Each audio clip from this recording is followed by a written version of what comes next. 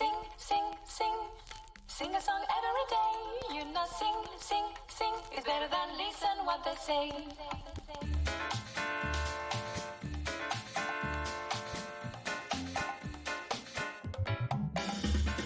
Sing, sing, sing, sing, sing a song every day. You know, sing, sing, sing, sing is better than listen what they say. Sing, sing, sing, sing, sing a song every day. You know, sing, sing, sing, sing is better than listen what they say. Singing, swinging, playing, loving, ringing, telling. It's better than listening what they say.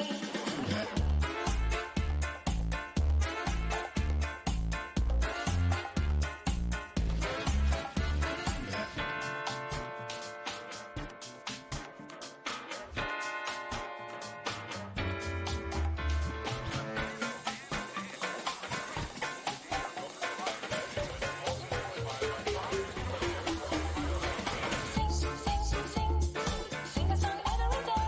You know, sing, sing, sing, sing is better than listen what they say. Sing, sing, sing, sing, sing a song every day. You know, sing, sing, sing is better than listen what they say. Singing, swinging, playing, loving, ringing,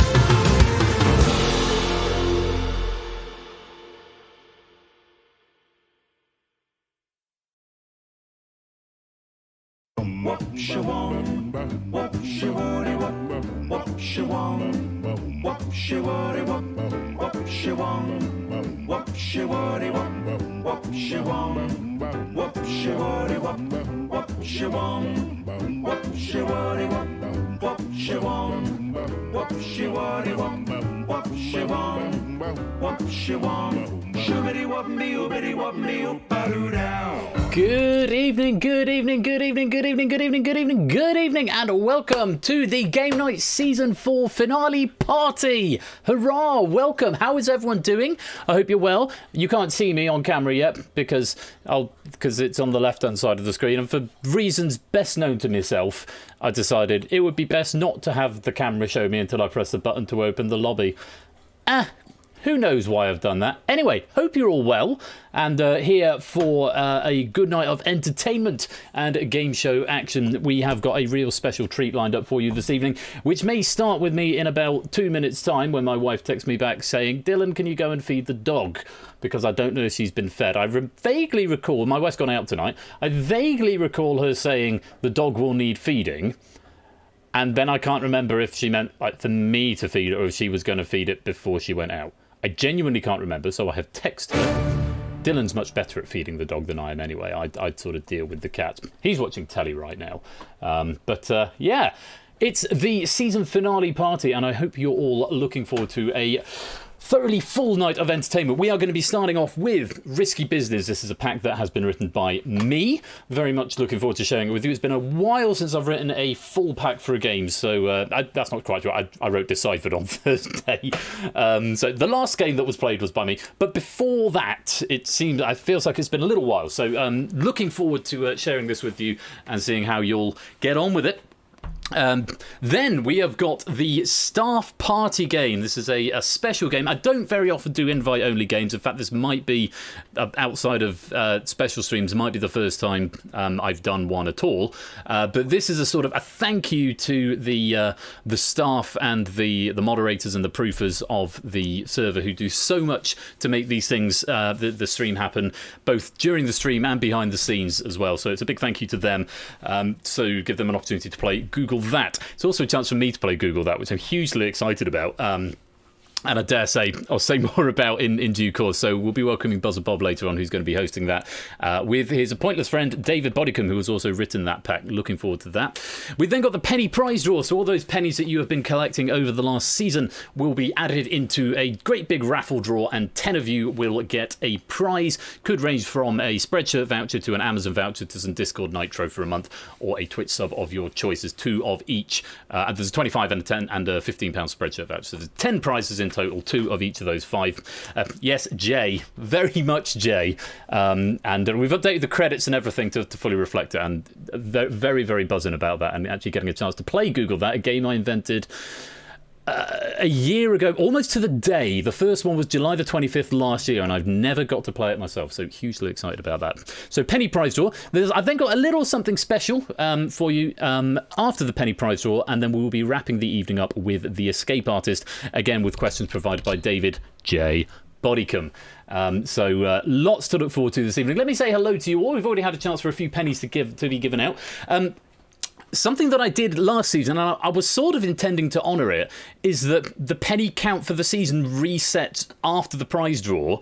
So the Escape Artist is sort of technically the first game of season 5. I haven't actually coded a way to do that into the app.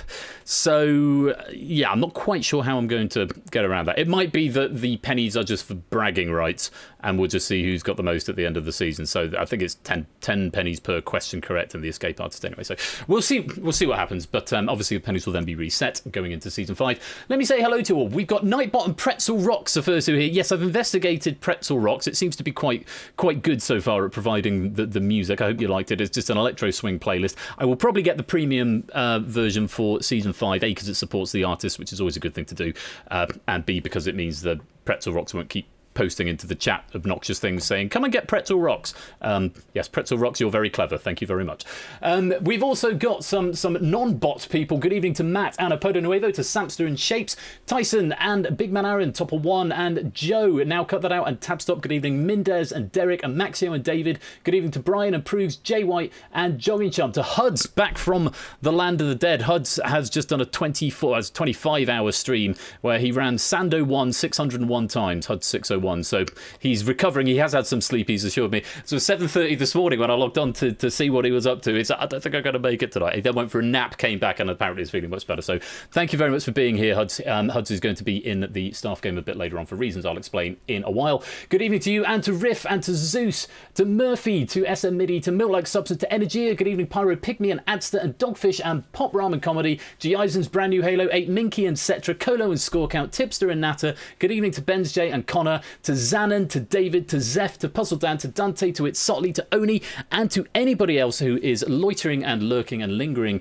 in the stream. Even if you're not chatting, you're most welcome to be here. I hope that you have a good evening. My mum has said she might turn up at some point tonight as well. So mum, if you're watching, I'm waving at the camera. I'll wave again at you once I've turned the camera on. First game of the night then is Risky Business, and I'm relieved that the washing machine has stopped. I wasn't sure if it was going to, but it has stopped just in time. So if you want to do your washing machine emotes, you can do your washing machine emotes, but thankfully there won't be any noise in the background. Let's get this game underway. It's Risky Business, and if you want to play, you need to type in the lobby code. Don't crash. ADAC. Yeah. Come join the game. ADAC. That's what you say, attack with a cold. It's hello, here I am, in green tonight. I found this t-shirt, it was in the living room, been in the living room for about 3 months. Clean, there's like a pile of clothes there that needed to be put away that I just hadn't done. So, there we go. I thought I'll wear it tonight, so I will. Good evening to you all, hello, welcome. And mum, if you're watching, hi. I'm on telly-ish.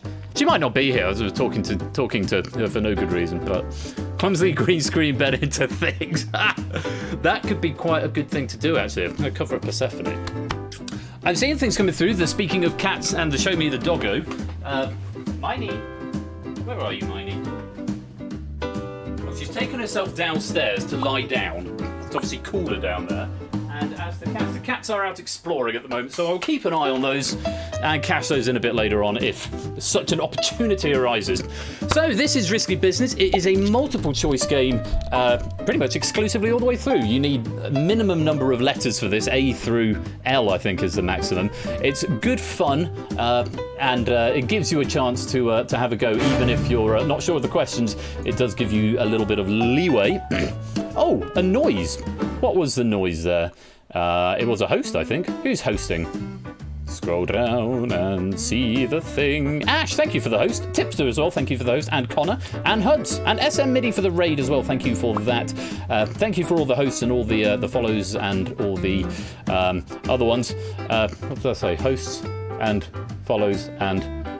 thank you for being here. That's what I'm getting at. Holy cow, Matt! We've not even started yet. It might be all rubbish tonight. Matt, with the 10 gifted subs, that takes up to a total of 80. You absolute lunatic. Thank you so much for the generosity and the support. And welcome on into Reeswin, to Adster, to M. Clemson, to Maxio, Whisper Cinema, News, Mackie Pavel, Murphy, J. Nelson, Opponent Waver, and Party of Me. Welcome on in. Matt, thanks for your generosity. That is extremely kind of you. And happy end of season. Happy end of season. End of season sub bomb. Something else to do for Season 5 is to change the sound so that it doesn't play each of the 10 one at a time. It does like a different sound for 5 or a different sound for 10. That's really, really, very generous of you, Matt. Thank you very much indeed. And new people joining. Who else has joined there? We've got Liswitz, Innis, Ash, Silent Marine, Lingamaniac, Grafano, Quizzy Dan, Poconuts, and Yellowtail. Welcome to you as well. Welcome to the stream. I see you popping up in the chat. Goodness me, there's a lot of people in so far. There is no upper limit for this game, incidentally, which is quite nice. 1, 2, 3, 4, 5, 6, 7, 8, 9, 10, 11, 44, 46. That's a good start for the first game of the night. I will say that this is a game you need to be in from the start, so even if you only want to play a couple of questions, do join at the beginning of the game, because you won't be able to join halfway through. For every point you get in this game, you get a penny at the end of it, so still worth joining. Let's see if on the season finale it'll give us a risky 69. Risky 85. Well, another 10 pennies there. Poda Nuevo paying forward that sub there to DJ Tusk. Thank you very much for the generosity there, Apodo, paying it forward, and welcome on in DJ Tusk. Brian, thank you for the 500 bits. Happy season ending. That is very kind of you. Thank you for the well wishes and for the 500 bits there. Hope you have a good evening. So we've got 44 in so far, and like I say, 1 penny for every point that you get in this game. It's pennies equals points, nice and straightforward, and they will be included. So if you haven't got 50 pennies yet, you need to have 50 pennies to be included in the draw. If you haven't got 50 pennies yet, they will be included. They will be added on for this draw. So do come join the game. This is your last chance to get pennies before the draw, because of course Google that is going to be a very special invite staff game. Dante gifting out a tier 1 sub there to Sincerely J. Welcome on in, Sincerely J, and thank you, Dante, for the generosity. And another one from Dante there, gifting out to Marksan32. Welcome on in, and thank you again for the generosity. Oh, will Ben sing? Let me predict on this. Will Ben sing during Risky Business? Well, other things. Make sure you hang on to those channel points, because as well as the awards that I sort of added earlier on this season, I'm going to be adding some challenges next season for some sort of like mini reward stuff. So do keep hold of those. They are going to become more relevant as we move forward. A hype train already, level 4 hype train, which is very exciting. Thank you very much for getting the stream off to a very hyped start. Zeus with 150-bit season finale hype, indeed so. So save your mind for the Pingu reward. That'll be coming in due course, I'm sure. Jogging Chum with the 100... Whoa, that went up so fast I couldn't even see what happened. Jogging Chum with the 100 bits. And just saying, Quiz, thank you for the 100 bits. Poconuts with a 10 sub gift bomb. The second 10 sub gift bomb. That is putting the hype train well and truly out of the station by the looks of it. And welcome on into Quizzy Dan, to Scorecount, to Lingo Maniac, SM Midi, 8 Minky, Listwits, Pop Ramen Comedy, Danger Mouse Dan 85, Puzzle Dan, and Sherwood Storm. Poconuts, thank you so much for that generosity right there. 47 subs in total. This is just madness. And half the cast of the Google That Game are getting subs here. So Quizzy Dan's Score, who else? 8 Minky, all getting a sub there. So welcome on in. Enjoy ad-free viewing for the next month or so. But thank you very much for the generosity. Another 100 bits there from Middle Like Substance. Happy birthday, Harry. Oh, wait. all the Dans as well. Getting subs. Right, well, this is the 3rd time around the loop, and no one else is joining. So I'm now thinking I might have to pause the notifications. Oh, Ninja C, welcome to the game. Ninja C? Ninja Say? Ninja Say. Ninja C. Ninja C, Ninja Say. Ninja Do. Ninja C, Ninja Do. Ninja. I'll just go Ninja. Welcome to the game. Just before I lock this... See, it is C, Ninja C, lovely. Just before I lock this lobby up, just a reminder... Let's stop that bonus right there. Just a reminder that you must... whisper to the bot. It's very important. And if you've not played before, keep your eye on the chat, because when the question comes up in the chat, the question is live. Okay? So if you're watching the stream and the overlay and the questions might have a little bit of latency at your end, keep your eye on the chat, because, when the questions are in the chat, the questions are live. Right. I think it's about time to lock it up. Is that the end of the sting? No. Okay, I'll give it till the end of the sting, and maybe that'll coincide with the sub alerts going off. If not, I will pause them. 47 players is good. Can we get to the big 5-0? Can we get to the big 5-0? That is the question. Cheers. My wife hasn't texted me back, so I can safely assume either the dog has been fed or she just doesn't care. Or either that or she just expected me to remember when she said, "Can you feed the dog?" I'm sure she'll text me back at some point. This is the red herring scene going on here. Right. I think you could help Royal set up +5, +10 gift. I mean, I'm sure it's probably... I don't know if it might be beyond me, if it's not a standard thing. I'll have to go and look on Streamlabs at some point. Yeah, if it's a standard thing, I'll be able to do it. It'll be a different sound, but... Then again, there are some things that I think are supposed to be simple that end up not being simple. Shaders, for example, as I've discovered this week. Not that shaders are ever supposed to be simple. Right, I am absolutely giving it to the end of this loop, which means you've got about 30 seconds to join the game, and then we will get underway. Risky business. Only with the 91 bits. It's the season finale. Oh, yes, indeed it is. Only 91 with the 91 bits. Thank you very much for the support, Oni. How hard can it be? Well, I've said that before. Reese, welcome to the game. That makes 48. 48 is a good number for risky business. Could make some wild swings, which is always exciting to see. Goodness me, it's so hyped. I should have a season finale every week. Wouldn't actually no, that wouldn't. That should be it. There we go. Received a level 4 hype train emote. I'm sure they got to that. I'm sure it got to level 5. Level 5 complete. Maybe we've got all the level 5 ones. That would be actually, that sounds about right. Right. Let's lock it up and get this game underway. I'm not going to sing at score count. Yeah, I see you prompting me to sing during Risky Business. Oh, I wish it could be season finale every day when the subs start rolling and the bits begin to play. I don't know. Clutching at straws here. So, 48 of you here in this game. There you all are, populated down the right-hand side. Apart from a few people who drop down the bottom because the minimum size for this game stops it at like 40 or something. So basically, if you can see your name, you're doing well. That's what you want. You're a neutral party. I thought you set it up. Score. Okay, fair enough. Be a neutral party. Right.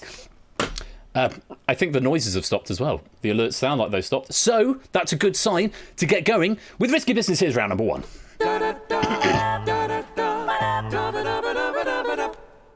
Round 1 is called Favourable Odds. So you will be presented with a question and there will be 5 options attached to it. More than one of the options may be a correct answer. You need only submit 1 letter for each question within 15 seconds. So don't bother trying to type in loads and loads of different letters. You only need 1. Just get the points for the 1. No. Oh, it's the dishwasher. It's fine. I thought the washing machine had started again. It's the dishwasher. It's fine. That's quiet. So the number of correct answers reduces with each question, whilst the amount of points you score goes up. So the fewer answers there are, the more points you can get for finding one. Answering a question incorrectly at any time will reduce your score to 0. Now, for the first 3 questions, abstaining will not affect your score. So if you're not sure and you don't want to guess, you can abstain and preserve your points. So bear in mind, if you've got no points, you may as well guess, because reducing to 0 when you're on 0 won't change it at all. Now, to play question 4, you must have some risk accumulated, and you must choose to risk your points when prompted. You only get to see the answers, but not the question when it comes to question 4. So you have to think carefully about that. If you don't want to play, do nothing. Your score will be banked. They're put in the bank. They're safe, and they can't be touched again. Question 4 has 5 options and only 1 correct answer, and if you pick the right one, your score is doubled, but otherwise, as before, you go back down to 0. So you must have some risk accrued if you want to risk on question number 4. Very important, because if you've got nothing, double nothing is still nothing, so you just can't play the question. So there's 3 sets of 4 questions in this first round and a maximum of 60 points available. Best of luck to you all. Fingers on buzzers. All you need is A, B, C, D or E. Whispering to Persephone's Twitch bot. Round 1, favourable odds. Here's the first set, and question number 1. Options are Slovakia, Poland, Germany, Austria, Slovenia. Name a country that borders the Czech Republic. Now, 4 of these answers are correct, and you can get 2 points if you can find any of them. Quite a few boings already going on here. No point abstaining here, you may as well give it a go.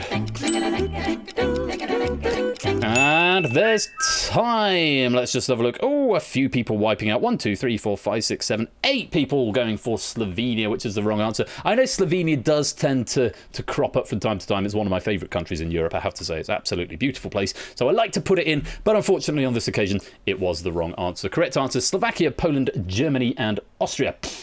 Let's see if I've got a fact. I don't think I've got a factoid. I think I've just got a Wikipedia link on this one. So yes, there you go. Slovenia, unfortunately, does not border the Czech Republic. Well done, most people getting 2 points there. Let's go on to question number 2. Here we go. Have a look at this. Options are The Nun, Paranormal Activity, Insidious, The Devil Made Me Do It, Annabelle. Name a film that takes place within the Conjuring universe. 3 of these are correct, 2 of them are wrong. 3 points if you can find me a right answer. Goodness me. A lot of boing. Here come the ticks.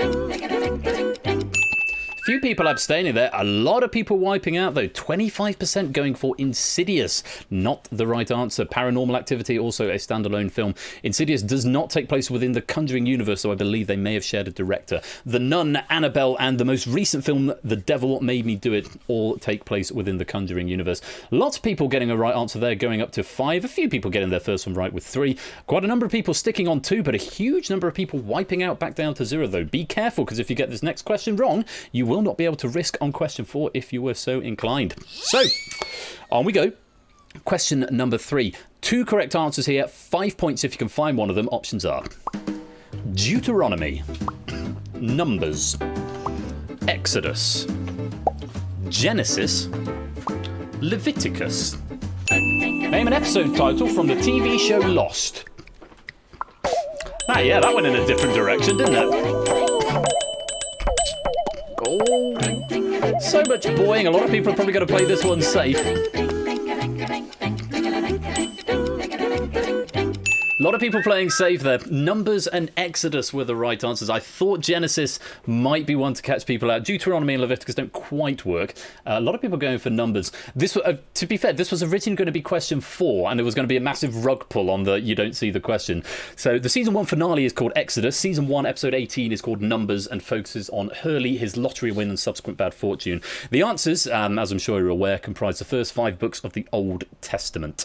But there is not a lost episode called Deuteronomy, Genesis or Leviticus, but there is one called Numbers and there is one called Exodus. So quite a few people on 10. Not everybody by any stretch. Just 9 people getting the maximum of 10 in that round. Are they going to risk it? We'll find out in a minute. A couple on 8, a few 7s, quite a lot of 5s there, 3s, Reese on 2. Unfortunately, people on 0 are not going to be able to risk on this question, I'm afraid. So you're going to be on 0 for this first set. So bad luck. But remember, if you want to risk on this question, you only see the answers, you don't see the question. Double points if you do, and you can't abstain. If you choose to risk, you've got to give me an answer. If you risk and you abstain, it's treated as wrong. And there's only one. Double points if you can find it, but you don't have to risk. If you don't want to risk, leave it blank. We'll put it in the bank. But if you do, it's R to risk. Here are the options. Kapustin, Stravinsky, Rachmaninoff, Tchaikovsky, Prokofiev. Bank or risk? Well, the first one to have a bank or risk on it is the Russian composers.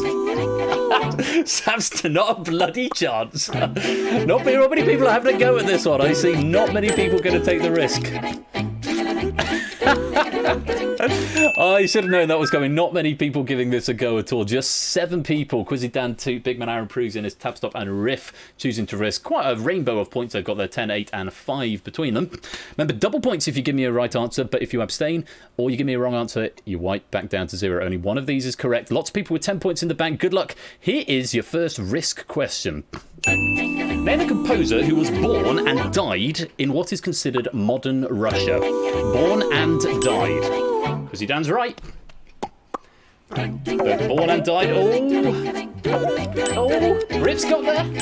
Innes has got there. Everyone else wiping out.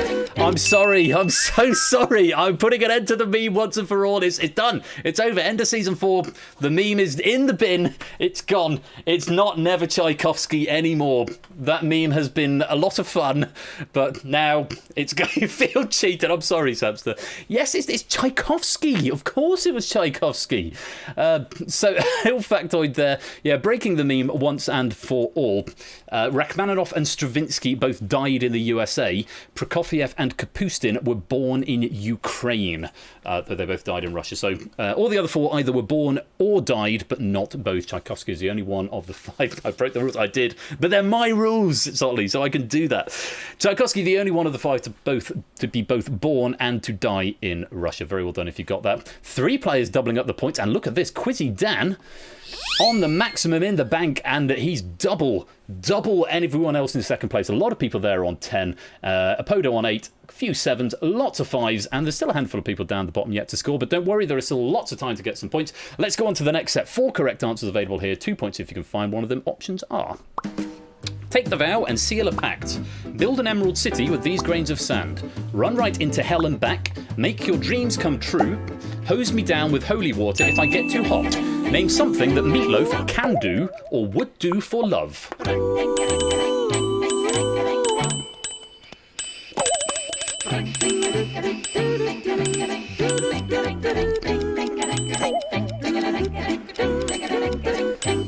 Zeph and Natter failing to, or finding the wrong answer there, as did Yellowtail Murphy not getting an answer in there. So, answers that you could have had: take the Vow Sealer pack, build an Emerald City with these grains of sand, run right into hell and back, hose me down with holy water if I get too hot.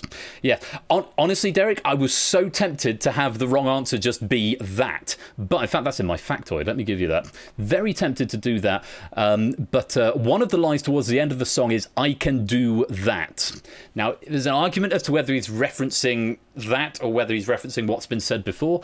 But I thought it would just be a little bit unfair. Make your dreams come true is not a line. That he does say a line, as long as the wheels are turning, as long as the fires are burning, as long as your dreams are coming true, as long as, but he doesn't say, I will do that. So, make your dreams come true, unfortunately not a right answer. Most of us getting the correct answer there. Very well played. 2 points of risk accumulated. He can do that, but he won't. That would be an Ecumenica. You know what? It certainly would be.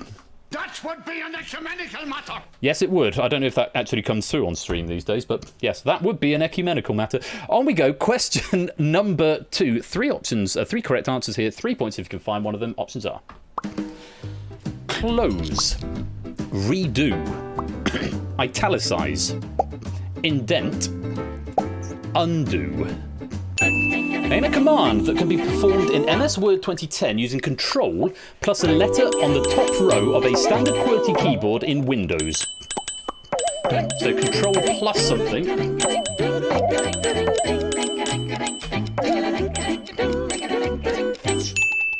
But no penalty for abstention.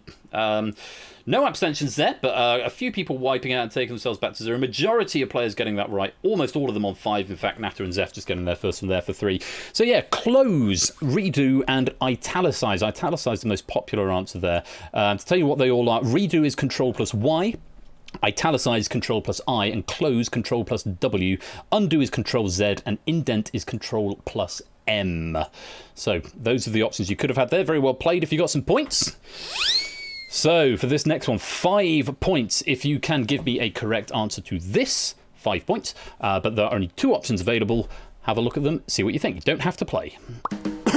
Bond Street, Piccadilly, Euston Road, King's Cross Station, Leicester Square. Name a standard UK monopoly property that shares its name exactly with a London Underground station.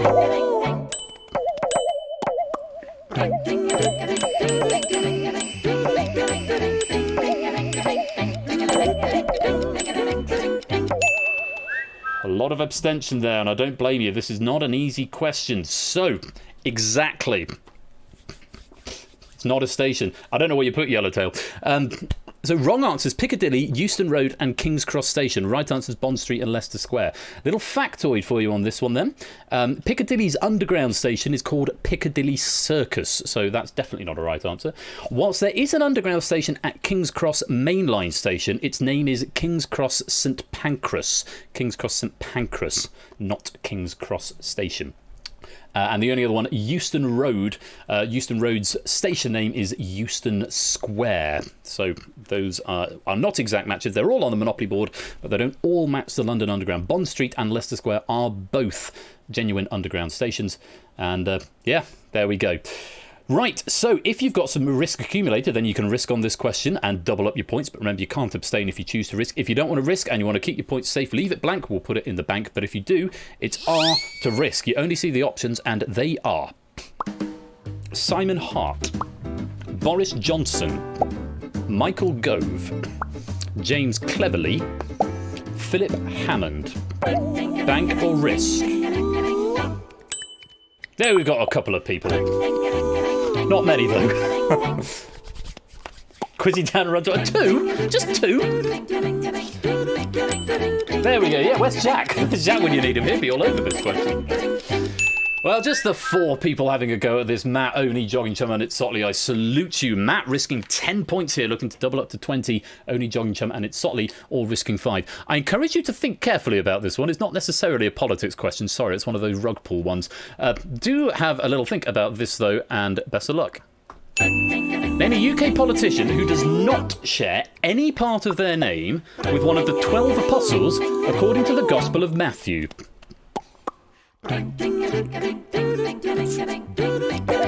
That's wrong. It's Ollie's got there. Jogging Chump's got there. Only's wrong.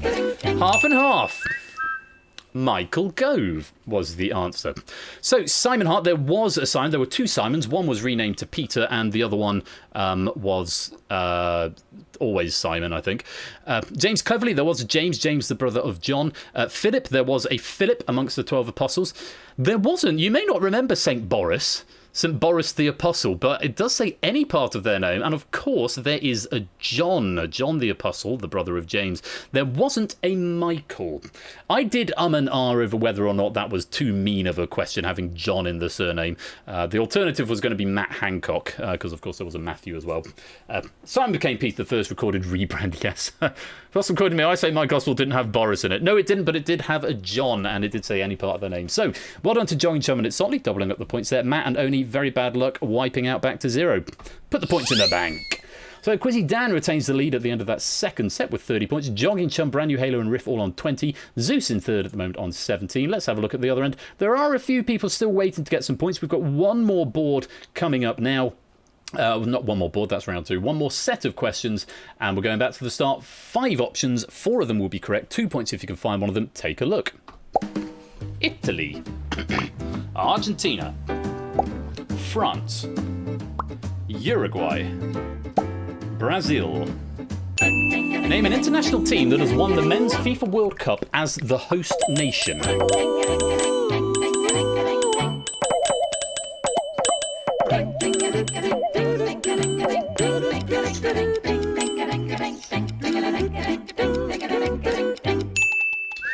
Yeah, I thought a few people might fall into that trap. It's Brazil, believe it or not. Absolutely is Brazil.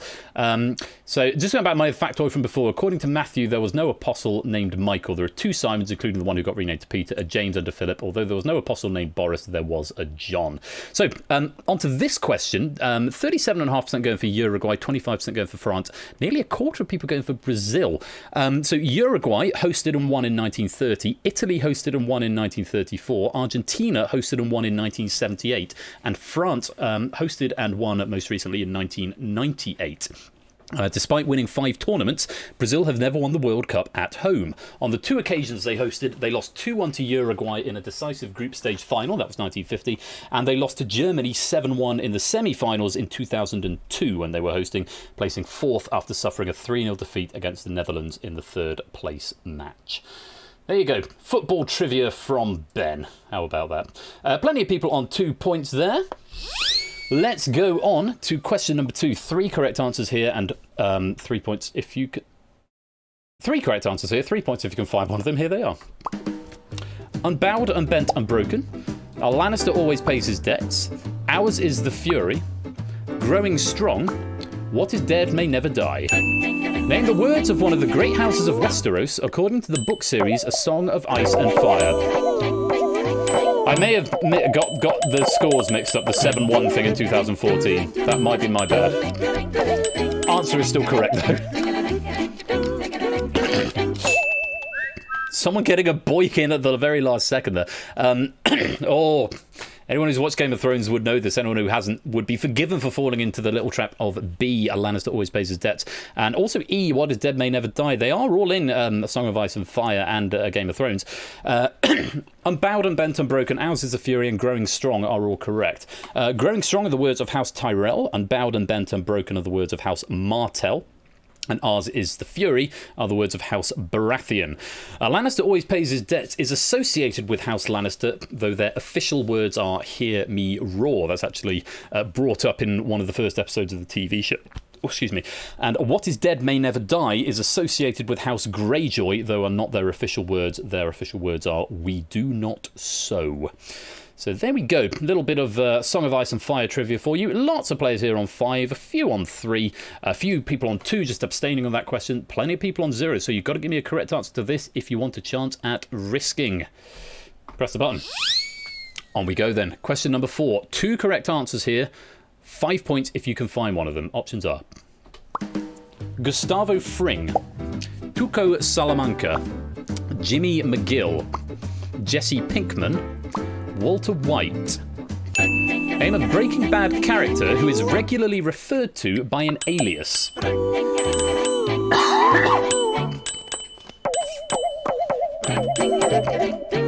here come the boings now.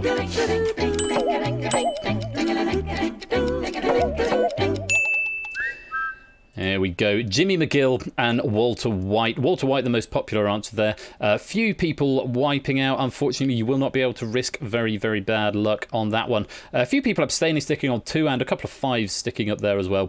Lots of people here on 5, couple 7s, tab stop on 8, and a handful of people on 10, including Quizzy Dan again, who is on form tonight. So Walter White was the most obvious answer there. He is the sort of the main character, I suppose, played by... oh, God, what's his name? It's gone from my head now. Someone tell me. No, Walter White. Who's he played by? Bryan Cranston. Thank you, Derek. It's away from my head. Bryan Cranston. And regularly goes by the alias Heisenberg. And Jimmy McGill is the real name of Saul Goodman, played by Bob Odenkirk, who was actually taken to hospital this week, and we hope he's okay, because he's a terrific actor and does a great job both in Breaking Bad and in Better Call Saul. Tuco Salamanca, Gustavo Fring, and Jesse Pinkman do not have any regular aliases. Gustavo Fring is occasionally referred to as the Chicken Man, but that is not an official alias. Rubix, welcome. 15 months subscribing there. Thank you very much for that support. Hope you are keeping well and do enjoy the rest of this game. Right, let's go on to the risk question. If you've got some risk accrued, it's R to risk. Otherwise, leave it blank and we will put it in the bank. You see the options, but not the question. And remember, if you abstain, if you risk and you abstain, it is treated as wrong. Here we go. Options are Royal, Panda, Bash, Score, Toot. Bank or risk? Thank you for the 9 bits there, Roni. I gave you 91 before and I didn't like having the round number unround. Fair enough. Thank you for the 9 bits. Who's brave enough? Come on, give it a go.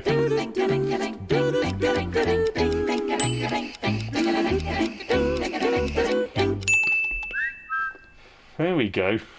People liking this question a bit more inclined to take a risk here. 24 people having a risk, including 6 people with the maximum of 10. I don't know if you're going to like it in a minute. There's been 2 rug pulls so far. Is there going to be a 3rd rug pull? Let's find out. Good luck. Name a word that when played in UK Scrabble without bonus tiles would score a prime number. Answers there very quickly. Quizzy Dan's there very quickly. And if you abstain, it's treated as wrong. Give me an answer. Mendez? Oh, wrong answer in the next time. It's score. Score would score you a prime number. Everything else would give you a composite number. So score would give you 7. That's 1 plus 3 plus 1 plus 1 plus 1. Royal would give you 8. 1 plus 4 plus 1 plus 1 plus 1. Toot would give you 4. 1 plus 1 plus 1 plus 1. 1 plus 1 plus 1 plus 1. Bash would give you 9. 3 plus 1 plus 1 plus 4. And Panda would also give you 8. 3 plus 1 plus 1 plus 2 plus 1. So there you go. 1 plus 2 plus 2 plus 1. What? Toot? No. 1 plus 1 plus 1 plus 1. Unless you're on about Bash.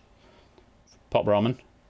I double and triple check this because we've had Scrabble questions come up before on Risky Business, actually. I think it was Samster's pack where it came in. The answer was right, but we all suddenly started second guessing ourselves.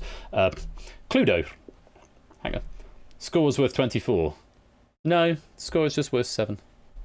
Anyway, there we go. That's the end of the round. Very well done. 4 players doubling up to 20. What a very interesting opening round to risk. I hope you like that. I certainly enjoyed writing it. Let's put the points in the bank and check out the scores at the end of round 1. Thought the score was 20. Yes, in common parlance, now cut that out is, but not in Scrabble. There we go. Right, Quizzy Dan has got a formidable lead at the beginning of this. Very well played, Quizzy Dan. 50 points in the bank. Nicely done. Topper 1 is currently second with 35, and Derek and Samster currently tie up third with 30. Zotley with 25, Joe on 24, Rapodo 23, Zeus 22, along with Dogfish and Tyson. Shapes, and then lots of people on 20. Shapes down on 20. I'm just going to scroll it up so you can see the other end. Have we got any players yet to score? We have Big Man Aaron, Matt the Ref, Silent Marine, Cetra Grafalo, and Ninja C. You've still got some work to do, but we have got another 2 rounds and still plenty of points up for grabs. Such is the nature of this game, you can technically win right up until the end of round 3, even if you've not got any points. So Still lots to play for. And remember, every point that you get in this game will convert into a penny. So if you finish with at least 50, like Quizzy Dan's doing, you're automatically going to be entered into that draw, even if you've not been here for the rest of the season. Right, let's go on to round number 2.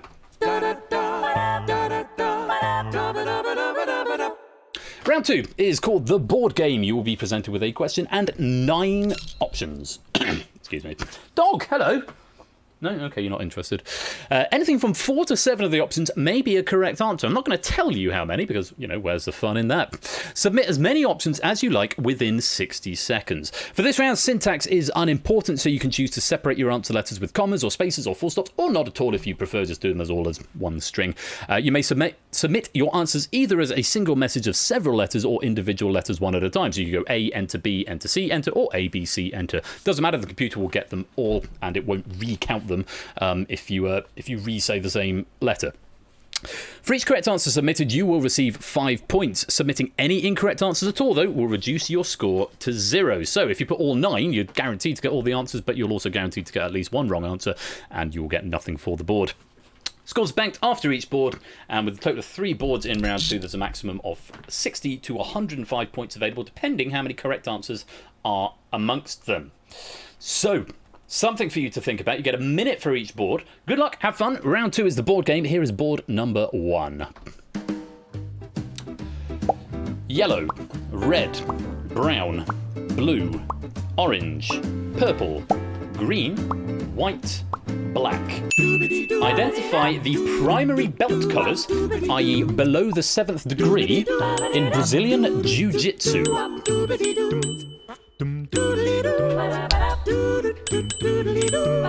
Time for another cider, speaking of everyone being drunk still, I think.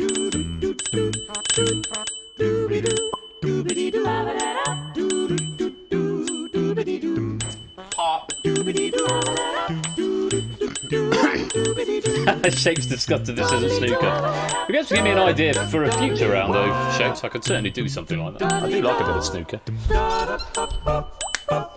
I was hoping this would be colours in the Joseph coat of many colours. That was another good question. You got some write some question packs. Write some question packs for this game. Go Reservoir Dogs. Hang on to that thought too. There may be a film question coming up. Here come the ticks. Looks like everybody's got at least one answer in. Wow! Only 4 people, though, getting any points out of that round. Derek and Zeus finding 4 out of 5 correct answers there. Also Reese finding 4 out of 5 correct answers. And Lingomaniac finding 3 out of 5. Everybody else finding at least 1 wrong answer there. And yellow. Yellow was a big sucker for a lot of you there. 60% of you going for yellow. 45 for red, 25 for orange, 45 for green. The right answers black, white, blue, purple, and brown. See if I've got a little factoid for you on this. Scroll that way. I don't know if I have got a factoid for this. No, I've just got a link to a website. So yes, above the 7th degree, you do start getting black and red, I believe. But below the 7th degree, which is the sort of the black belt level, it's sort of the amateur level after which you start becoming more sort of professional. Those are the colours. They're slightly obscurer than I would have thought when I looked it up. But there we go. Blue, white, black, purple, and brown. Just 4 players getting points there. Let's put them in the bank. Derek now tied with Quizzy Dan at the top, who didn't take any points out of that board. 50-50 at the top. Let's go on to board number 2. Options are Tom Hooper, Roman Polanski, Wes Anderson, Quentin Tarantino, Clint Eastwood, Ridley Scott, Darren Aronofsky, Mel Gibson, David Fincher. Identify the directors who have won the Academy Award for Best Director. There you go, staple quiz knowledge here. But can you identify them? If it was me, I would guess all of them. They all could have done. Which ones are you feeling confident with? How brave are you feeling?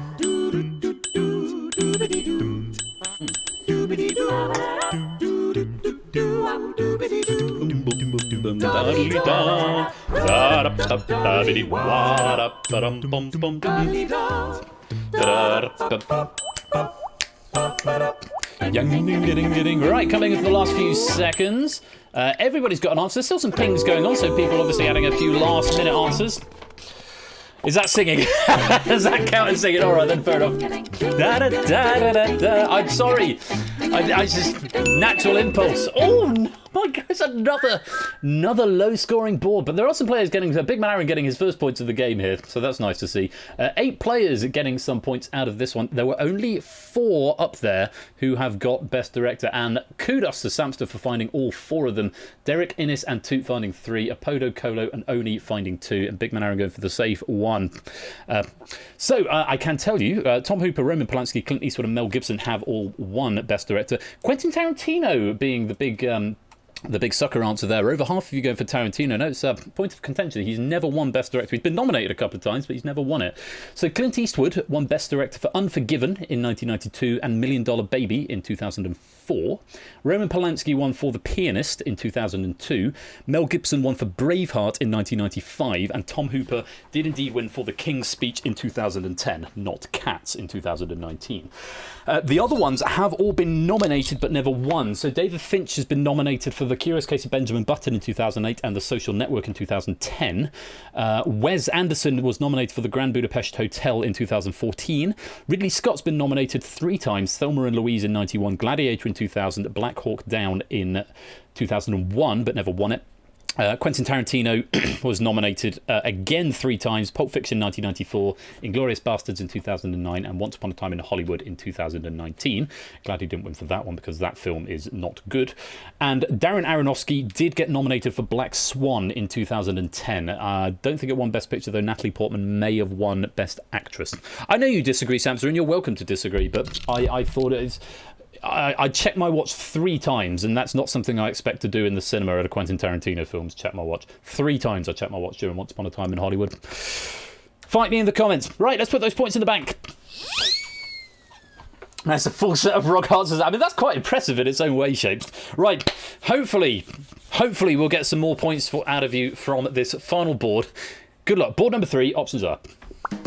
Lucan, Mordred, Bread Beetle, Yvain, Sophia, Percival, Dagonet, Galahad, Lancelot.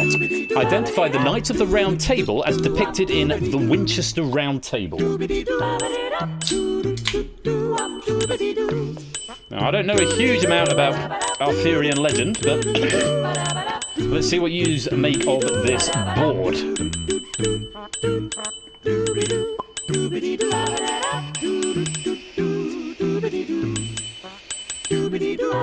Little vape.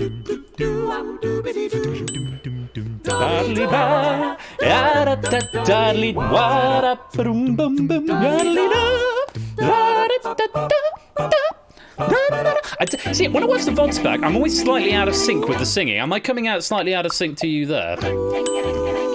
Yeah, I'm steering into the skid now. I've already sung once, so I'm just going to do even more.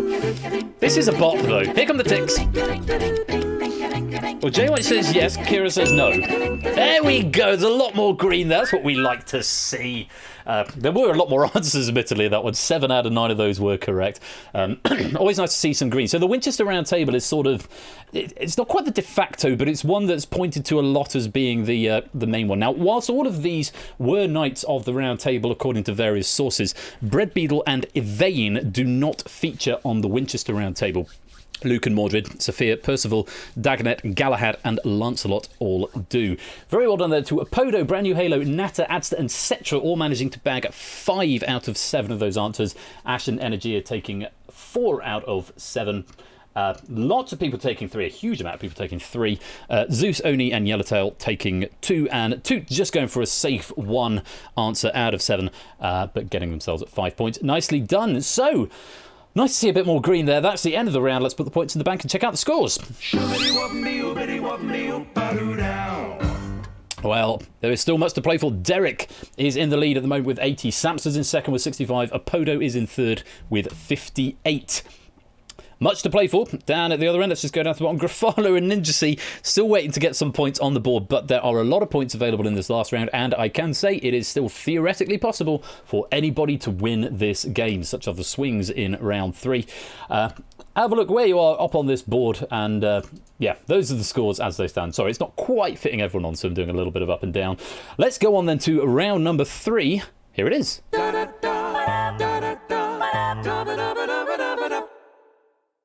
Round 3 is this or that. You will be presented with a question and only 2 options, A or B. One is correct, one is incorrect. Submit A or B within 7 seconds. Answering a question correctly will give you increasingly more points. I know a number of people have come from Zeus's Weakest Link game earlier on over in the Bash server, which if you're not in, do go and give Ash a little follow over in his server. Lots of stuff going on if you're into game shows and stuff. Lots of things happen in the server. As well as on Ash's stream. So it's a bit like the Weakest Link, so if you just come from there, you'll be familiar with it. Answering a question correctly gives you increasingly more points, so the first correct answer gives you 1, the next gives you 2, and so on. Give me an incorrect answer, though, and it reduces your score to 0 and resets your correct answer streak. You have to start building up again from 1. If you abstain, you bank your points. They're safe, but you do, again, have to start rebuilding your chain from scratch. I'm Anne Robinson. So, yes... bit of tactics at play here. Do you take a 50-50 punt and try and accumulate as much risk as possible? Because remember, after about 5 correct answers in a row, your scores are going to start to escalate mightily quickly. And this is where we can have people coming up to the top from the middle of the pack. If they get a good streak, they can sit quietly in the middle and then suddenly bank like 42 points and jump right up to the top. It can change that fast. 15 questions, but only 7 seconds. So do keep your eyes on the chat because that 7 seconds will go by very, very quickly indeed. It's either an A or a B, this or that, A or B. Question, let's get in the right order, Ben. Question 1, this or that, A or B, options are South Dakota, North Carolina. Which US state is further south?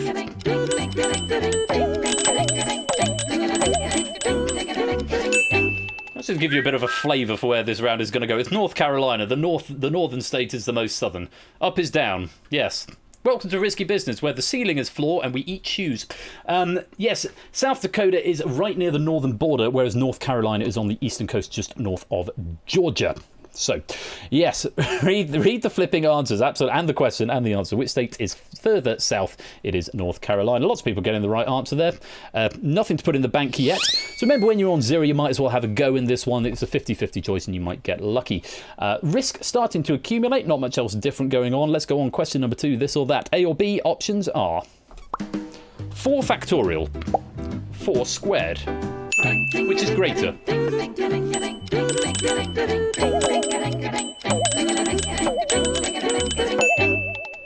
It's 4 factorial. I really wanted to do this with the symbols. The 4 factorial would have been easy, but 4 squared, I wasn't quite sure how to do a superscript on the text message, so I just thought I'll just do it with words. So 4 factorial, that's 4 followed by an exclamation mark, is 4 times 3 times 2 times 1, which is 24. 4 squared is 4 times 4, which is 16. 4 factorial is larger. Dante, Liswitz, Silent Marine, Poconuts, Murphy putting points into the bank, just a single point. A few people wiping out, and lots of people on a risk streak of 3. Let's put the points in the bank. I could have done 4 up arrow too, yeah, but I thought it would have looked a bit clunky, was my view on that.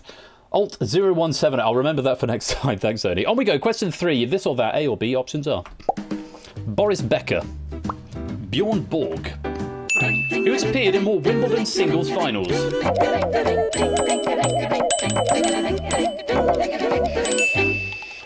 We'd like to see, split in the room like Brexit. Yeah, so this is another one of those nasty questions. Becker has appeared in more finals, but Borg has won more finals. So Bjorn Borg has appeared in 6 and won 5 of them. Becker's appeared in 7, but only won 3 of them. It took me a little while to find 2 players where actually they'd been in more finals, but there was someone else who'd been in fewer finals, but actually won more. So, yeah, that was a little bit mean, but Bjorn Borg has been in fewer finals, though he has won more of them. Quite a few people here still on 6 on the maximum risk streak, 9 players there.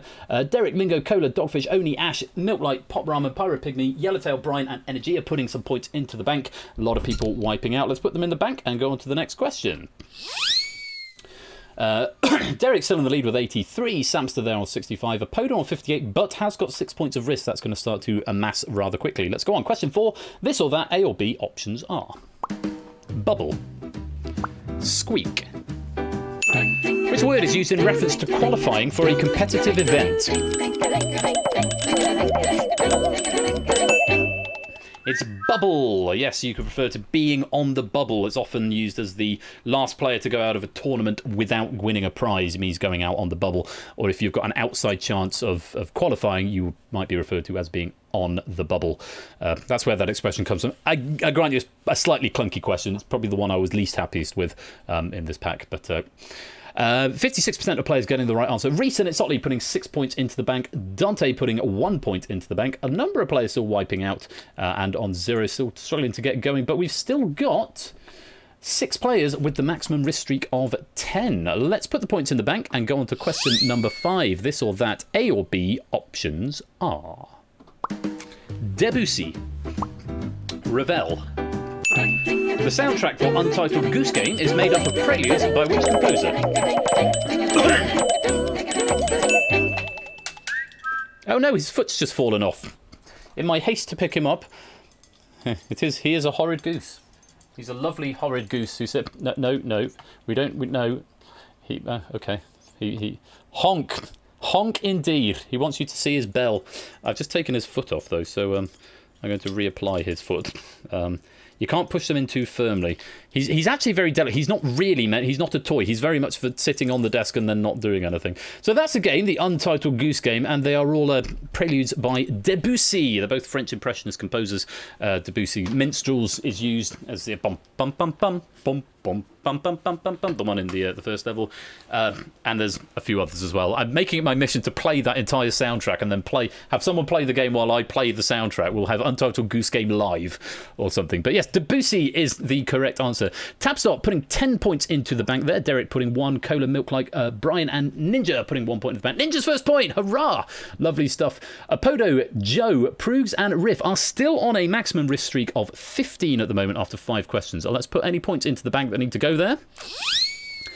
And let's go on to question number 6. This or that, A or B, options are French Drop, Elmsley Count, which would be performed by a card magician.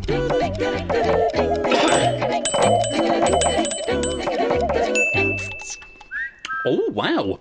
50% going for the French Drop. No, the French Drop is a coin move. The French Drop looks something like, I happen to have a coin here, looks something like that.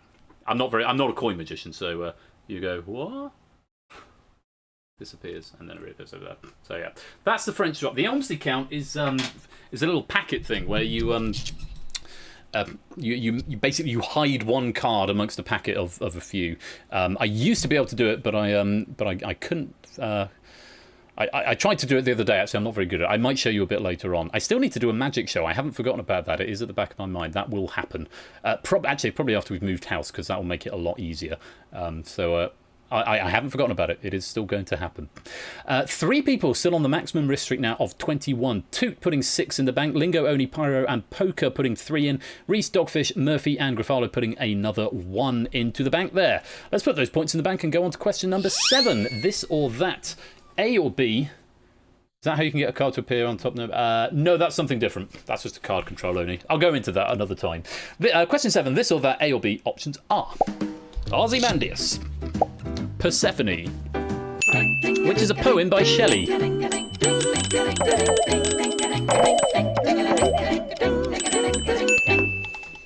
I've lost track of how many times I've asked this question. That's at least the 3rd time I've put this question in.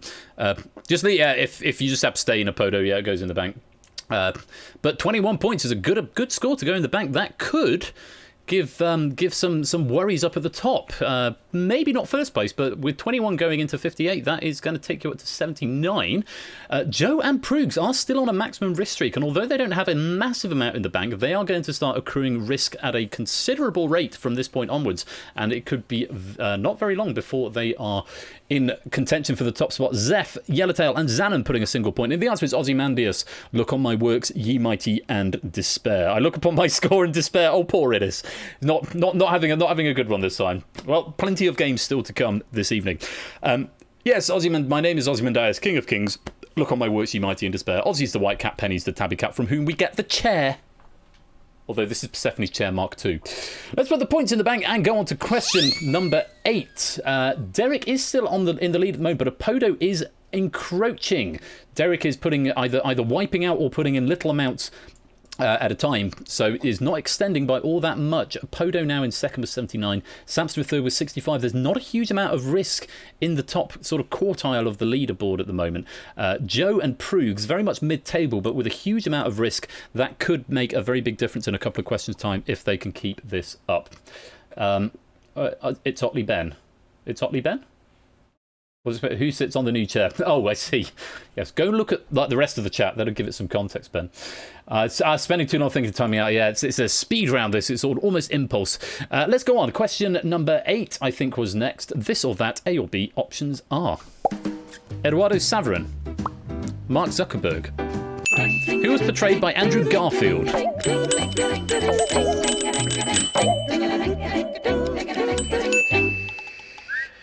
Twas Eduardo Saverin in the 2010 film The Social Network, which was David Fincher directed that, and screenplay by Aaron Sorkin, which is why it's one of the best films ever made, in my not so humble opinion. Cola, Riff, and Gruff putting a point into the bank. Yes, Eduardo Saverin was played by Andrew Garfield. Mark Zuckerberg was played by Jesse Eisenberg. Joe and Prue's continuing that streak, and we can see 36 points of risk. That is going to be a considerable danger as and when they decide to bank. Let's put the points into the bank. Derek still at the top, but may not be for much longer. Has got 3 points of risk accrued. Let's go on. Question number 9. This or that, A or B. Options are A Sale of Two Titties, Ford of the Lies. Which Doonerism is by Spickens?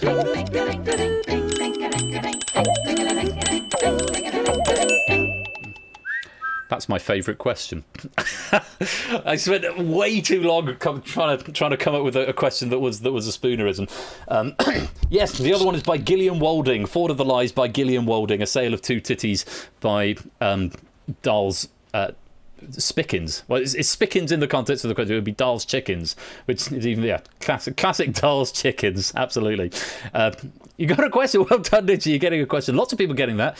Joe and Prue's continuing their streak. They've now got more points of risk than they've got in the bank. 45 points of risk each, 39 and 35 in the bank, respectively, for Joe and Prue's. Joggy Chum with 10 points of risk is the next one down. Derek, Zeus, Lingo, Quizzy Dan, Innis, Oni, Toot, Chapes, J. White and Murphy all on 6 points of risk. A number of players putting risk into the bank here. Lots of 3s and 1s going in.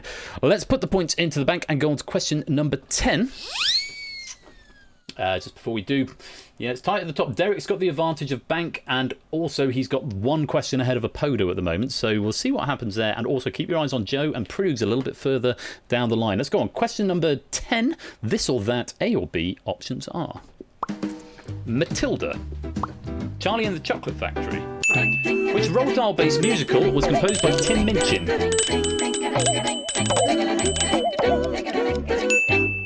It was Matilda. Yeah, not much else to report on that one. Mark Shaman wrote the music for Charlie and the Chocolate Factory. Not seen either of them, though I've performed quite a bit of the stuff from Matilda when I was teaching. Good show from the music that I have heard. We are revolting. We are revolting children singing revolting. To be fair, I really like Tim Minchin anyway. I think Tim Minchin is on point. He's got some slightly ruder songs as well. Oh, my wife did feed the dog. There we go. That's resolved the question from the beginning. Right, Murphy and Milklike and Zeph and Dan are putting points into the bank. Risk into the bank there. Joe and Prugs are still way out in front. 55 points of risk. They have now, I think... Yeah, I think they now both have the theoretical high score. Certainly Joe has got a theoretical high score of 94, which is tied with Derek's theoretical high score, also 94. But of course, Joe is going to be accelerating at a rate. Prugs right on his coattails. So with only 5 questions to go, it is going to be very interesting to see how this game pans out. Let's put the points into the bank and go on to question number 11. This or that, A or B, options are Poe, Lala, which is a river.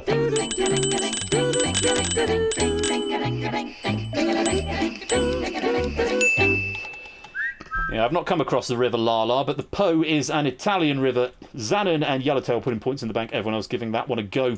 Joe and Prues continuing up there with 66 points of risk now. Quite a few people on 15, and that's not to be ignored. Derek, certainly on 15 with 84 in the bank already, is going to be taking him into 99 points. But Joe and Prues, can they do a full 15? We've never seen a full 15, I don't think. We've come pretty close, but I don't think anyone's done it. I think these guys are possibly on track to do it. We will find out. Let's put the points in the bank. Just check out the leaderboard as it stands at the moment. Yeah, the bank scores aren't really changing because there's a lot of risk accruing at the top right now. Joe and Prugs, definitely the ones to watch. Also, could be interesting to see how it plays out between Derek and Apodo. Are you making noises at me, dog? Please don't. Let's go on. Question number 12. This or that, A or B, options are phonic, laid, which is an anagram of painter.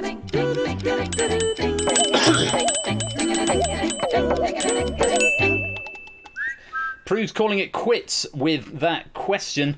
66 points of risk going into the bank. Huge effort there from Proves. Absolutely phenomenal.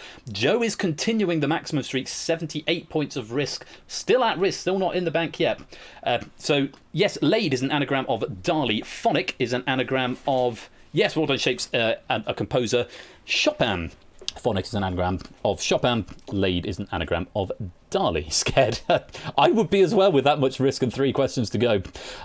Let's put Proves' huge 66 points of risk into the bank, as well as Matt's, Reese's, Dante's, Puzzle Dan's, and Silent Marines. I'll just let that tick in. And with that, Proves, you've taken the top spot. You've gone into 3 figures, 101. But don't get complacent, because Derek has got a theoretical score of 105. Apodo is not a long way behind you. And, of course, Joe is way out in front if he can keep it. Now, Joe, if you bank at this point, you go up to 117. With 3 questions to go, I don't know if that's enough to win. So I'm going to leave it to you to decide how you're going to play it. It's still very much anyone's game. Mainly those 3 or 4 people that I've just mentioned there. But anything could happen. Let's go on. Question 13. This or that. A or B. Options are Susie Dent, Carol Vorderman, who has featured on more episodes of Countdown.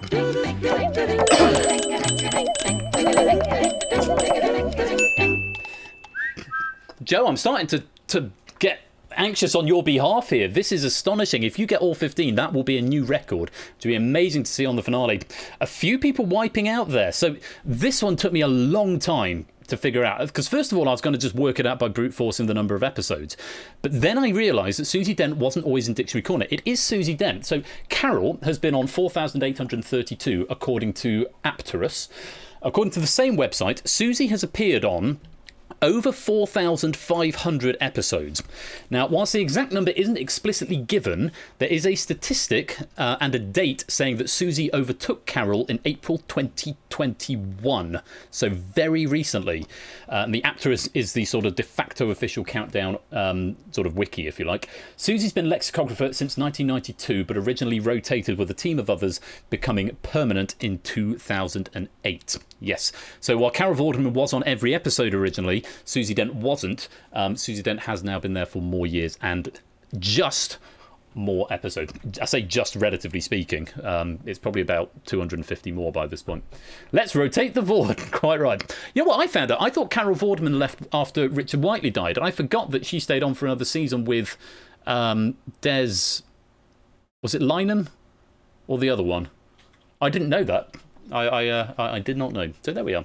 Something I... Des Lynham. It was Lynham. Did she do it with both? I know there was Des Lynham, there was Des O'Connor, there was Jeff Stelling and Nick Hewer, and now Anne Robinson. But yeah. Anyway, Derek, Quizzy Dan, Innes, Oni, and JY all putting 21 points worth of risk into the bank. Tabstop putting in 10, Topper 6, Poker 6, and Brian 3. There's a lot of 4 people with 28 points of risk. Now, these ones might be worth watching if Joe has a bit of a nightmare in the next couple of questions. He's on a huge score at the moment. If he banks, it might be insurmountable. I don't know because I haven't done the maths, but 91 points of risk and 39 in the bank would put you onto 130, Joe. I'm not sure if there's anyone who could catch that, but we will find out. Let's put the points in the bank. Derek is still on top for now. Proogs is in second with 1 point of risk behind Derek Agnew. With 2 questions to go, Proogs could theoretically overtake Derek because Proogs could get up to 6 points of risk, take him up to 107. All eyes are going to be on Joe's avatar, though, right down in the mid-table at the moment with 91. Question number 14. This or that, A or B, options are Bidding War, The Purge, which has more questions in a full game.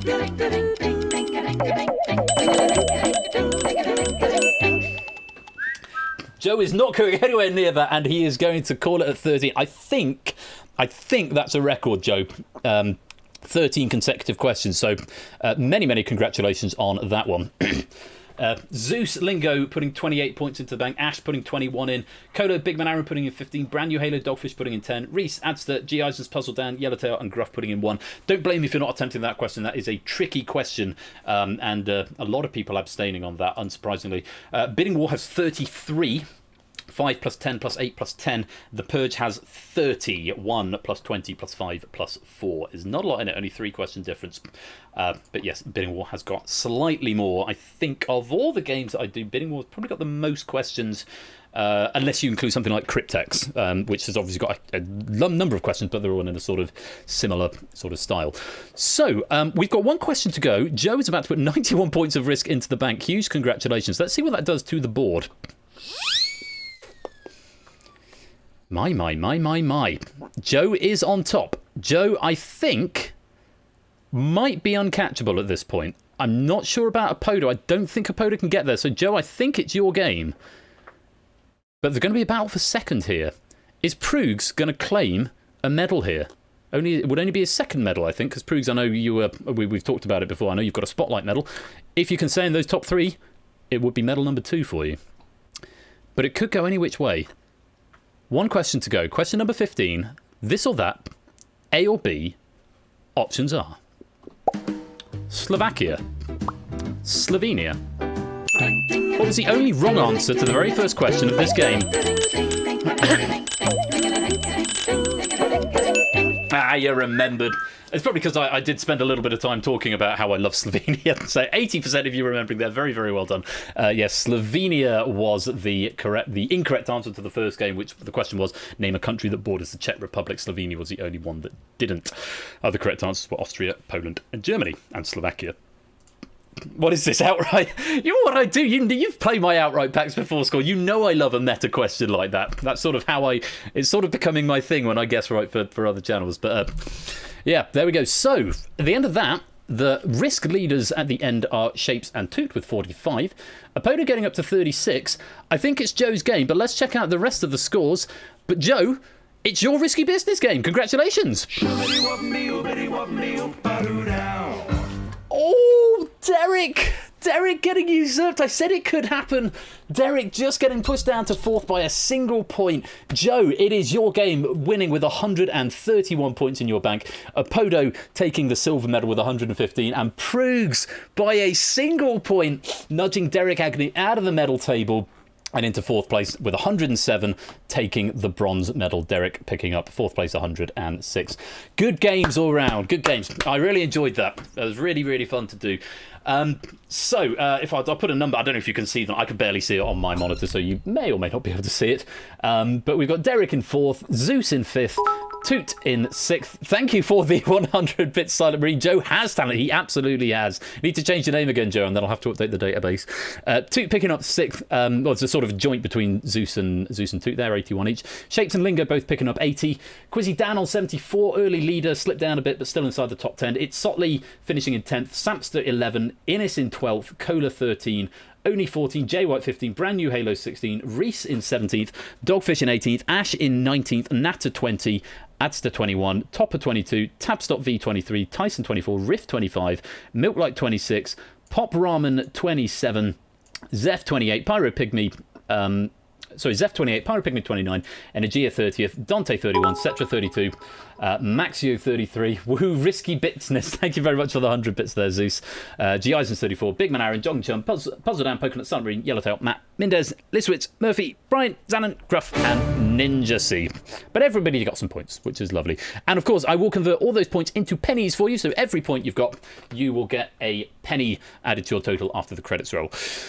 So, I don't need to do an author thing because that was me. I hope you enjoyed that. I really do hope that you enjoyed what you saw there with Risky. So it's been a while since I've written a pack and I forgot how much I did enjoy it. So I hope that you enjoyed it as much as I enjoyed writing it. Let me give out some medals. We've got a Risky Business Gold. And that's got to go out to Joe Has No Talent, who has definitely got talent. You do yourself a disservice, Joe. Risky Business Gold. Joe has not talent. Joe Has No Talent, a war medal. There we go. And a Risky Business Silver. That's going to be going to Apodo Nuevo. Very, very well played. Add that to your medal cabinet. And of course, you can check out your medal cabinets and all the penny scores live. not including this game, because it's pushed after the stream, at persephoneshare.com/pennies. Risky Business Silver Polo Nuevo Award Medal, and a Risky Business Bronze going out to... Where are you? P for Proogs. Proogs! There you are. Award medal. Risky Business Bronze. Hurrah and huzzah. So, those are your medals to go in your medal cabinets, and we'll also give you pennies equal to the number of points that you've got. Whoa! David with the 5 gifted tier subs. Thank you very much indeed for the support and the generosity. Welcome into 191 Twixel Pixel, Ninja C, Quizzle, Psycho Dave, and Yoshi. Welcome on in. David, thank you so much for the generosity. Enormously kind of you. And here come 5 more stings as well. Enjoy. Right. So, that's the end of Risky Business. After the break, and there will be a short break, so we've got to do some technical setup, it won't be me here. It will be our dear friend, Buzzer Bob, and his pointless friend, David J. Bodycombe, who are going to be in the hot seat hosting Google That. Now, just a couple of things to say. This is the staff game of Google That. So, as I've mentioned before, in fact, let me do the introductions now to tell you exactly who we've got and why it is that they are coming to play.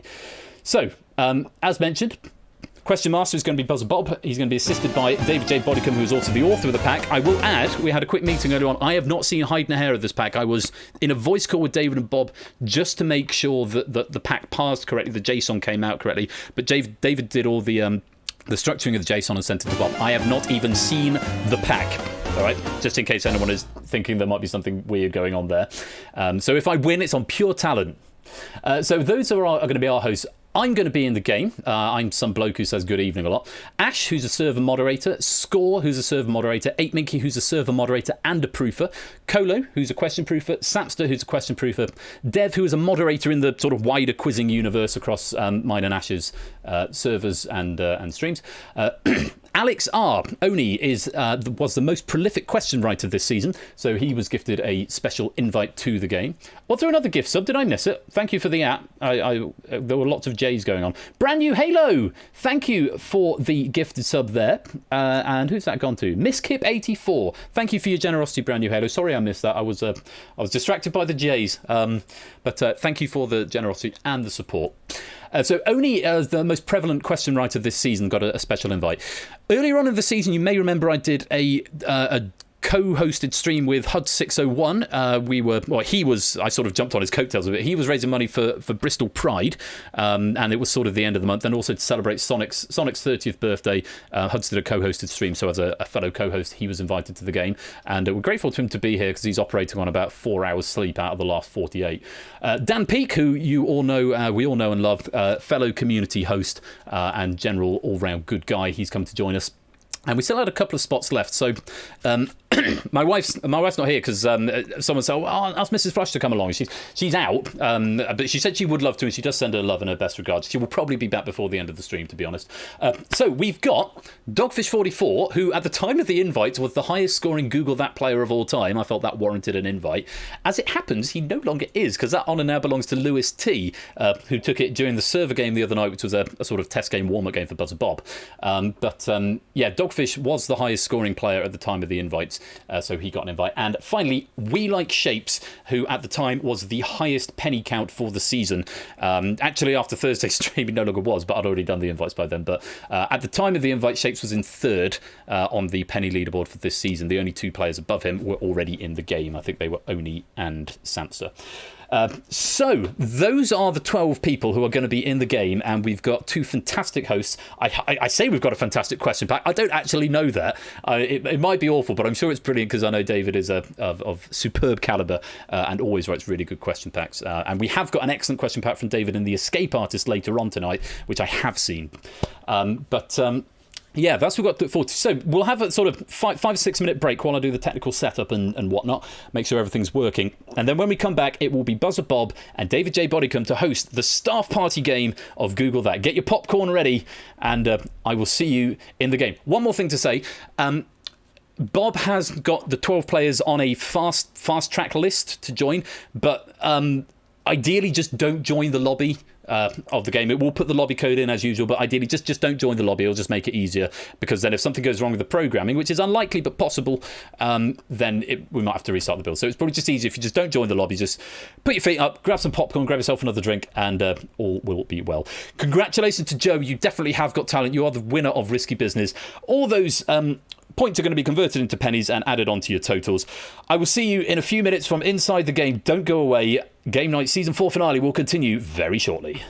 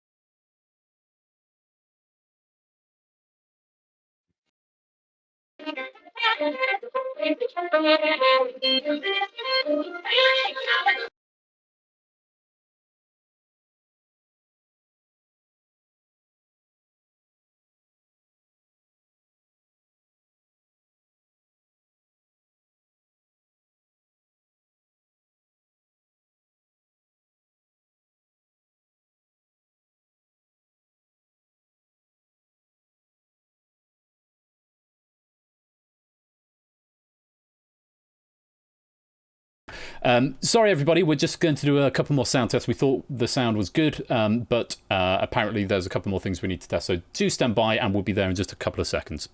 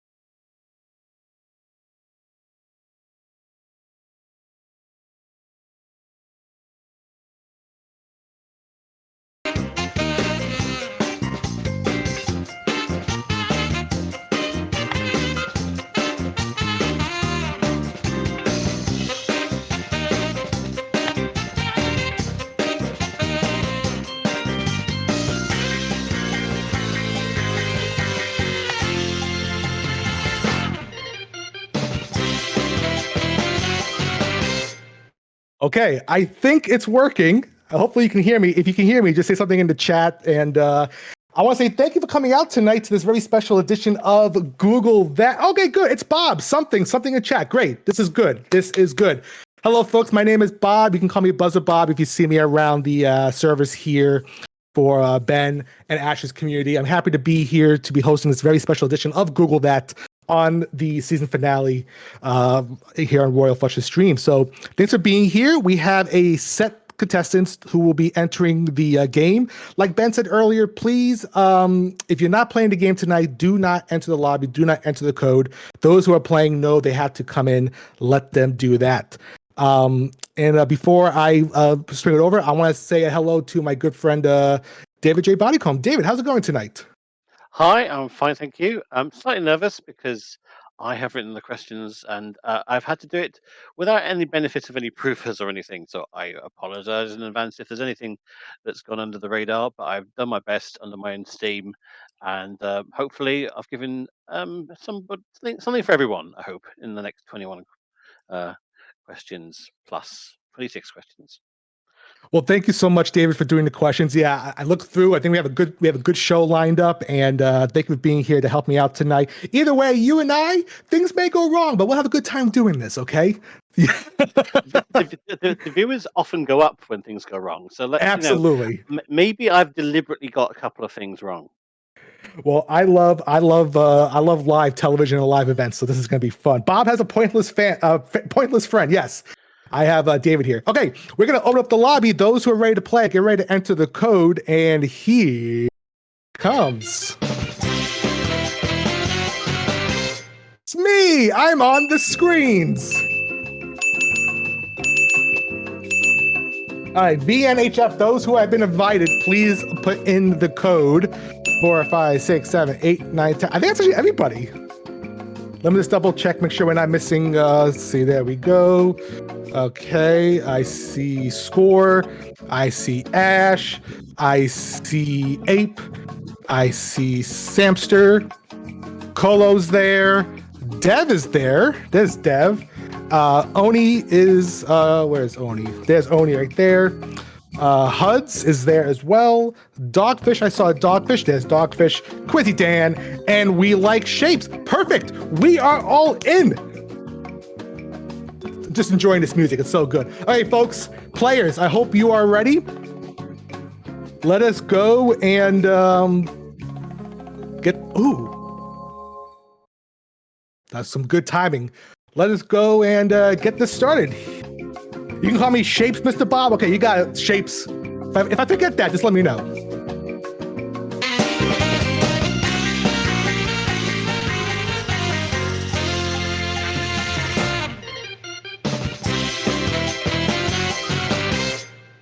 And now, here comes my favorite part. I've been waiting for this.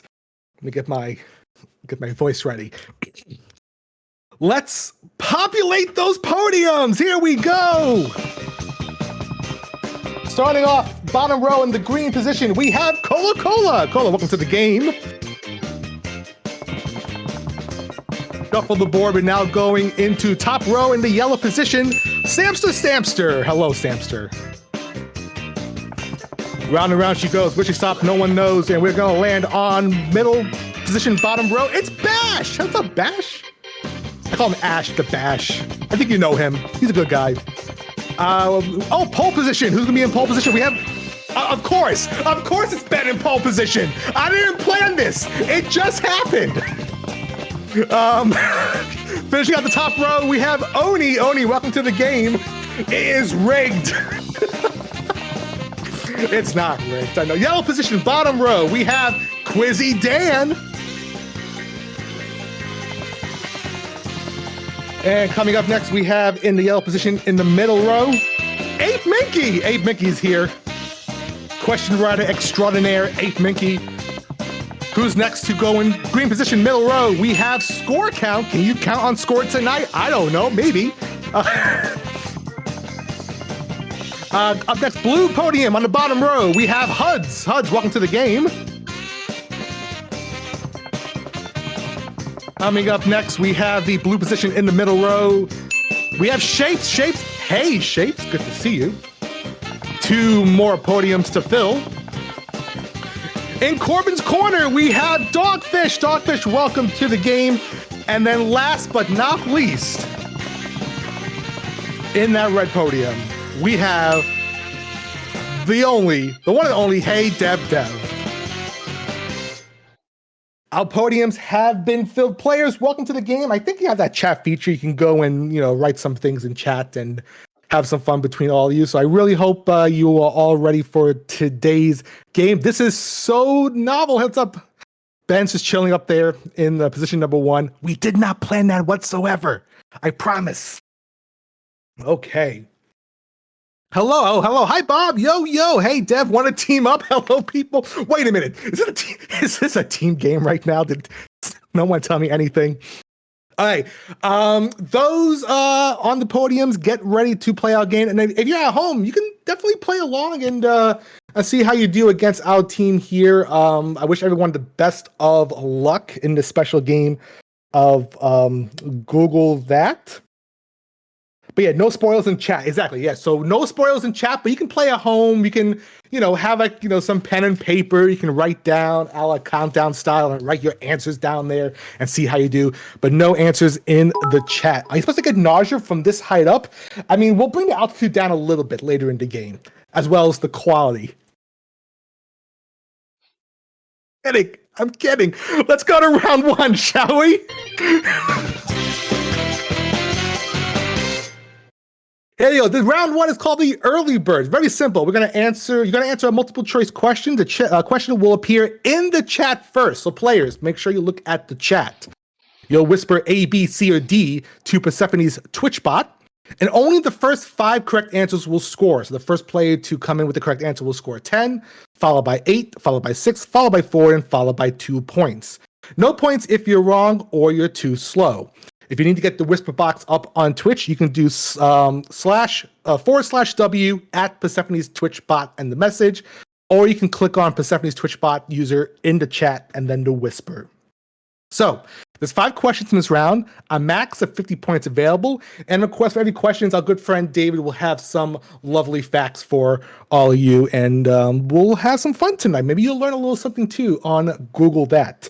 So players, I hope you are all ready. Get those fingers on keys, fingers on keyboards. I don't know. I'm probably going to change that saying several times tonight. So, and I hope it doesn't sound dirty for anybody out there. Let's move on to the first question. Question 1, and let us see what that is. Which one is the odd one out? A, capital of Guatemala. B, capital of Djibouti. C, capital of Yemen. Or D, capital of Kuwait?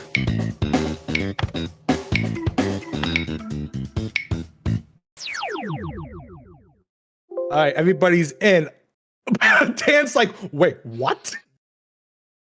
Which one is the odd one out? We have 3 Royal Flush, Score Count, and Quizzy. Dan not getting the answer in, everybody or wrong. Everybody else giving me the correct answer. Who invented this game?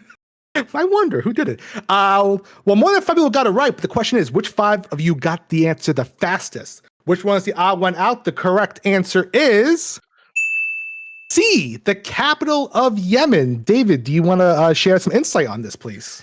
So, this is the easiest question of the whole game. So, this is you can't get any easier than this. Well, anyway, Kuwait City, Guatemala City, Djibouti City, but the capital of Yemen is Sana'a. There you go. And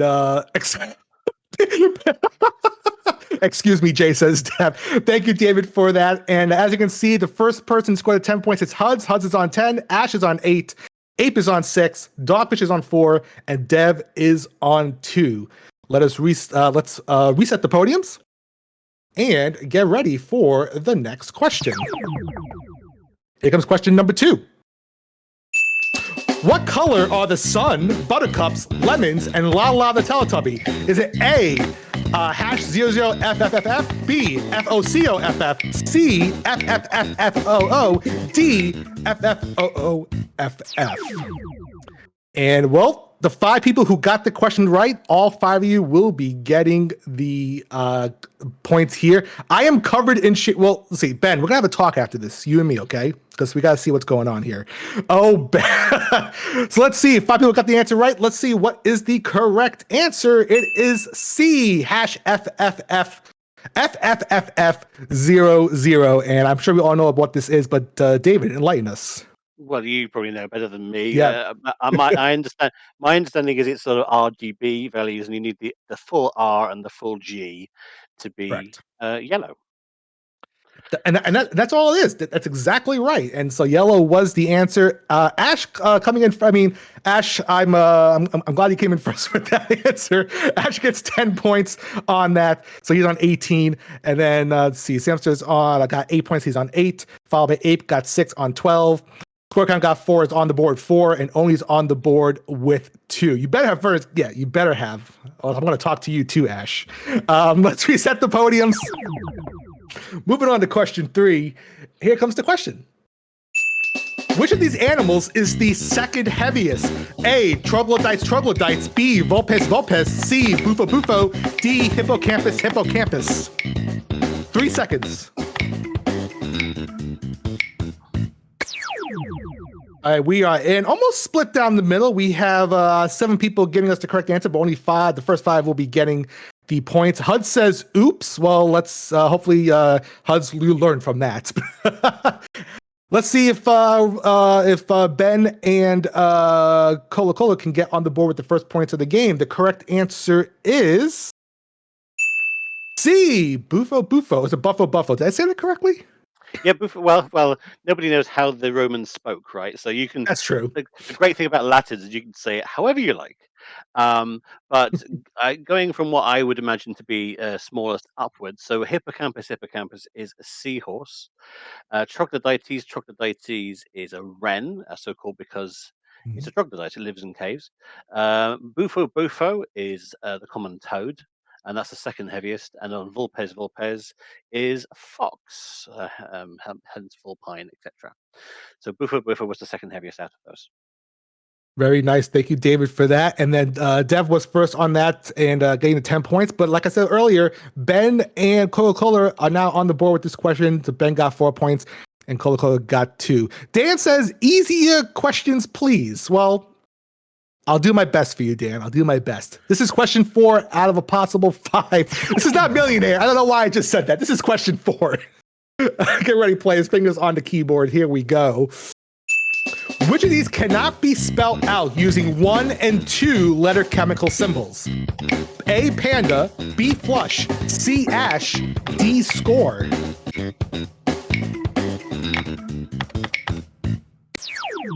I saw what you did there, David. That was really cute. I love that. 5 players got the answer right, which means all 5 of you who got the question right, you are getting points because you were the only 5 to chime in on here. The correct answer is A, panda. David. I was really sweating when that Scrabble question came up in Risky Quizzes. I was thinking, I am really going to have to rewrite this question very quickly because I had not seen that question, and this question was written before that one. So, flush could be done by fluorine, Fl, lutetium. F for fluorine. Lutetium is Lu, and sulfur hydrogen, SH. Ash is arsenic and hydrogen, and score can be done with sulfur, cobalt, and rhenium, Re. But you can't do panda, unfortunately. You can't do panda, but we still love panda. Thank you very much, David, for that. Samster, you were first coming in with that answer. You get the 10 points. You can in danger zone. Oh, folks, if you don't know what danger zone is, I suggest you check it out. It's a great show. So Samson got the 10 points on that, followed by Score with 8. Shapes got 6, Dev got 4, and Ape got 2. Let's reset those podiums. This is the final question of round number 1. Let's see if Dan, we gotta get in the board, man. We gotta get in the board. I hope you get this. Let's go. Question 5. Fingers on keyboards. Here's your question. Which of these celebrities is like the name of Jonathan Coulton's credits song in Portal? A, Ruth Bader Ginsburg, B, Honor Blackman, C, Jimmy Carter, D, Kirk Douglas. Well, HUD's got an answer in on time of that. Tough luck. And only 4 players. This was quite the stumper here. Only 4 players getting the question correct. The correct answer is... Oh, it was Jimmy Carter.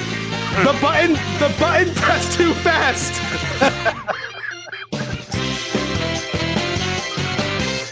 You've just added another 5 viewers, Bob.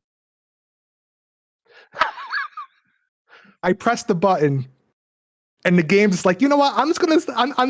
Anyway, Jimmy Carter was the answer, I believe. David, anything you want to say about Jimmy Carter, please? So Jonathan Coulton's song at the end of Portal is still alive. So Jimmy Carter is still very much alive. He's the president who's had the longest retirement since his end of presidency.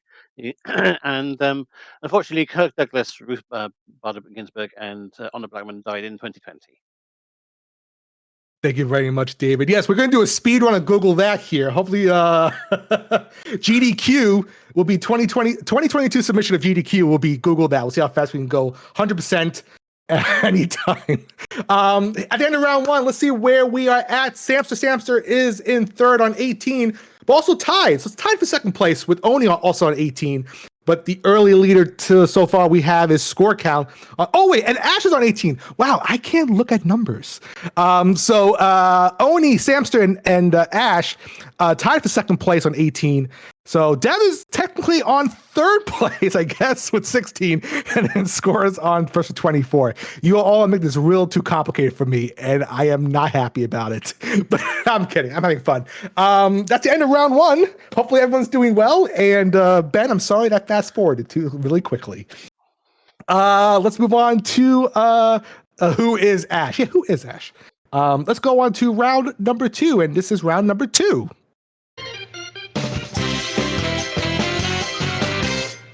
Hold bid on the buzzer. I'm going to give you a category, and then when prompted, you're going to whisper a bid to the bot of 1 to 10 points.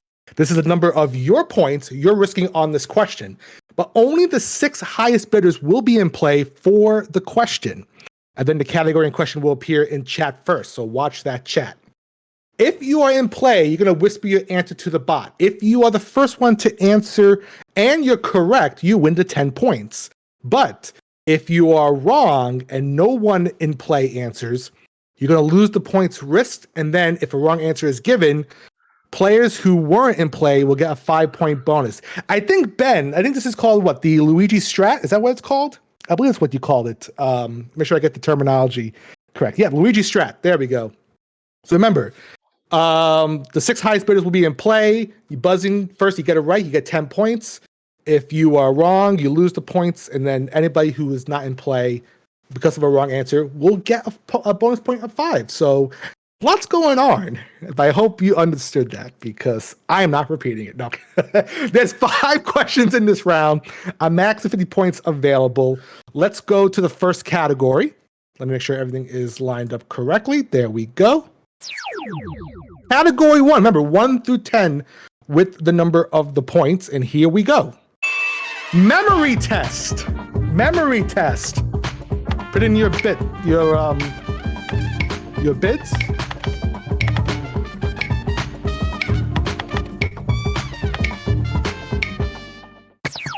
There we go. We have Score, Ash, Dev, HUDs, Royal Flush, Shapes, and Quizzy Dan all are going to be in on this question. Everyone else is sitting out, hopefully waiting for a wrong answer from the rest of the crew, because if someone gets it wrong, they are getting 5 bonus points. Yeah, Dan is going big with the 10 points.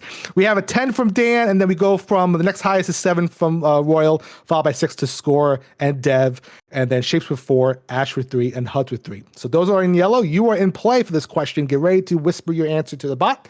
Here comes the question. What was the answer before 2 answers after the answer that preceded Panda in round 1?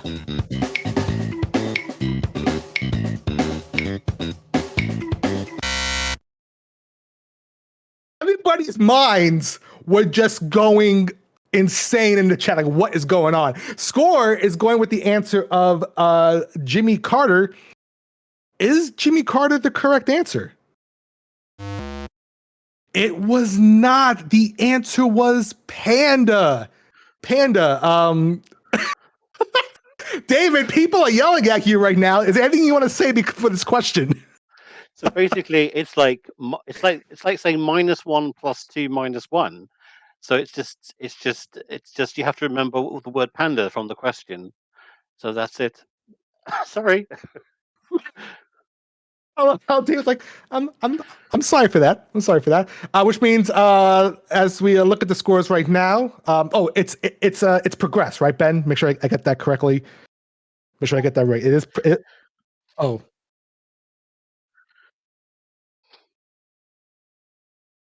okay. There we go. Perfect. Thank you, Ben, for that. So, score, you lost your bid of 6 points, and everybody else who was not in that question, you got 5 bonus points. Look at that. And now I do progress gameplay because I hit X because that awards the incorrect answers. Thank you so much. Oh, thank you, Ben. And listen, Ben, I want to say Ben is a great instructor, professor, teacher, leader. I don't know what you say. He's been so patient with me. Ben, thank you so much for all that help with Google that. All right, now we progress over to the next category. I think Ben likes Idol. Yeah. Here comes category. Category for question number 2. Here's the category. Word association. Word association.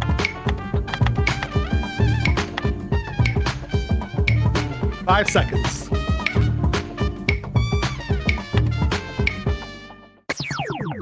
All right, we have 6 players in. We have Samster going with 8, followed by Dogfish with 7. Dev and Hunt's going with 6, and then Score Count and Shapes going with 4. Everybody else hoping for that Luigi strat to come into play, just like the last question, and get 5 bonus points.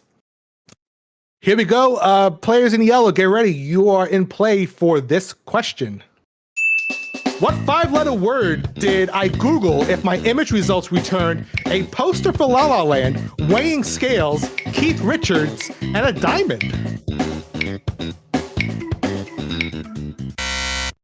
Shapes, with 1 second left.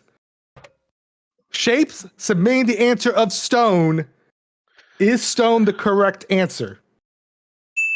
It is. Stone is correct. Very well done. That is 10 points to Shapes. David. Yep. So Emma Stone, she was in La La Land. You have stones of weight on the weighing scales. Keith Richards is a rolling stone, and a stone, a rock on a diamond ring. Beautiful. There you go. Trusty only connect vet to get that one. Well, look at 10 points, Shapes. You're just you're getting closer to the lead up there. So that's big. That's 10 big points you got to your score. Well done. I almost burped into the microphone because that's so professional. Let's move on to the next category here. Category 3 is coming up. Get those bids in place. The category is sporting mats. Sporting mats. Put in your bids.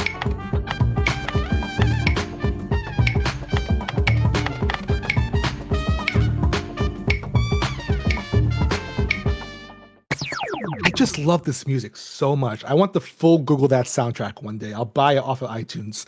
Okay, we have 7 players in there going for it. The biggest bid is from Huds with 9, followed by Ash with 7. But then we go way down there with Oni, Samster, and Shapes with 4, Score Count, and Dogfish with 3.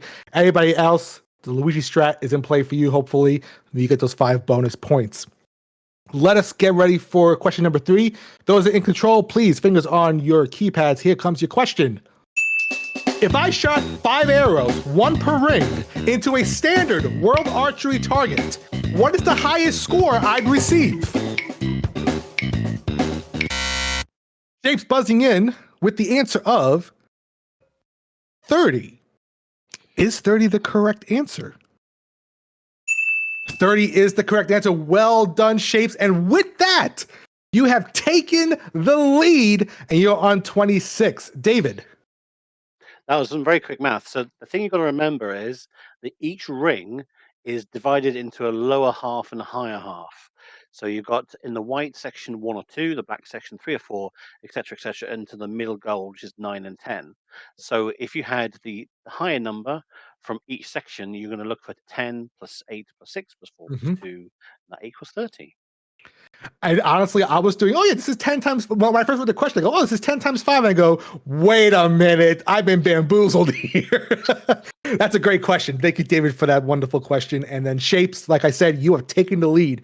You're on 26 points. Let's reset those podiums.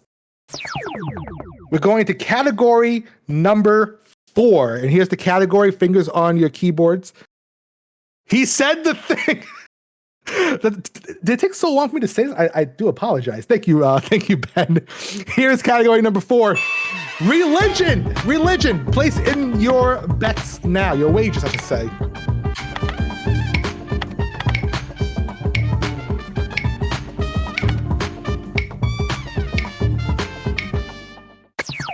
Six players in. Let's see, who's the highest? Wow, not a lot of high scores. The high score is from actually Royal Flush with 6. We then dropped down to 3 with HUDs, Shapes, Oni, and Samster, and then score count with 2. Everybody else in the blue, waiting for the Luigi strat to take place. So players in yellow, you are in play. Get ready to answer this question on religion. And here it comes. What 2-letter word is missing in this sequence? Latin cross, crescent and star, blank, 8-spoked wheel.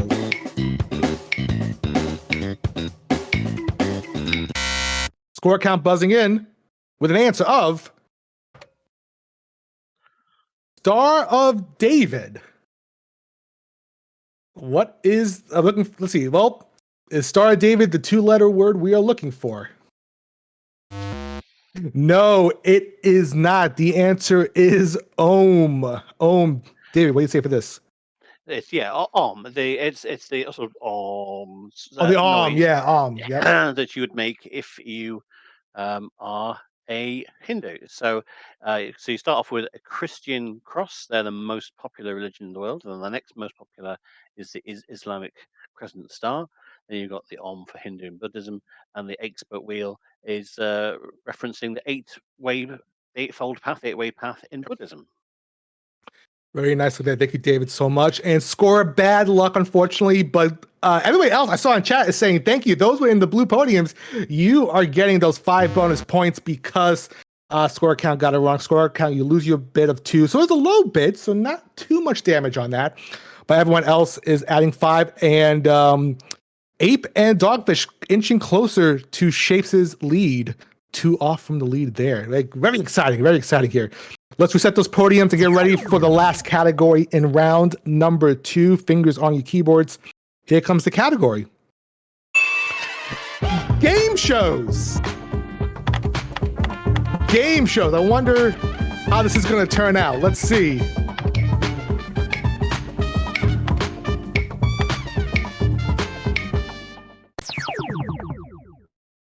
And let's see, we have 6 pressing X to doubt, says Ben. We have 2 players going with a bid of 10, Dev and Dan, then followed by HUDs and Samster on 8, Ash on 7, Oni on 6, everybody else. This better not be a trap. Well, let's see what happens. Everyone else hoping for the Luigi strat to get those 5 bonus points. We've done it twice so far in this round. Will it be a third time? Let's find out. Question 5, players in play. Here comes the question. Who connects extremely rich, least reliable part, the act of hunting, and Mesopotamian inventions circa 4000 BC?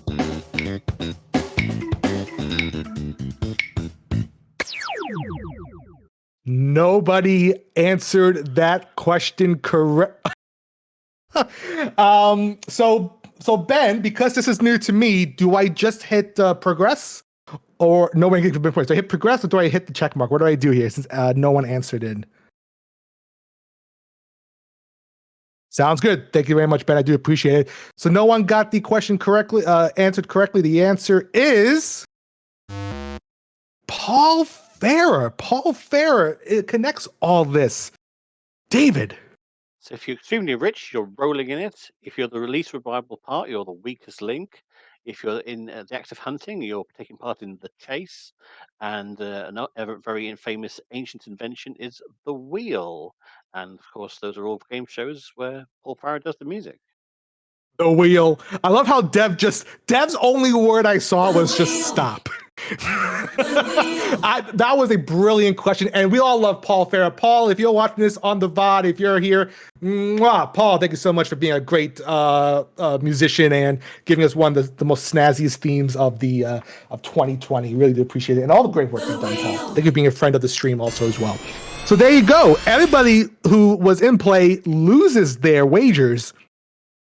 And let's see what that does to the scores at the end. I don't think the hosts can hear the sound effects. Oh, okay. Here we go. And then round 2.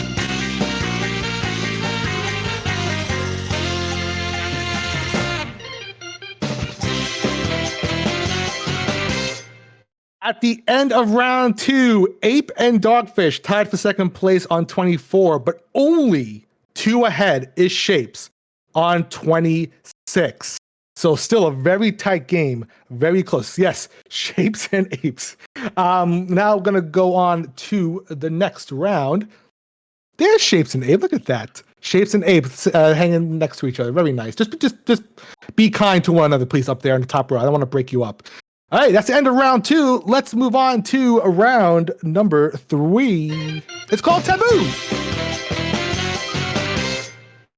In Taboo, you're gonna name something that fits a given category. For example, we may ask capital cities in Asia. You're only gonna whisper one answer to the bot. If you give a unique correct answer, you score 10 points. If 2 players give the same answer, both players will get 6 points. If 3 players give the same answer, they all get 4. 4 players, they each get 2 points. 5 or more players, no points are awarded. And there's no points if the answer doesn't fit the category. So there's 5 questions in this round, a max of 50 points. I'm going to get ready to go over to my round 3 script to get ready. And let me scroll up. 1 second. There we go. Perfect round 3 script. Hey, we are good to go. I got my instructions here. Players, get ready. Let's get to the first question here. Question number 1. Fingers on keyboards. Here we go. Tom Cruise has done too many films. So just name one from his IMDb acting profile that has a 2-word title.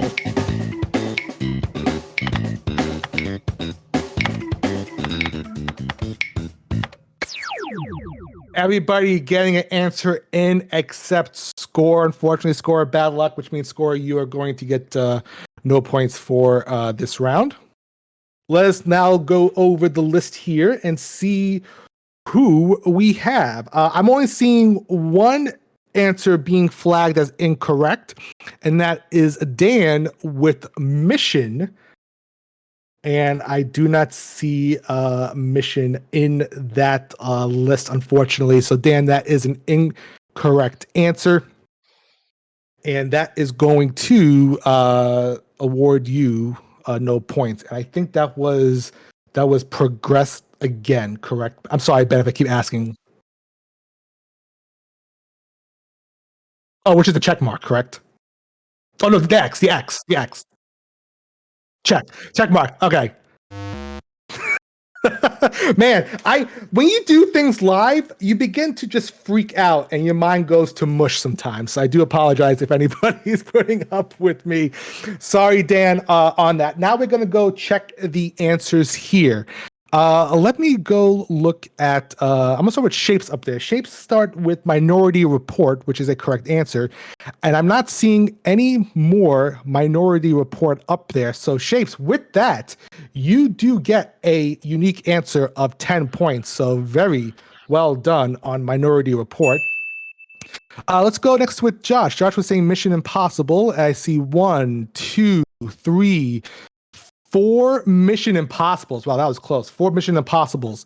So we have Josh from Mission Impossible there, and then we have Ash from Mission Impossible. Let's see who else we have. We have Cola with Mission Impossible, and then we have Oni with Mission Impossible. There we go.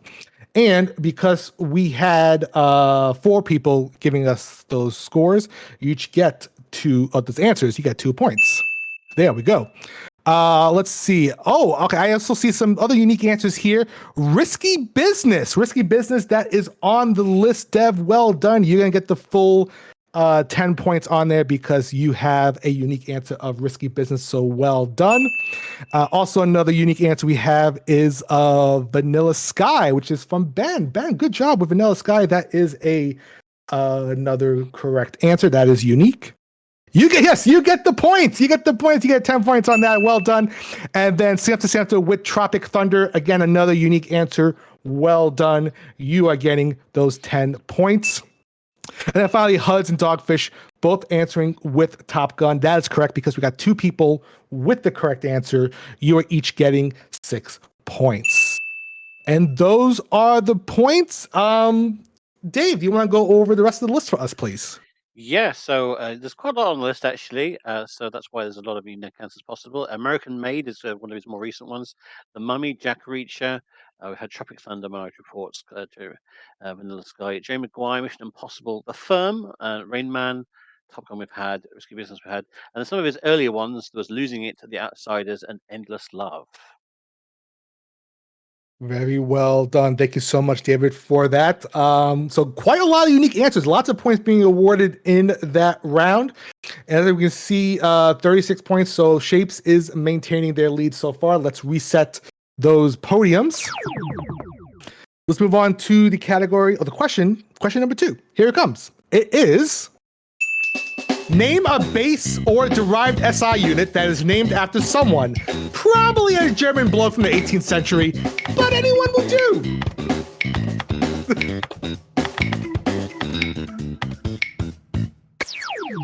All right, HUD's unfortunately not getting an answer on that, so tough luck. You're going to score 0 points for that round. Let's go through the list and see what else we have here. And everybody has given a correct answer. I'm seeing no more incorrect answers here, so well done. So I can just go and start awarding points, correct, Ben?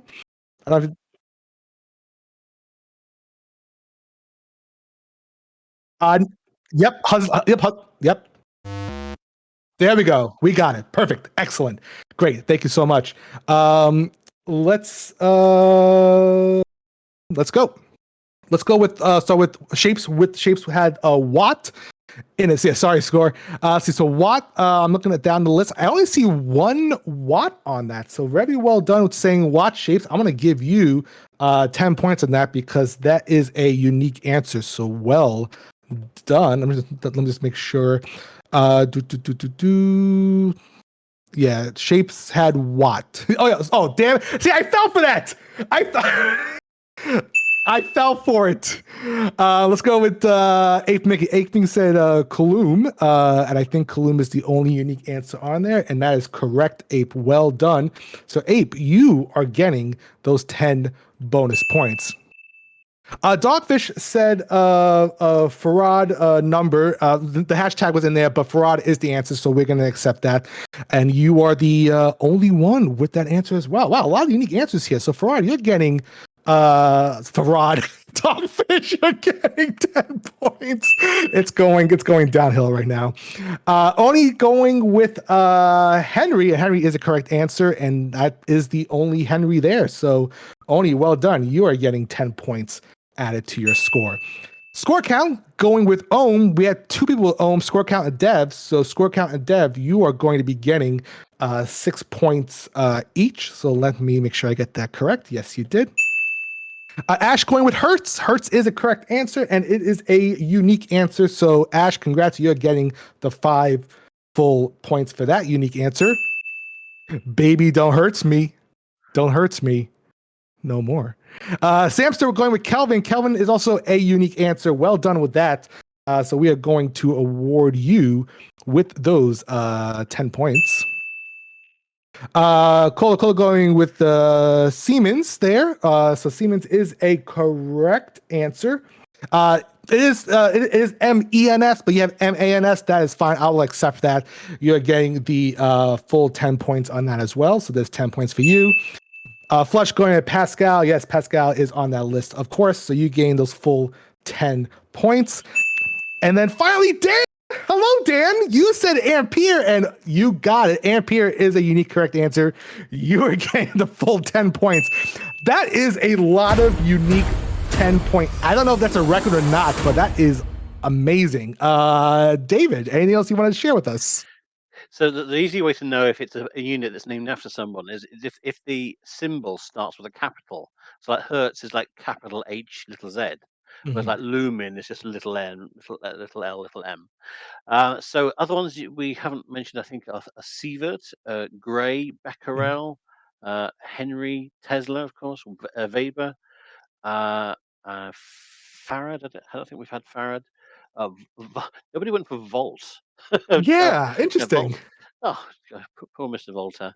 And and I think the other ones you could have had were Joule, Pascal, and Newton. Very nice, very nice. Someone says, is a joule correct? Yes, joule is an acceptable answer, correct. But thank you, David. I do appreciate that. That was a great question. I really loved it. And then, as you can see, a lot of 10 points. Team, well done on that. Let's reset those podiums and get ready for question 3. That was a great question. Very nice. All right, here we go. Let me make sure I'm on this screen here so it goes through. Excellent. Here comes question number 3. Fingers on your keyboards. Name a country on mainland Africa, unless it contains the letter A, because I can't stand A's.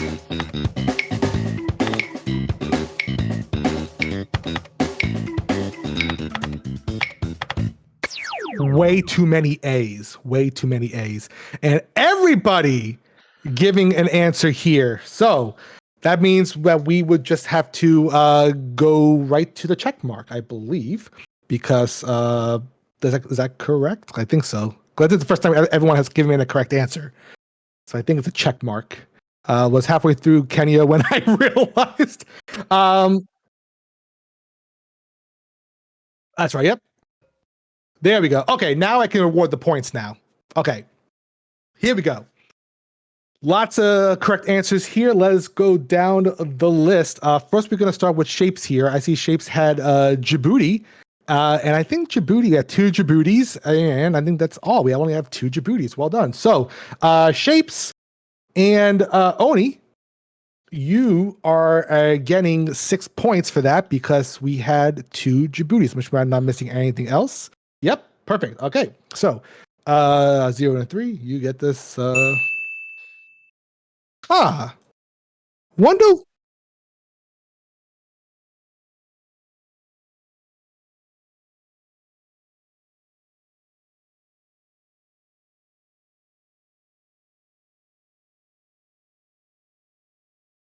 Okay. Oh, okay. That's my bad. I'll just go through the rest of the answers. Correct. Okay. Okay. Sounds good. Sorry, Huds. I'll give you the 6 points maybe after the show. Okay, in currency, we'll just do that. Let's go with Egypt here. So Egypt is a correct answer. So Egypt, 1, 2, 3, 4. So 4 people have went with Egypt, which means everyone who said Egypt will be getting 2 points. So that is Ape, and then that is Ash, and that is Cola Cola, and that is Quizzy Dan. So you each said Egypt, which means you're getting 2 points each. Dogfish going with Togo. Togo is correct, and since you are the only one who said that, you are getting the full 10 points. So well done. Score count going with Niger. Niger is a correct answer, and since you're the only one who said Niger, you get those full 10 points. Well done. Samster Sanster saying Burundi. Burundi is correct, as well as Royal Flush here. So you both said Burundi. You get the 6 points there. So number 6 for Samster, and then number 9 for Royal. That's nice. And then you each get 6 points. I was going to make a nice joke in this episode one way or the other. I had to do it. So there we go. And then Dev with Benin. And Benin, of course, is a unique answer. Well done, which means you get the full 10 points on that. So well done there. So before we do the correction, let's go over to David. And David, give us the rest of the list, please. So there's about 54 countries in Africa, but only 12, I think, have no A in them. So the list I have is Benin, Burundi, Congo. We would have accepted Cote d'Ivoire, but not Ivory Coast. Djibouti, Egypt, Lesotho, Morocco, Niger, Republic of the Congo, and Togo. So that is all. Thank you very much, David. Okay, Ben, you gotta walk me through how we take off these points.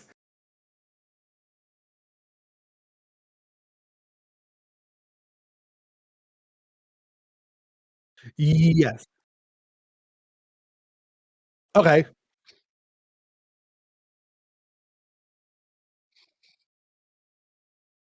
Game control. Yep. Game control. Yep.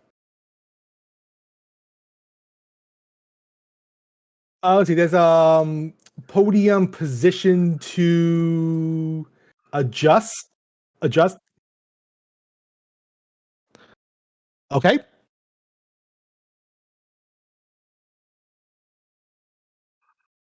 Manually adjust player score. Yeah. That's a button.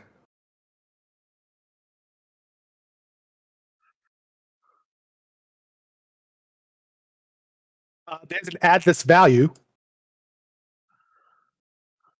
Yeah. -6. Okay, so do -6. So podium to adjust is 10, -6 to add this value, and then manually adjust player score, correct? Okay, so press okay, so I'll progress first. There we go.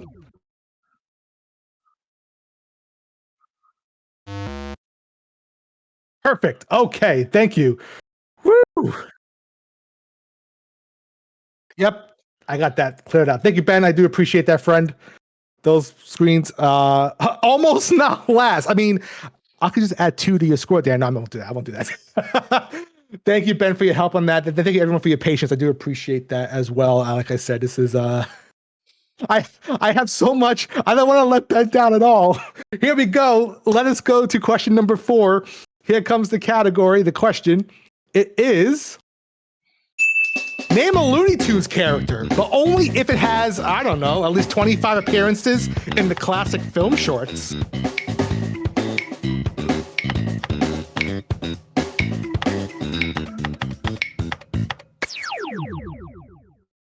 All right, everybody has answered a question correctly. Now I'm going to do this right. Not answer correctly, but everyone has answered a question, given an answer. Let us. Thank you, Ben. I appreciate it. Thank you so much. Let's progress the gameplay so we can see the answers that everyone has submitted. If I do that, now let's go down the list and see if we have any incorrect answers here. Number 4, podium number 4, we have Marvin the Martian coming from Score Count. And unfortunately, that is not on our list score count, so bad luck for that. And then also on podium number 6, we have also Marvin the Martian from Samster. So both Score and Samster, unfortunately, you get no points for this round. I'll explain why that's 0 in a minute. Okay, so David will explain after this. So thank you, David. Let us start off with going to the top with Shapes. Shapes has Elmer Fudd. Going down the list, let's see, I have 2 Elmer Fudds. So Shapes and Cola, both with Elmer Fudd. So Shapes and Cola, you're each going to get 6 points for that because you both gave the answer of Elmer Fudd. Make sure I'm not missing anything. Okay, good. Ape Mickey goes with Tweety. Yes, Tweety is correct. And since you are the only Tweety there, you are getting the full 10 points. So well done, Ape. You get 10 points on that. And let's see. Dogfish saying Roadrunner, and we have only one Roadrunner. That is an acceptable answer. Well done, Dogfish. You are getting also the 10 points. Let's go to Oni. Oni saying Yosemite Sam, and Yosemite Sam is correct answer as well. And you're the only one who said that. So you are also getting the full 10 points. Porky Pig coming from Ash, and Porky Pig is also correct, and that is a unique answer. Well done, Ash. You are also getting the full 10 points. Dev saying Wile E. Coyote, which is the correct answer, and Dev and Dan both giving us the answer of Wile E. Coyote. So Dev and Dan, you're each going to get 6 points for that answer. And then finally, Royal Flush and HUDs both giving us an answer of a Daffy Duck. So you will each get 6 points. So now, David, go through the list with us, please. Okay, so the classic characters, main characters are Bugs, Daffy, Porky, Elmer Fudd, Tweety Pie, Sylvester, Yosemite Sam, Foghorn Leghorn, Speedy Gonzales, Roadrunner, Wile Coyote, and there's an early one called Bosco, who was in about 35 films, I think, which no one knows. Now, Marvin the Martian and Tasmanian Devil, believe it or not, were only in about 5 of the original films. And although they've been in lots of TV shows and things, and they've been kept going as one of the main characters in modern times, they really weren't one of the major characters in the early days. So that's really bad luck. Similarly, if you came up with Pepe Le Pew, he only had 18. And likewise, his girlfriend, who was called, do you remember? Oh, She's called what is it? Penelope the cat. Penelope! Oh, yes. Man, it's one of those names. Oh. Yeah. Somebody mentioned Granny, and I did do my best to check out. I think she's not quite in enough of the classic films, but again, she is one that is certainly more common. But I couldn't find a specific number for her. But luckily, no one said her, so we're all good. Very well. So thank you, everybody, for giving us, David and I, a huge sigh of relief right there. That's the end of question 4. Let us reset those podiums and see where we are heading into the last question here. It's like Dogfish is now in the lead with 60, and then Shapes is just trailing by 2 on 58. This is question number 5. Here we go, folks. Fingers aren't keyboards. Here comes the question. Yay, it's sports ball. Name a one-word sport ending in blank ball that has its own entry in the shorter Oxford English Dictionary.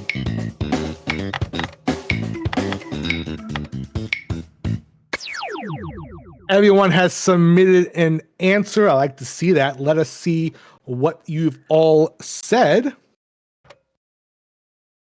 There are the answers. A lot of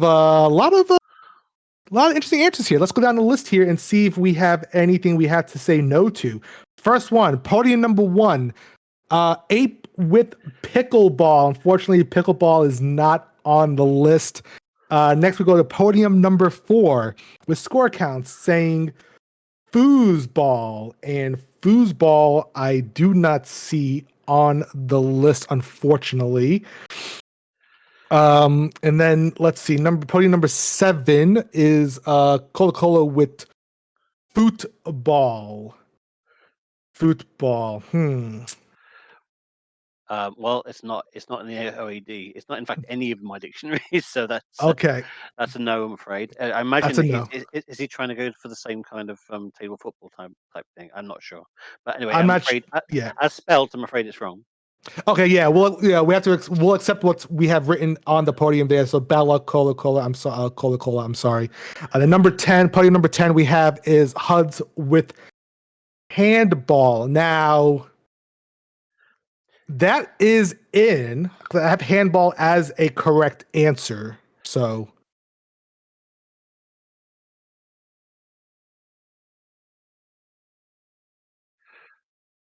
okay.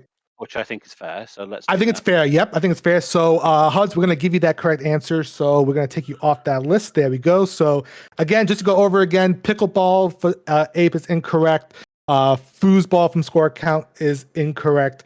And then football, the way it's spelled there from Cola-Cola, we are going to rule that as incorrect. So, let's get those points taken care of. So, there we go. Okay, let's go through the list and see how these points are going to be divvied up. We'll start with Shapes. Shapes has given us the answer of Korfball. Korfball is correct, and I see we have 3 of those from Shapes, Oni, and Samster all going with Korfball. So you're each going to get 4 points for that. So we're going to have Shapes, we're going to have Oni, and then we're going to have Samsters. So you will each get. Make sure I get this right. The 4 points. This is 3 of you, right? Yep, there we go. Beautiful, beautiful, beautiful.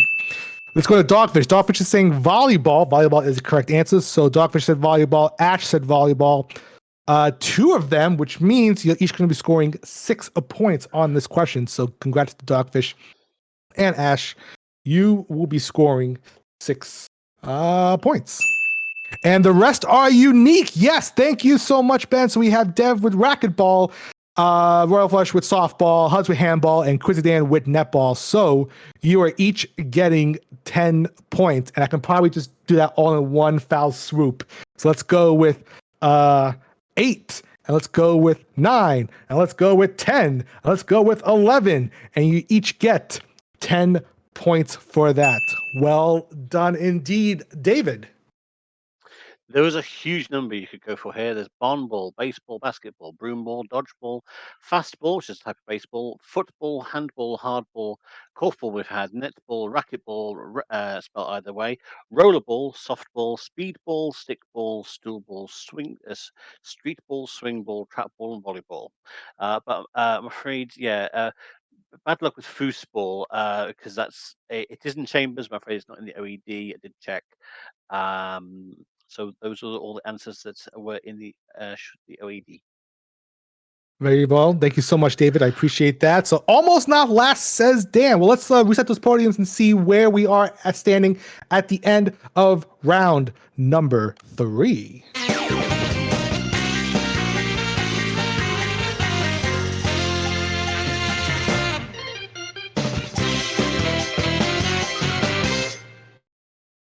Altitude sickness, says Ben, moving up a level there.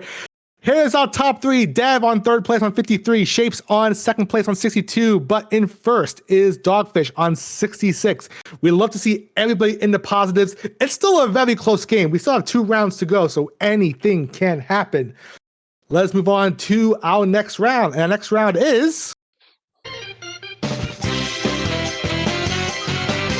blind auction. Now, this is an interesting lot of strategy in this round. Let me explain. So, how many questions from 1 to 10 can you answer on a given category? So, when prompted, we're going to show you the category, and then you're going to whisper how many questions you think you can answer, 1 to 10 from the bot. And then each question we ask, there'll be 10 questions in the pack. They're going to be increasingly difficult questions with more points. The first question is with 1 point. Next is worth 3, then 5, then 7, then 9, etc. So you don't answer if you don't want to try the current question, because tactically, you can choose to wait for more valuable questions to come out. Once you achieve your bid, you may bank your points, and then you are frozen out for the round. Failing to meet your bid loses all the points from this round. Now, this could be a strategy if you use this, but also beware, a wrong answer will increase your bid by 1. So too many incorrect answers may make it impossible for you to bank your points. But again, that can also be a strategy if you want to get some more points on the board. So a lot of strategy in this round. So do your best. I believe in all of you. Let us go and take a look at the category for round number 4. So fingers on keypads. Get those wagers in. The category is cats and chairs. Cats and chairs.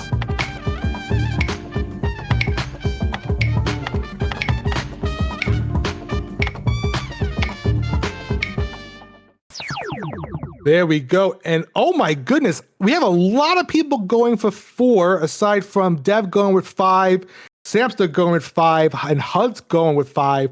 Everyone else is looking at going for 4, and then we have Dan with 3. So lots of points, I have a feeling, are coming up in this round. Now remember, you don't have to answer every question. As long as you have enough of the pips on your board to answer correctly to bank those points, you're in good condition. But once you hit a max and there's no more available questions to fulfill your bet, then listen, sorry, no points for you. I can't do, it's the rules. It's in the game. It's programmed. I can't do anything. So good luck, players. This is the first question. This is the easiest question. I was going to go with 3, but then I spotted the corporate sponsorship and felt obligated to go higher. Well, Ben, let's see if that was a good strat. Question number 1, 1 point. Again, you don't have to answer. This is the easiest question, though, for some hopefully easy points. And here comes the question. What popular name was given to Tartar Sauce, a cat that earned millions in merchandising thanks to her scowling expression?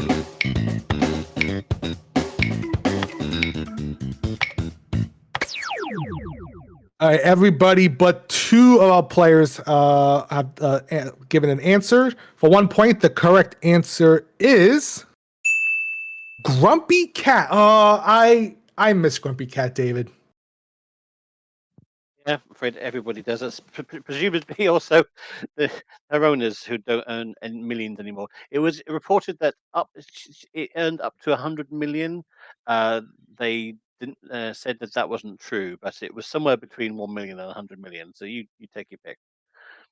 There we go. Okay, so everybody who has answered the question correctly, 1 pip came off the board, and then Angry Cat, unfortunately, Cola Cola is not the correct answer. And Ben, I apologize. I forgot. Do I need to do anything for Cola Cola to give him that extra pip?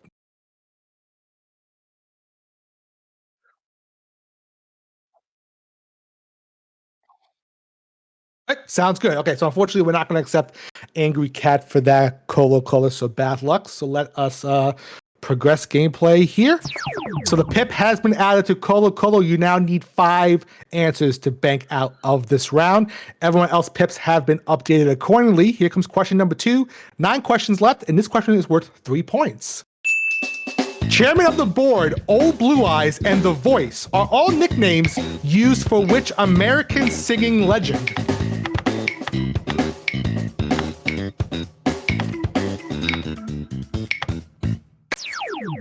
Hey, everybody but Ash and Hud's getting an answer in for 3 points. The correct answer is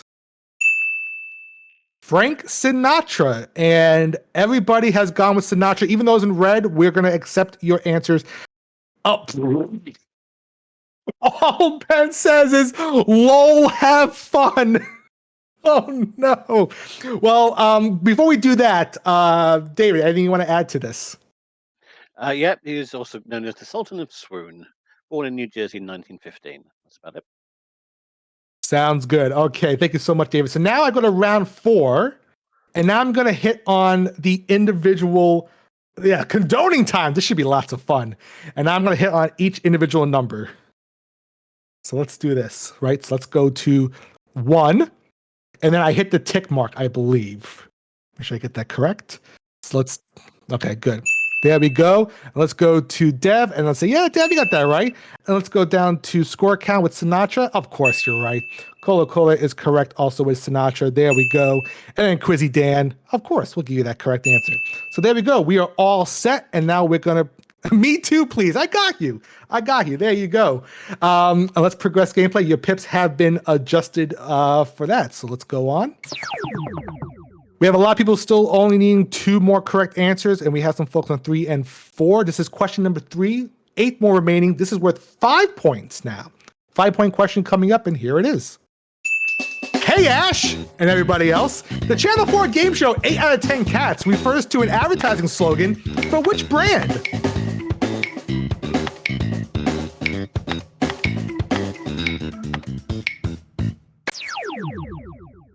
However you spelt it, says score. We have 7 players, not 7, but we have 3 players out. The remaining players have given an answer. Let's see what the correct answer is for 5 points.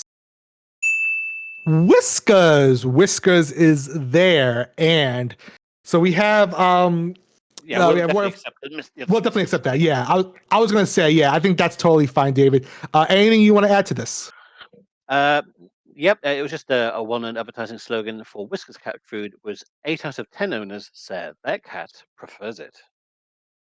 Very nice. Thank you so much, David. So now let's go and reward some of those points here. Let's go to Flush. Flush, that is the correct answer. We'll give that to you. Very well done. Let's go to score count. Score count. Good job. There you go.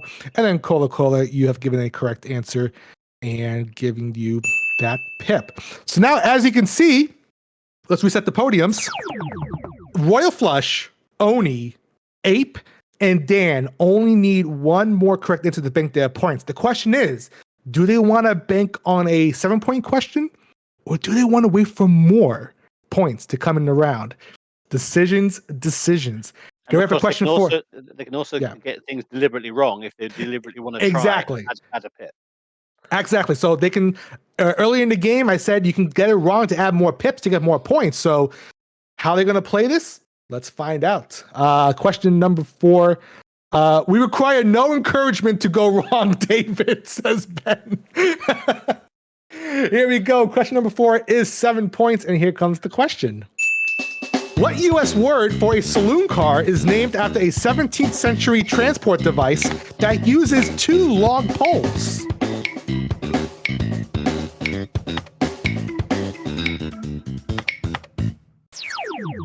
All right, so Dogfish, Oni, Ape, and Cola Cola are now submitting answers. And like we just said before, maybe Oni and Ape using some strategy here. We don't know. Let's reveal the answer. The correct answer to this question is...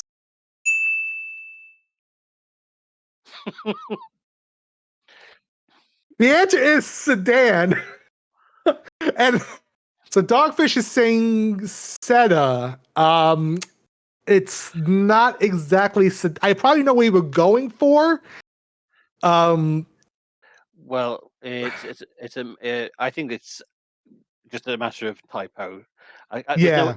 It's like said can't is not anything else. So it must have been implying. I agree. Yeah, and like I said, it's close enough, Dogfish. So we'll give you those points for there. Only saying, I know it's sedan, but I want to make more points. Mark it wrong. Which is so weird because you actually have the correct answer on your podium, and you're telling me to mark it wrong, Oni. You're gonna give me a heart attack here.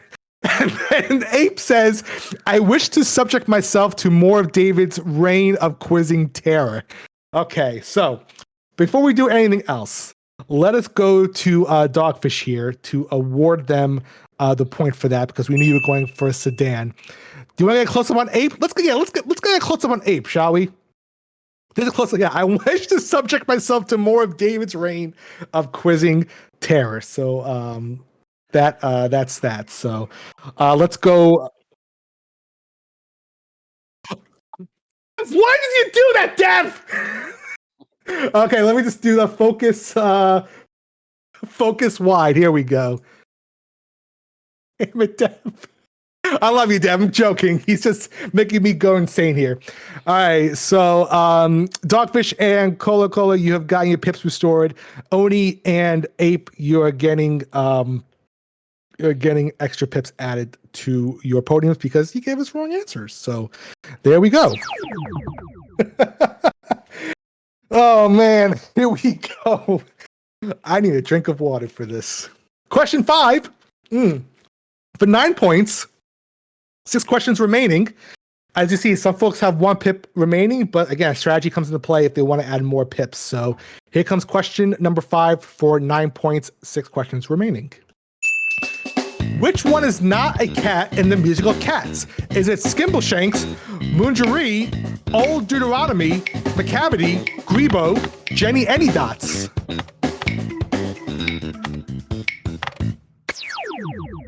We have everyone in except for Dogfish, Ben, Ash, and Quizzy Dan. I think I said a majority of those names correct. I'll find out in a little bit. Let's see what the correct answer is for 9 points. It is a Grebo. Grebo is the correct answer, and I don't have to do anything else on the screen. So thank goodness. David. Is it? I thought it was Mungo Jerry instead of Mungo Jerry, whatever you said. I added some French accent to it. I don't know why. Yeah. Grebo is a bad-tempered one-eyed cat in the Discworld books by Terry Pratchett. Very well. Thank you, David, so much. So there we go. So those who got the question answer correctly, we removed the pip from your board. But those who are in red, we're going to be adding another pip to your board. So there you go. 5 questions remaining. This is question number 6, worth 11 points. The questions are getting harder. For 11 points, here comes your question. In July of 2000, on which UK TV series did an egg chair by a Danish architect become famous?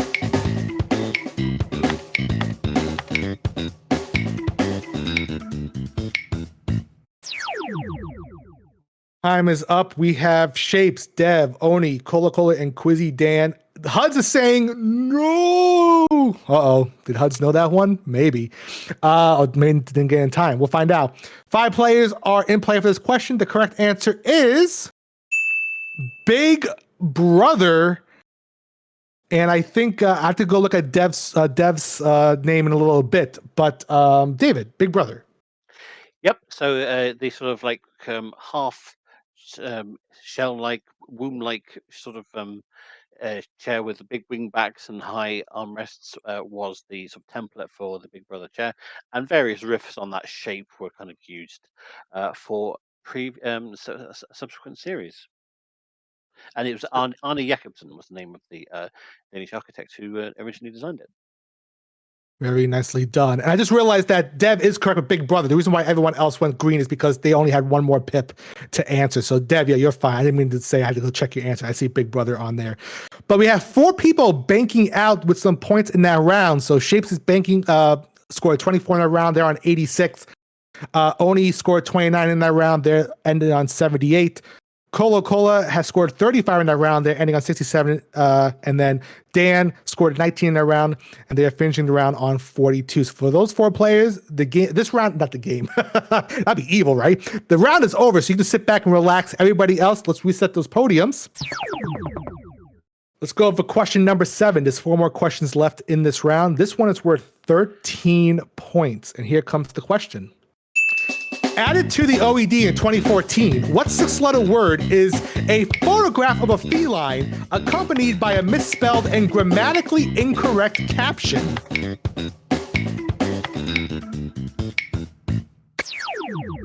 Dogfish, Dev, Ape Minky, and Score Count all submitting answers for this. The rest of the players sitting out, hopefully waiting to get some more points later in this round.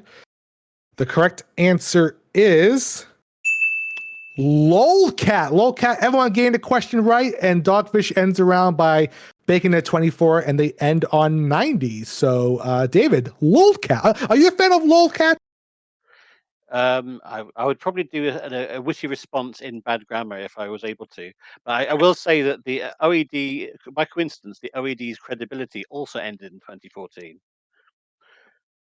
Very, very nice, David. Thank you so much. Dogfish, like I said, you end this round, you bank 24 points, you end the round on 90. Let's reset those podiums to see where we are at. Now, here's the thing. There's 3 questions remaining. So, HUDs, you have 3 pips on your board, meaning you must get every single of these questions correct in order to bank your points. Everyone else can afford either 1 or 2. But HUDs, you're in danger. You need to get these next 3 correct to bank your points. This is question 8. It's worth 15 points. And here comes the question. Which 26 by 16 by 11 inch object was returned to Scotland in 1996, having spent 700 years under Westminster Abbey's coronation chair? Ooh, HUDs, I saw. Oh man, HUDs, you got an answer in. This is gonna be exciting. Samster has an answer in. HUDs has an answer in. This is so wrong. Well, HUDs, you never know until I press this button and your podium goes green or red. So we'll find out in a little bit. For 15 points, the correct answer is Stone of Scone. And Samster gained the question correct, banking their 33 points in this round and ending the round on 78. Well done, Samster. David, the Stone of Scone. So this is a red block of sandstone, and it was originally part of. It actually looks like scone. It's actually pronounced Scone Abbey in Scotland. And then what happened is Edward the First of England went up and stole it during his invasion of Scotland in 1296. Brought it back to Westminster Abbey, where it stayed there under much controversy for that length of time. It was used as the coronation stone, and we guiltily handed it back to the Scottish. Why did you do that? Why did you do that? Well, we'd had it for 7 centuries. We figured we'd used it enough. It's like Queen Elizabeth's never going to die, so we thought, hey, look, we're never going to need to coronate anyone ever again. So you have it. You have it. Yeah, we don't want this no more. Take it away from us. Actually, breaking news, David says Royal Flush. Oh yes, as long as Jimmy Carter's still alive, that's the main thing. There you go. And yes, Dev, we need to have another Pokemon evolution item. Yes, indeed.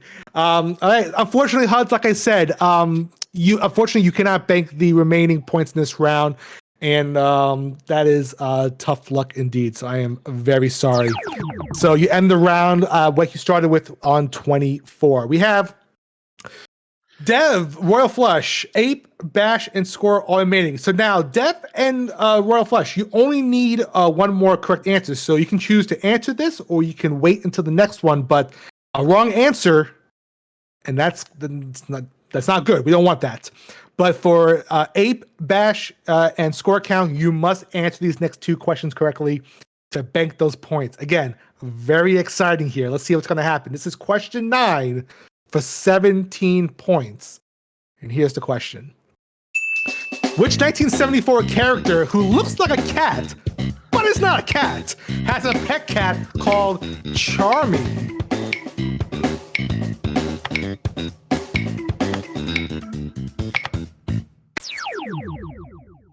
Everybody but Dev getting an answer in. So Dev is like, you know what? I'm going to wait till question 10 because I feel good about that one. Ben is going in on this one. And like I said, Josh, Ash, and Score needed to go in on this one. Hard pass, says Dev. Let's see if we are giving some more points here. The answer to this question is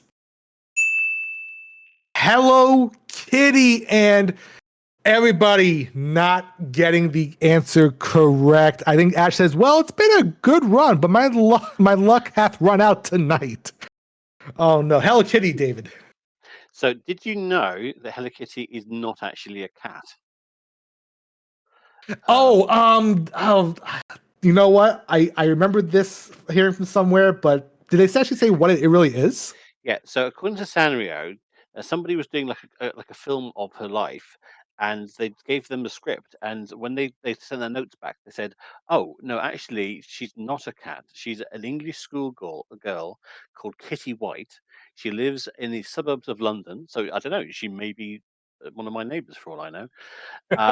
And and because she doesn't talk, she doesn't eat fish or walk on all fours or go meow or anything.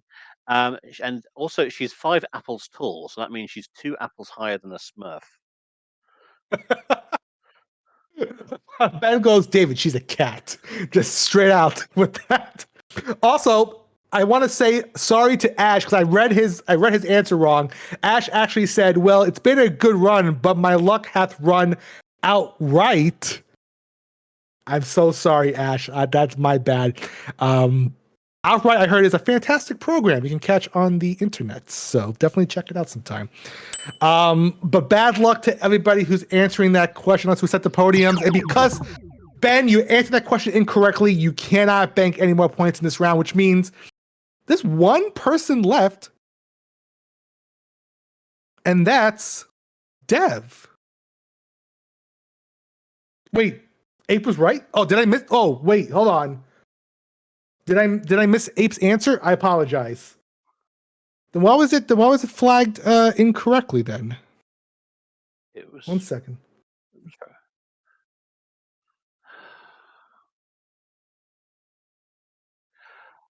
Ah, yeah. So that is the correct technical name of Hello Kitty. So that should have been flagged. Sorry, I couldn't read it, so it's a bit small on my screen. So I'm yeah, no, no, but no, he needed 2 more correct answers, so that wasn't to bank. yeah. Why does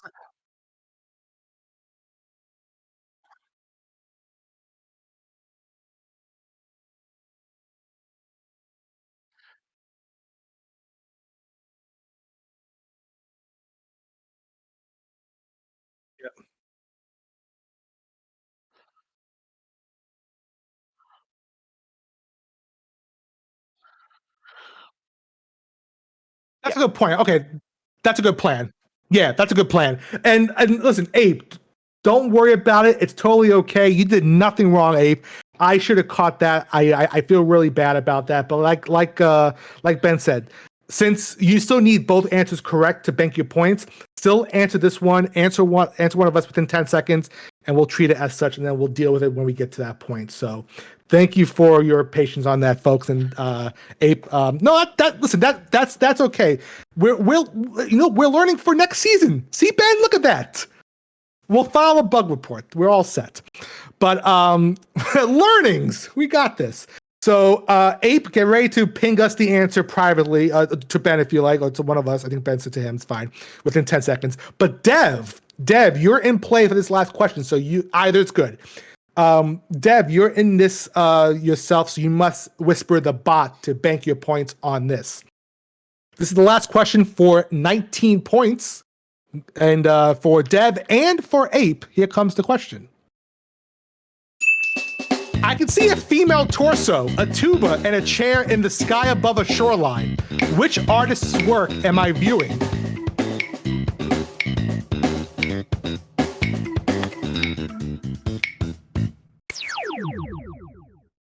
All right, Dev has got an answer in, and Ben, or did anyone get an answer from Ape on this? So I know. I didn't, but You didn't? Okay. Well, let's check with Dev first. Sounds good. Let's go with Dev. The answer to Dev, you need us to spank your points. Good luck. I can see a female torso, a tuba, and a chair in the sky above a shoreline. Which artist's work am I viewing? The correct answer is... Hang on a second. Oh. Ape was just up to the bot. So Ape, can you just say what you were gonna? Now Toot said the answer. Okay, send a screenshot to David. Okay, so yeah, that works. Can you just not reveal answers and stuff until we've done it ourselves? Thank you. Right. Yeah. I'm okay. And okay, right. I've got an answer from Ape now. Thank you. Awesome. Thank you so much. Thank you, Ape, for that. I do appreciate that. And thank you for everyone's patience here. I really do appreciate it. Let's reveal the answer to this final question of the round. The answer is Renee Magritte. Yeah. Magritte. Okay, good. That's the second time. Renee Magritte. David.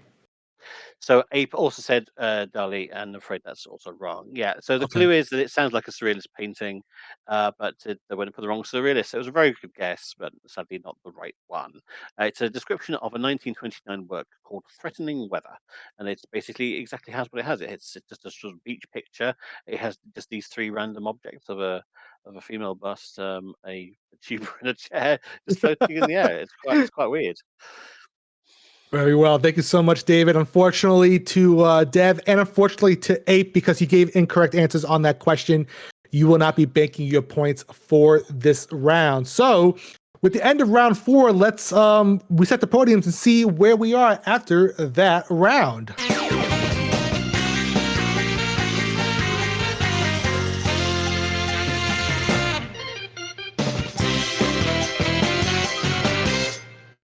So looking at the board, we have joint third place with Samster and Oni, both on 78, followed by Shapes on 86 for second, but not too far ahead is Dogfish on 90.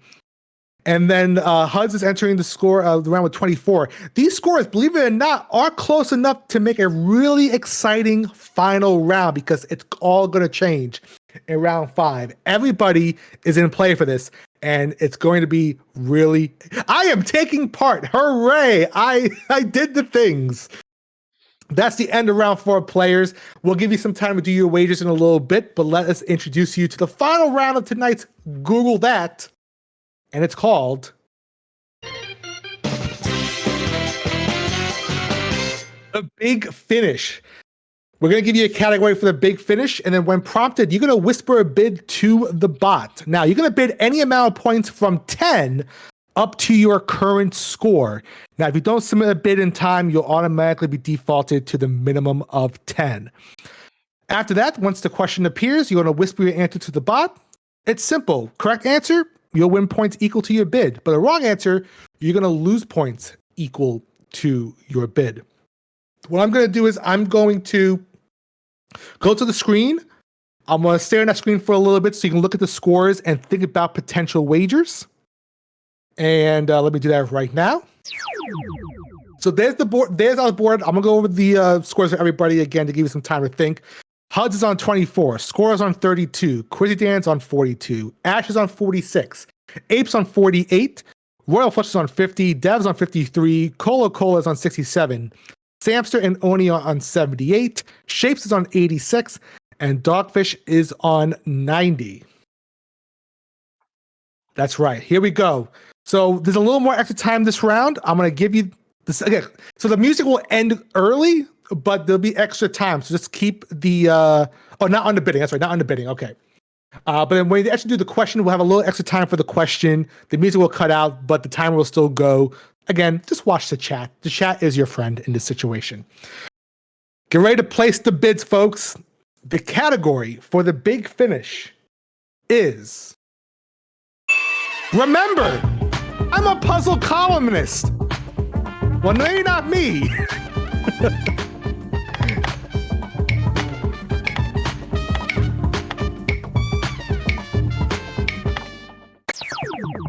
There we go. It's remember, I am not. Remember, I am. Listen, I'm just laughing at all the comments coming in on this. The category is remember, I am a puzzle columnist. We have our bets in. You do have a little extra time for this question. Again, look at the chat because the chat's going to tell you how much time. Well, I think how much time you have left off, I believe. So keep that in mind as you're answering the question. If everybody is ready, chat will say 5 seconds. Okay, chat will say 5 seconds. Just there you go. But it will be 10 in, Ben says. So you actually have longer than you think. Okay, you have longer than you think. Okay, so we are so kind on Google that to give you a little extra time on the final question. Hopefully, says Ben. Don't say hopefully, Ben. Don't say hopefully, Ben. Please don't say that. Okay, here we go. Here comes the big finish question. Best of luck to all you out there. Here it comes. Your big finish question is white, blue, red, green, blank, white, blue. What is the missing color?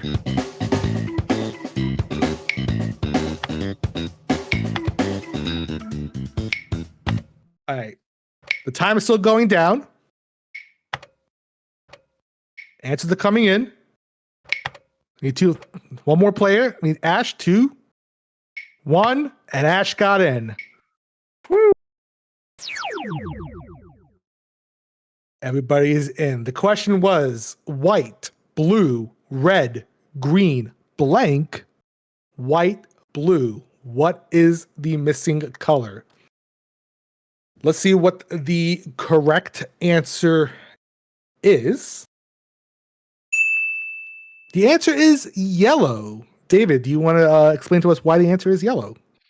Okay, so I'm a puzzle columnist. Columns. Look at the columns at the back of the studio. The white column, the blue column, the red column, the green column. So the next one is the yellow column. So yellow is the right answer. I thought it was something completely. I thought it was something completely different until I realized my mind is literally blown right now, David. Oh my God.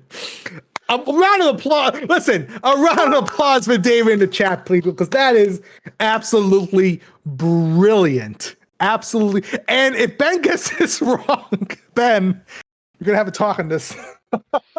Applause for Jay. Applause for Jay. Let's have Jay's in the chat, please, for David. That's brilliant. Oh, man. Brilliant stuff. Okay.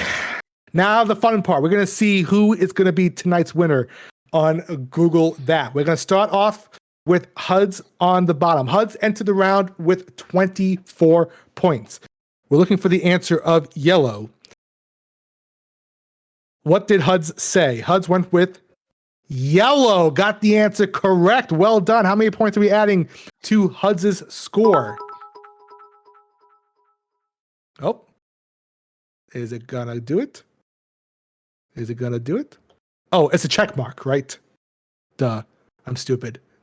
Right? It's a check mark. I keep forgetting that. Double the score for 48 points on Huds. Well done. Let's go to score count. Score count is on 32. Let's see what score count has put for their answer. They have said Red. Unfortunately, red is not the correct answer. How many points will scorer be losing? 30 points. I was banking on it being something I was familiar with. Tough luck score. Tough luck. You end the round on 2. Let's go to Quizzy Dan. Quizzy Dan entering the round on 42. Remember when Quizzy Dan was on -5? Now he's on 42, folks. Nice comeback, Dan. Let's see what Dan said. Looking for yellow. We have yellow. Well done, Dan. How many points did Dan wager? 41 points, now bringing it up to 83. And yes, thank you to everyone giving. We have a sub train going on here on the stream. And like Ben was saying, thank you for all the subs and the bits. And that's amazing. Thank you so much for the support for Ben here and what he does on his channel. Thank you, thank you, thank you. Let's go to Ash. Ash started the round of, came into this round of 46. What did Ash give as an answer? We're looking for yellow, and we have red. I'm sorry, your podium will turn red. You'll lose how many points here? 46, bring you down to 0. And away I go to the absolute bottom. And score count goes not last. And yes, Dan is in the lead. This could be quite the turnaround, folks. Oh my God, I'm grinning. This is exciting. Let's go to Ape Minky. Ape going into the round with 48. What did Ape say? My answer is yellow. I at least got Kitty White past David, so I am pleased to become the new David J. Bodyguard. Welcome to it, Ape. You're welcome to it. Oh my God. Ape, that's brilliant. Oh, how many points? So the answer is correct. It is yellow. How many points did Ape wager? 21 points. Not enough for the lead, but still a really respectable and nice 69. Well done, Ape. Yep, there's the nice. All right, let's go up to Ben. Ben started the round on 50. What did Ben say? Ben also went with yellow. His job is safe as the host on Google That, so that's a good thing. How many points did Ben wager? 19! Also going on 69. Quizzy Dan is still hanging on with the lead of 83. Double the nice. Wow. Nice again. Oh, we're going to have more nices. Let's find out. Dev entering this round of 53. What did Dev say? Did Dev say yellow? Dev did say yellow.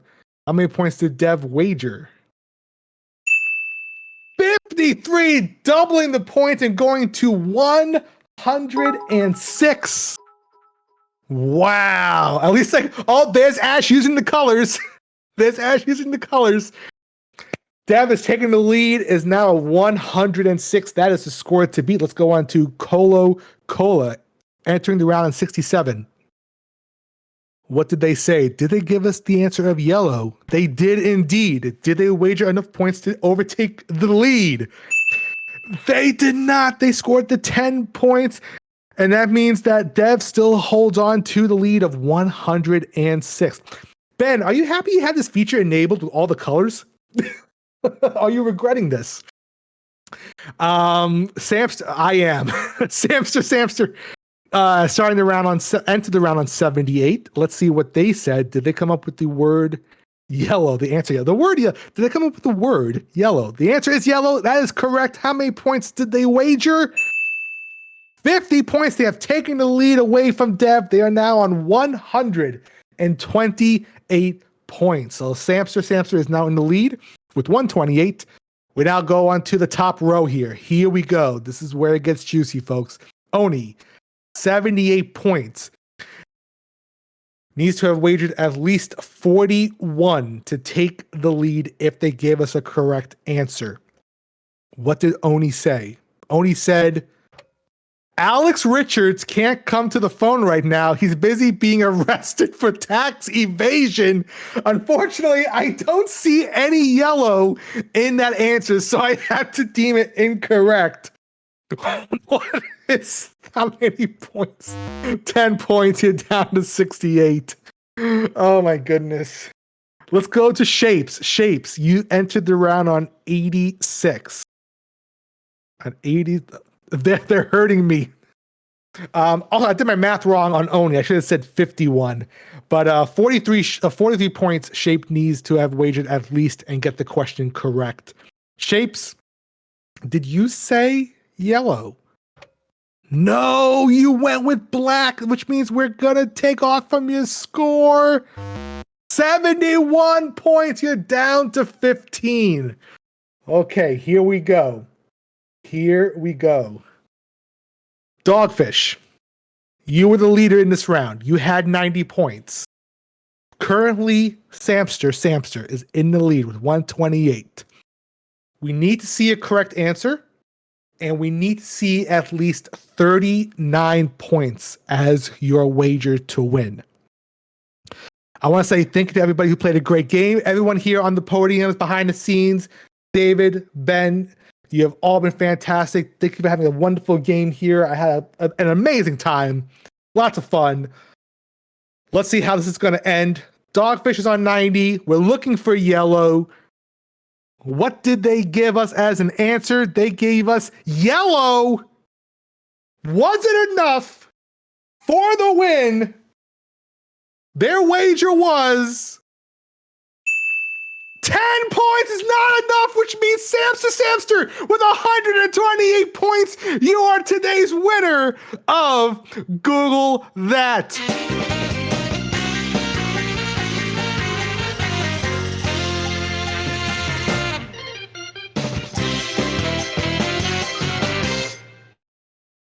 Okay, my watch is telling me to breathe. Okay, I'm not gonna breathe right now. Okay, thank you.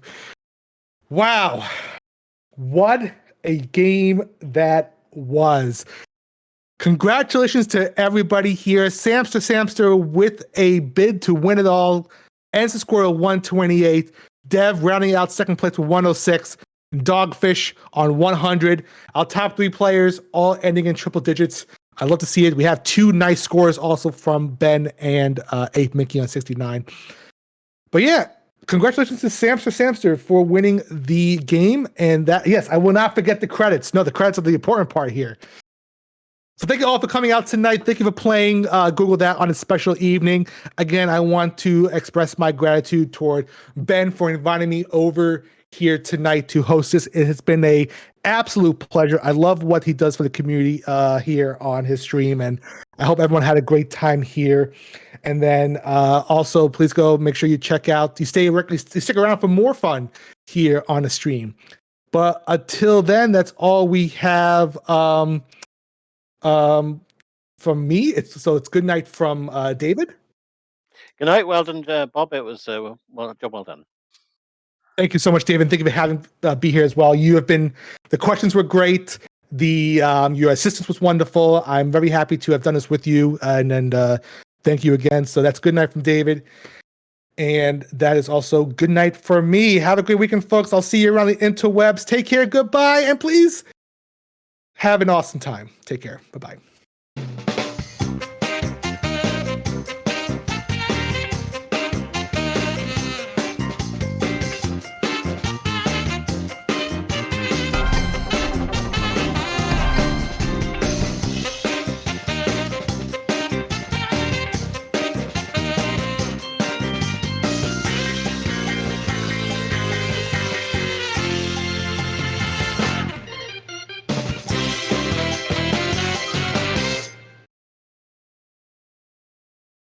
Well, can I just extend a massive, and guys, you're still live, your voices are still live if you're still in the room, a huge word of thanks to you guys for doing that for us this evening for the staff game.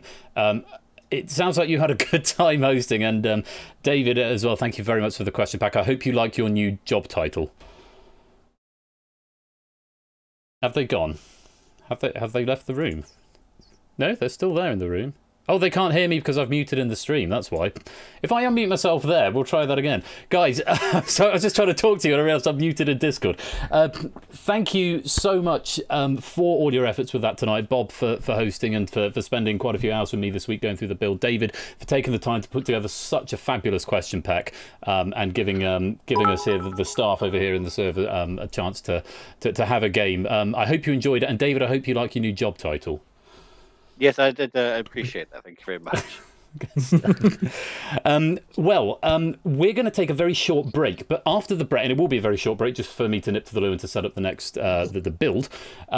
When we come back in about 3 minutes' time, it is going to be time for the penny prize draw. All those pennies that you have been earning this season are going to be going into the prize draw. If you've got 50 or more this season, then you will be eligible to win one of 10 prizes. They'll take about 10 minutes to do that. I then got a little special treat for you to commemorate season 4 as it comes to a close tonight, and then we will wrap the season up with the escape artist. So do stay right there. Thank you again to Bob and to David. Thank you as well to Home Game Ents for that raid, and to everyone who's chipping in on bits and subs at the moment. I'll go back through and thank you properly in a minute, but I'm going to nip to the loo. Stay right there, and we'll be back in just a couple of minutes for the season 4 penny prize draw.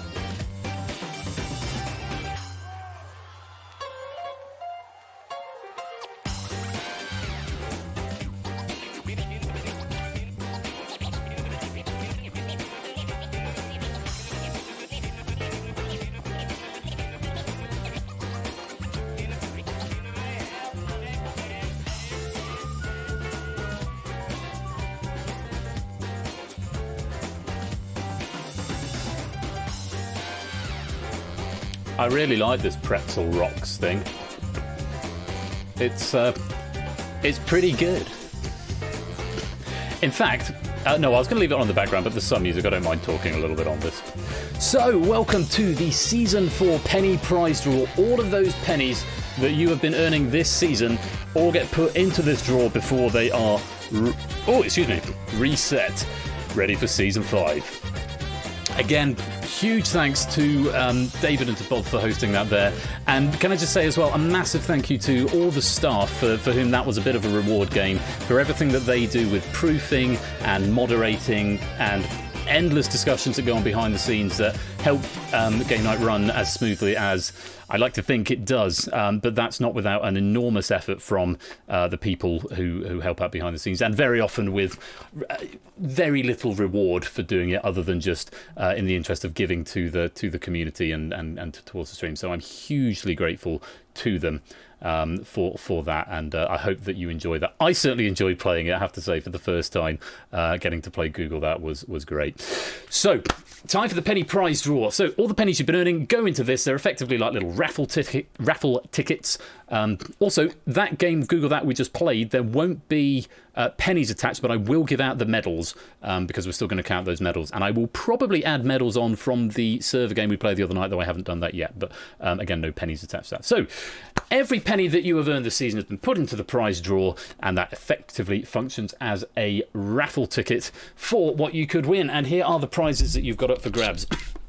You've got two £25 Spreadshirt vouchers, you've got two £15 Spreadshirt vouchers, two £10 Amazon vouchers, two lots of Discord Nitro for a month, and two Twitch subs of your choice. How this works, the rules are very simple. If you are here in the stream, you get to pick in the order in which you are drawn out of the raffle. So the more pennies you've got, the more chance you have of winning, but it is still RNG picking. And I'm just seeing here a total of 49,241 tickets have been given to 111 players. So those are the things. I haven't got the app open at the moment, so you won't be able to get a readout of your penny count. Maybe I should open it.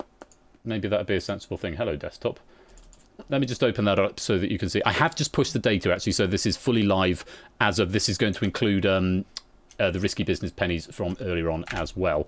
So if you type pennies now, thank you, Quizzy Dan. If you type pennies now, it should tell you your penny total. And let's say there's 49,241 tickets in this draw.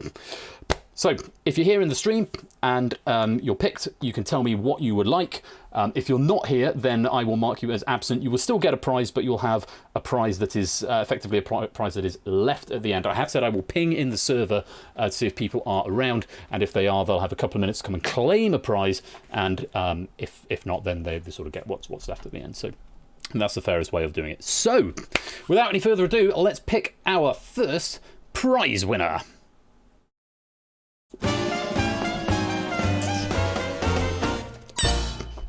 Clive of Legend, you are the first out of the hat. You have won the first prize. Are you here, Clive? What would you like? Oh, I'm not seeing him in chat. Let's give him an at in the server. Where are you, Clive? Clive, you've won a prize. I'll just give him a little ping. Now he's got about 2 minutes to get back to us, and then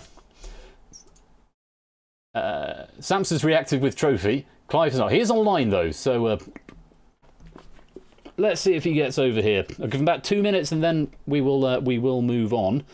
Do not DM Clive, please. No, don't everybody DM Clive. I've added him as per the rules of the thing.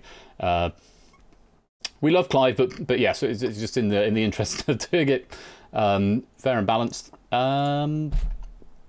I'll give about 2 minutes, and then if Clive appears, he can come in and claim his prize. If not, we'll mark him as not here, and we'll move on to the next one. I wonder where Clive is. Was he here earlier? Maybe he's gone out.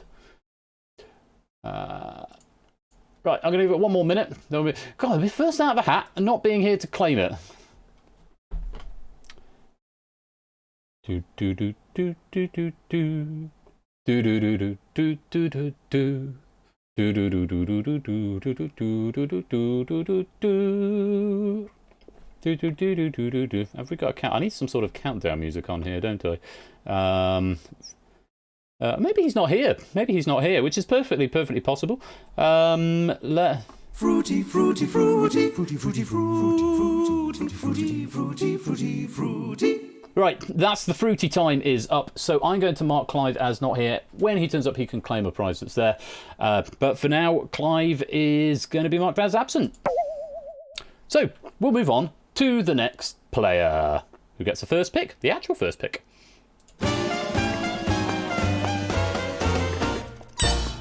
Jay White, you have got a prize. What would you like? Spreadshirt, incidentally, the reason it's Spreadshirt Vouchers, they are the company that do all the merch for Persephone's Chair. So, and there's no obligation if you take, just to say, there's no obligation to get a Persephone's Chair thing. You can get the voucher, you can spend it on whatever it is you like. You don't have to get Persephone's Chair merch, but that option is there if you would like to get that. And of course, you can always then come and model it for us in the Discord.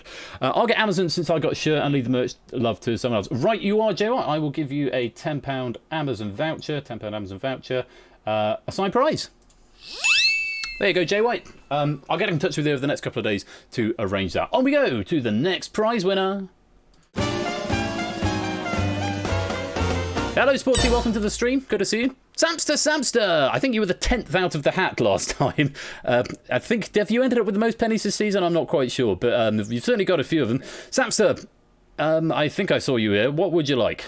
And you've won a prize as well. Steve, what have we got? Doesn't work like that, Matt. I'm not as clever as Ash.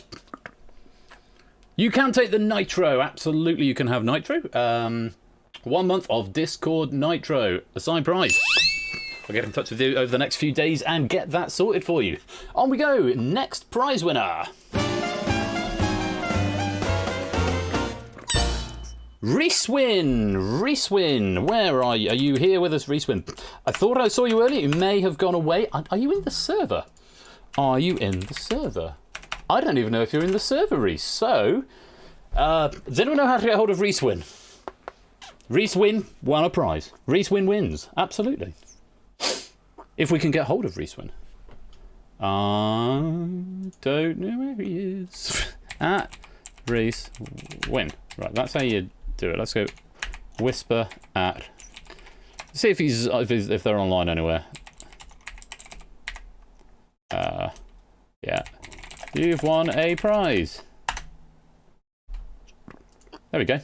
Right, I've whispered Riswin in Twitch. We'll see if it appears. Come to channel within 2 mins to claim. Oh, is he in Ash's server? Okay, I might ping him there. That would also work. Yes, there we go. You've won a prize. Ash, I hope you don't mind me pinging in your server. Track down this person, your time starts out. That's a good game show concept there, possibly. Again, showing up as online. Oh, showing as just having gone offline. Right. Well, there we go. That's another one where player absent. So Clive and Reese look like they may be absent. I'll give a couple of minutes, as I did before. Hunted, yeah. What's that? That was a Channel 5 programme, wasn't it? Is it Channel 5? Channel 4? Alex Horn is taking ideas from me now. We'll see if Reese gets back to us. Reese has just gone offline, so I'm not optimistic. Clive is still online for now. But I've said 2 minutes, so that must have been at least a minute.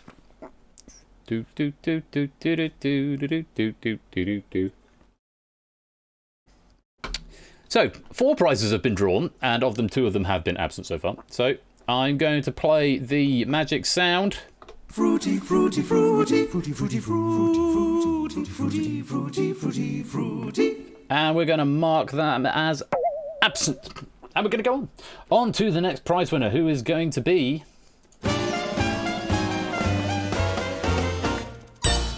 Dogfish. Dogfish, you've won a prize as well. Steve, what have we got? Well, Dogfish, what would you like to win?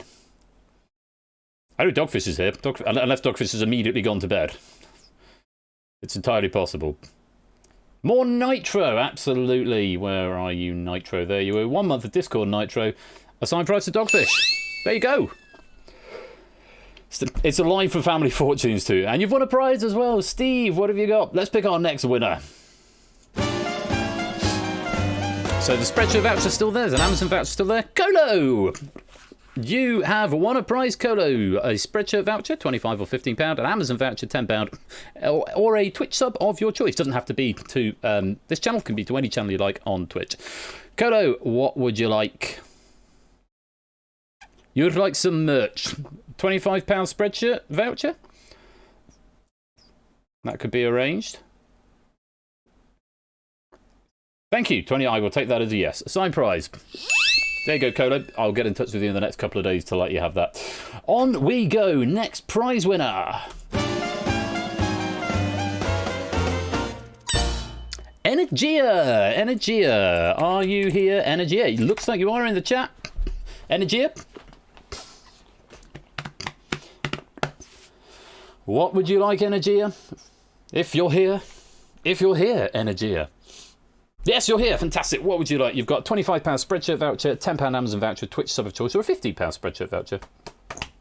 You'll have the Twitch sub. Fantastic. Twitch sub of choice. I'll get in touch. Surprise, Twitch sub. We'll get in touch at some point, Energy, in the next couple of days, and you can let me know who you would like to be subbed to. Say, it doesn't have to be here.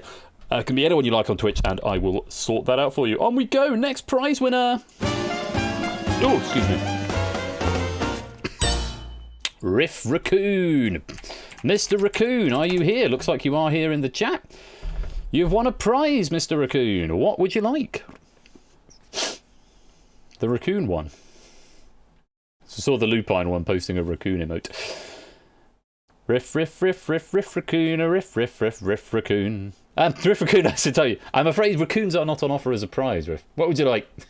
Spreadshirt vouchers there, Amazon voucher, or Twitch sub? Riff would like some bins to dig around in. Twitch sub for Riff Raccoon. We'll get in touch in the next couple of days and sort out where you would like that to go. Twitch sub of choice to Riff Raccoon.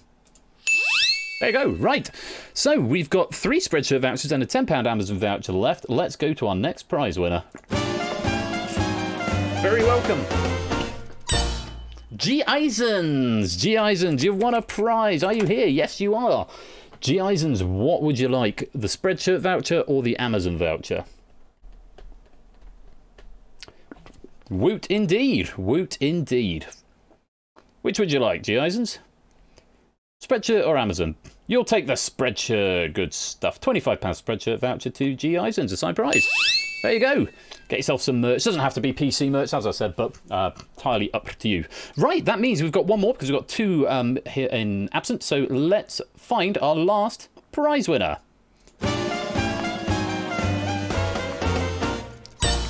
It's DJ. DJ87. Another one who I think is possibly not here. DJ, are you here? Let's have a look. Are you in the server? And if you are, how do we spell your name? DJ. Is it D-E-E-J? I don't know if you're there. Are you in Asher server? I do not know. DJ? I'm not sure you're in the server either. DA.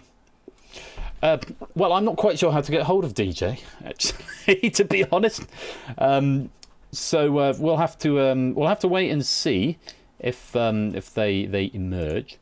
If the claimants don't come forward, and I will just say now, if the claimants don't come forward in the next, say, 48 hours or so, then I will reshuffle these prizes back again, and we'll just draw another 3. So anyone who doesn't come forward will redraw these prizes, and they will be won. So that means there's a two £15 Spreadshirt vouchers and a £10 Amazon voucher still up for grabs, and we'll go to a combination of Clive, DJ, and Reese Wynn. So let's mark as absent. Academic at this point. So there we go. That's how the prize draw goes. The more pennies you get, the more chance you have of winning a prize. So those are our prize winners, and that has been the Season 4 penny prize draw. If you didn't win this time, bad luck, but do keep coming back, do keep playing, and maybe in Season 5 you'll get another chance. But congratulations to the winner. I will get in touch with you over the next couple of days and arrange transfer of those prizes for you. Now, we are going to finish up with the escape artist. It's going to be a very late stream. The escape artist is going to be about 45 minutes. But before that, I put something together, and I got Ash to be to sort of check that I wasn't sort of missing the mark with doing this, because I wasn't sure if it was a sensible thing to do or a good thing to do, and he said actually it's probably about right. And if you like this thing that I'm going to do, then next season I will open it up to you to have an input on it. Yes, a little surprise before we play the escape artist. So congrats to our winners there. I can probably close that down now. Let's go to Just Can. Close down the prize door, and after the prize door we will be finishing the night off with the escape artist. But here is the aforementioned stuff, and like I say, if you like this, then I'll make it a permanent fixture moving forward. If I can find where I've put it now. Documents, output, there we go. So let's just go there and there. Cool. Right. So do enjoy this. It's a little flashback for you, and if you enjoy it, like I say, I will make it a permanent thing of the season finale. It was quite fun putting it together, and I enjoy doing it a lot. So sit back, grab yourselves another drink. I'll be back in about 15 minutes when we will play the escape artist. But until then, please enjoy this little surprise.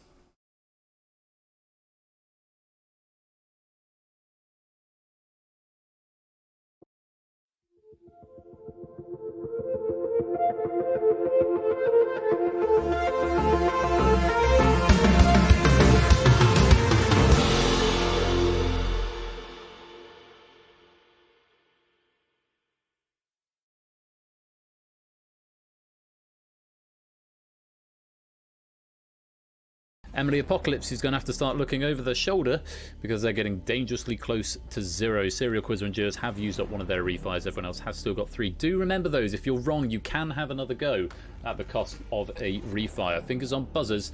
Here is question number 4. The pastiche for cello and orchestra called Variations on a Rococo Theme was by which Russian composer? Emily has started the clock. Toot is wrong. Toot's got it right. You've got refires there.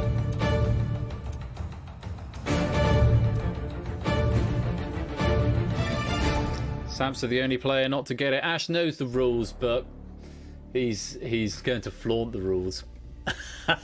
This feels illegal. There's no Tchaikovsky except when it is.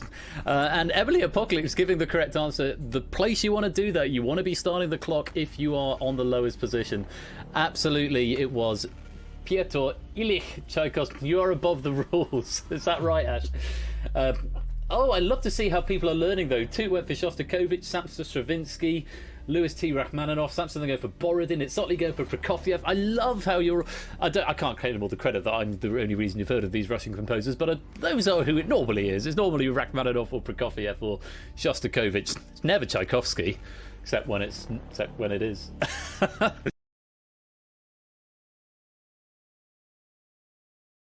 Eight Minky continues with the wrist streak up to 78 now. Samson, Lupine, Ohei all on 28. Did Toot bank, or is Toot still risky? Or Toot get it wrong? Where is Toot? I can't see him.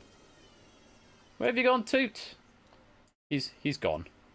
I know he'll be on 3 if he. There you are. Yeah, Toot is carrying on. Lots of 10s, a few 21s. Jerry and Adster putting 21 into the bank there. Oh, hey, Lupine, Samster all on 28. 8 Minky with 78 points of risk and still going. The answer was Weaver. And yes, I'm incredibly glad that the question options came up in that order. Is it not enough? Have you got to keep going, Abe? You've got to keep going. Oh my god, you're on 103 points of potential. But of course, Toot is still accruing points. So if you bank now... Oh... A very, very tense finish. 3 questions to go. Please stop, my heart is going bad. Toot has a Google. Question 13. This or that, A or B, options are argon, carbon dioxide, which is the 3rd most abundant gas in our atmosphere. Oh, that's a lot of boing. That's a lot of boing. Where's 8 Minky? Ape! Where have you gone? No, Ape! Oh, no! You hate to see it. He's gone for carbon dioxide. No, carbon dioxide is 4th. Argon. They're both quite small. Everything's getting so excitable at this point. The webcam and the PC's going into overload. Oh, Ape, that's devastating to see. That's like losing, £193,000 or whatever it is on Millionaire. Oh, gutted. Yes, Argon has 0.1 decimal place and carbon dioxide is 0.04 versus 0.7 or something like that. Yeah, it's Argon. Because nitrogen, oxygen, argon, CO2 in that order. Oh!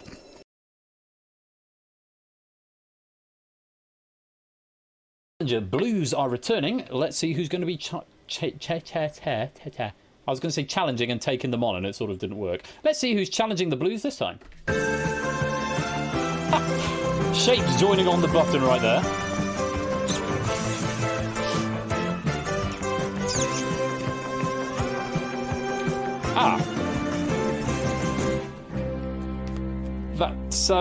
That's interesting.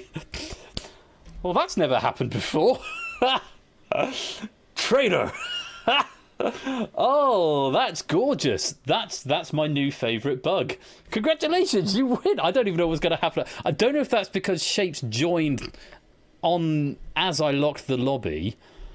That shouldn't be able to happen. It shouldn't be able to pick people unless it's to do with returning players.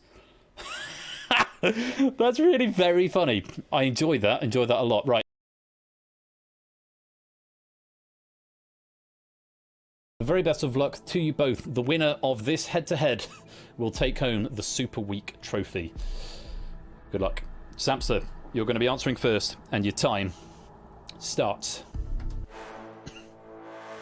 now. St Hilda's is currently the only college exclusively for women at which British university? Oxford. Correct. Inca, which gas is the second most abundant in the atmosphere? Oxygen. Correct. Samster, in the nursery rhyme Bar Bar Black Sheep, who gets the third bag of wool? Taylor's son. No, the little boy. Which musical instrument is associated with the German firm of Bechstein? Trumpets. No, pianos. Which King Henry of England was married to Margaret of Anjou, Henry VI or Henry VIII? Henry VI. Correct. Inca, who wrote the poem Not Waving But Drowning? Pass. Stevie Smith. Which informal name for an electrical percussion instrument was also a popular 1960s word for Vibes. feelings? Correct. Samsa, which line of latitude is further north? Tropic of Cancer or Tropic of Capricorn? Capricorn. No, it's Cancer. You can check out any time you like, but you can never leave is a lyric from which 1977 hit single? Hotel California. Correct. Inca, the National Water Sports Centre and the Lace Market area are features of which East Midlands city? Norwich. No, it's Nottingham. On which coast of England is Margate, east or west? East. Correct. Samster, Kate Beckinsale and Chloe Sevigny starred as New York flatmates in which 1998 film, The Last Days of Disco? The word gazump refers to unscrupulous behaviour during the sale of what? Shares or property? Chairs. No, it's property. Which is the only US state to begin with the letter H? Hawaii. Correct. Inca, what type of animal is a mannequin, bird or fish? Fish. No, it's a bird. In the TV adaptation of which novel by Jane Austen did Jennifer Eller play Elizabeth Bennet? Pride and Prejudice. Correct. Sam, so the gold coins known as doubloons were minted in which European country? Norway. No, Spain. What word goes after figure and speed to make two winter Skating. Olympic sports? Correct. Inca, the word jaundice comes from jaune, the French word for Yellow. which colour? Correct. Samster, moving in a straight line is said to be travelling as which bird flies? The crow. Correct. Inca, how many permanent member countries were there in the United Nations Security Council at the end of 1999? 5. Correct. Samster, what is the 8th letter of the English alphabet? H. Correct. Inca, in popular parlance, someone talking about things indirectly is said to be beating around the Bush. what? Correct. Samster, whose architecture practice designed the Millennium Footbridge in London? Pass. Norman Foster. Which British university city was praised by British poet Matthew Arnold for her dreaming spires? Litchfield. No, it's Oxford. Which 1960s British comedy film featuring the competition between rival firms Speedy Taxis and Glam Cabs? Pass. Carry on Cabby. What word beginning with G can refer to the phase of the moon between half moon and full moon? Gibbous. Correct. Inca, Kingsley Amis and Colin Wilson were amongst the authors known in the 1950s as the Angry Young Men. What? Correct. Samsa, what was the name of the US boy band that included John and Jordan Knight? Pass. New Kids on the Block. Which senior position in Scottish politics did Donald Dewar hold from May 1999 until his death in October 2000? First Minister. Apart from George Bush Sr. and his son George W. Bush, which other US president had the first name George? Harrison. No. Washington. In which country does the Kentucky Derby horse race? USA. It's the USA. George Harrison, that famous US Yeah. president who then went on to Famous president. form a boy band from Merseyside.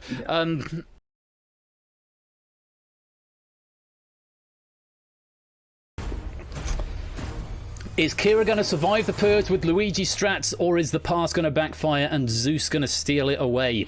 It certainly has to be said, if Zeus does win this, he will have earned it. The very best of luck, Zeus. Here is that question in full. Which motor race changed its location to South America in 2009, but still kept the former Finnish location in its title?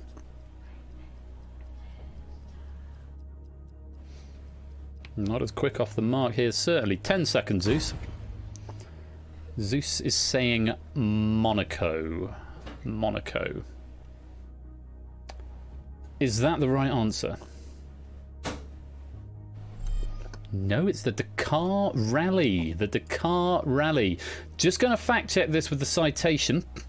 Dakar Rally or the Paris Dakar Rally would have been acceptable, but certainly not Monaco. And look at this, just like that.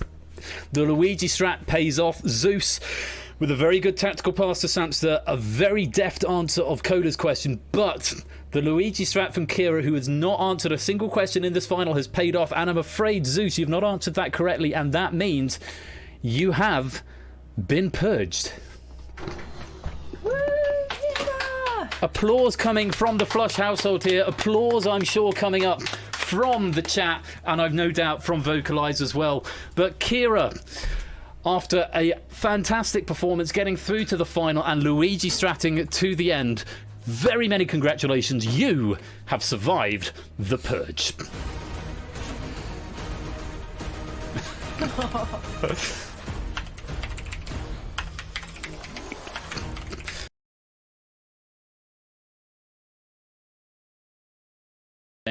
Exclamation mark 3, probably on standby ready. Ask to give yourself as much thinking time as possible.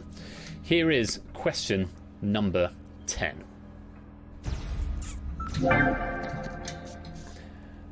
Hitting that pit stop and not needing much of it. 525,600 minutes is the opening line to which stage production? Ha! Well, yeah, use it or lose it. You sort of had to use it anyway. But this is one that maybe you might have known this one. The correct answer, you've gone for Rent. The correct answer is indeed. Just going to check. It hasn't done anything weird. Yeah, it's Rent. Slightly shorter answer, but hey, you had the pit stop there. There were no further questions after this point anyway, so might as well use it there. Could have used it on the previous question, maybe trying to think about it, but it is what it is. So, getting through all the questions with 5 seconds left. Answered question number 10 correctly, which means we get back to the logic game. You've had your final question. You've got half of them right. This is your 5th and final attempt. You've got 46 seconds to figure this out, Ash. We really hope that you are going to get this medal and win the last game of Deciphered. Very best of luck. Your time starts now. Loads of time. Think it through. What could it be? 30 seconds.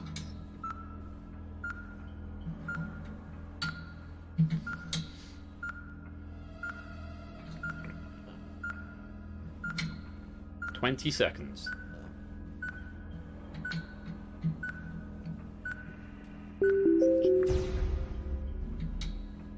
3, 1, 6, 2. With 13 seconds left on the clock.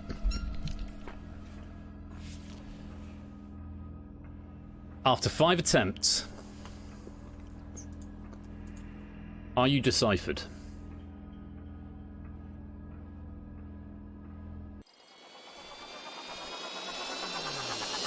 I don't know how you got there, but he has gone and done it. Ash, for the very last game of Deciphered, you are indeed deciphered.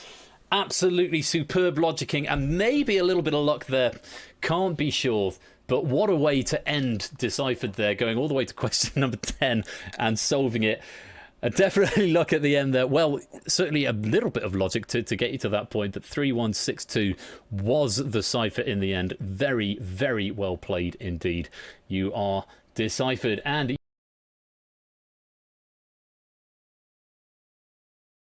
Swap or no swap? Well, either way, it's been a brilliant game. And I am turning over my final card. And I'd like to take the swap, please. The swap has happened, and at the end of the poll, it ended up in a dead heat. 50-50. You can't call it either way. You couldn't make this up, could you? So we are here at the end of the game finally. You now have box number 10 in your possession.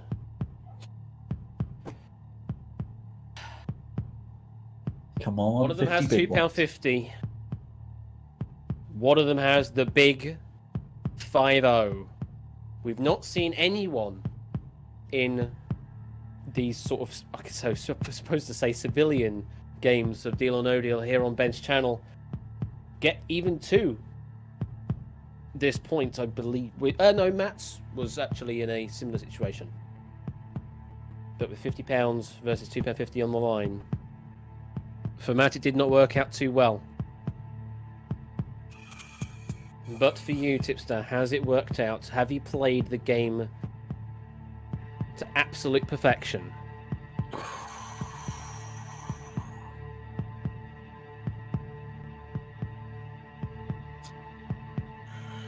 Wish you the best of luck here, Tipster.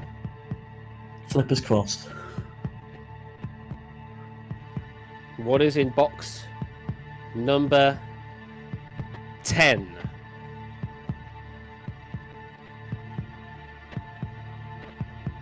It's the £50! Well done, Tipster! It is the top prize! £50 heading your way! Oh my goodness! Fire the confetti! Fire the confetti! No, it will get all sticky, the studio space. So you are absolutely right. The 10, your lucky number, did indeed have the biggest value on offer this evening. And just for clarity, let's go to box number 8 that you swapped away, that you took to the table. And all it had was £2.50. There is the closure of the game. You made the right deal. Well, the right deal, the right swap at the right time. And you take the top prize of £50. How do you feel, Tips? Oh my goodness. The watch is saying 145. I am. We'll lower that down. We'll lower that down. Lower that down. I'm going to need a cup of tea.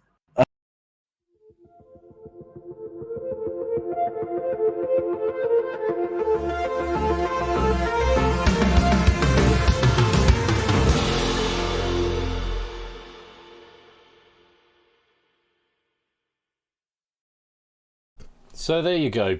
My pick for the top 5 moments from season 4. I hope that you didn't think it was too corny. I was worried that people might think it's a little bit of me having a bit of an ego trip, and I didn't want it to be about me. I wanted it to very much be sort of reflecting to a season 1 to 3 one. I wanted it to be very much just sort of celebrating what's happened in the community over the last few months. Yeah, I don't know. I've taken my airband out because it was getting annoying. So I'll do that. I was aware of it. So what I might suggest is actually I might make a new channel in the server, and oh bless her, in tears. Well, obviously this will be on the VOD. I might even upload that to YouTube on its own. But what I might do is I might make a new channel for people to post sort of big moments. I know sort of Clips sort of does that, but having something in the server, because I was able to sort of pick a few. There are a couple that were quite recent, which sprang to mind. But obviously, having to go back through the season, like, oh, yeah, that was a big moment. So it'd be good to have a pool of things to pick from. So I hope you enjoyed that. Just a little flashback of season 4. And hey, those are some particular standout memories for me. But it is just really, it's about the whole experience and the whole thing, and everybody coming together in whatever capacity you do, whether as a player, a writer, a viewer, a proofer, or a member of staff, or whatever it is. It's about making great memories and having a good time, and I've had a fantastic time this last season, and I hope you have as well. So it's just a couple of little moments for me. So I am aware time is getting on, and we are going to finish off the night now with the Escape Artist, a final pack from our friend David J. Bodicum. Sorry, J. Bodicum, for the Escape Artist. So if you would like to take part in the very last game of Season 4, it will add pennies on, but I'm going to reset them all once I've updated the build, so they won't count. But if you survive, if you are the Escape Artist, then obviously you will get that medal counted to your name. I still need to add the Google That ones, but I'll do that another time. So do sit right there. I'm going to put Pretzel back on just for about 30 seconds, just while I get the build set up. And I hope you will join me for the final game of the season, the Escape Artist from David J. Bodicum.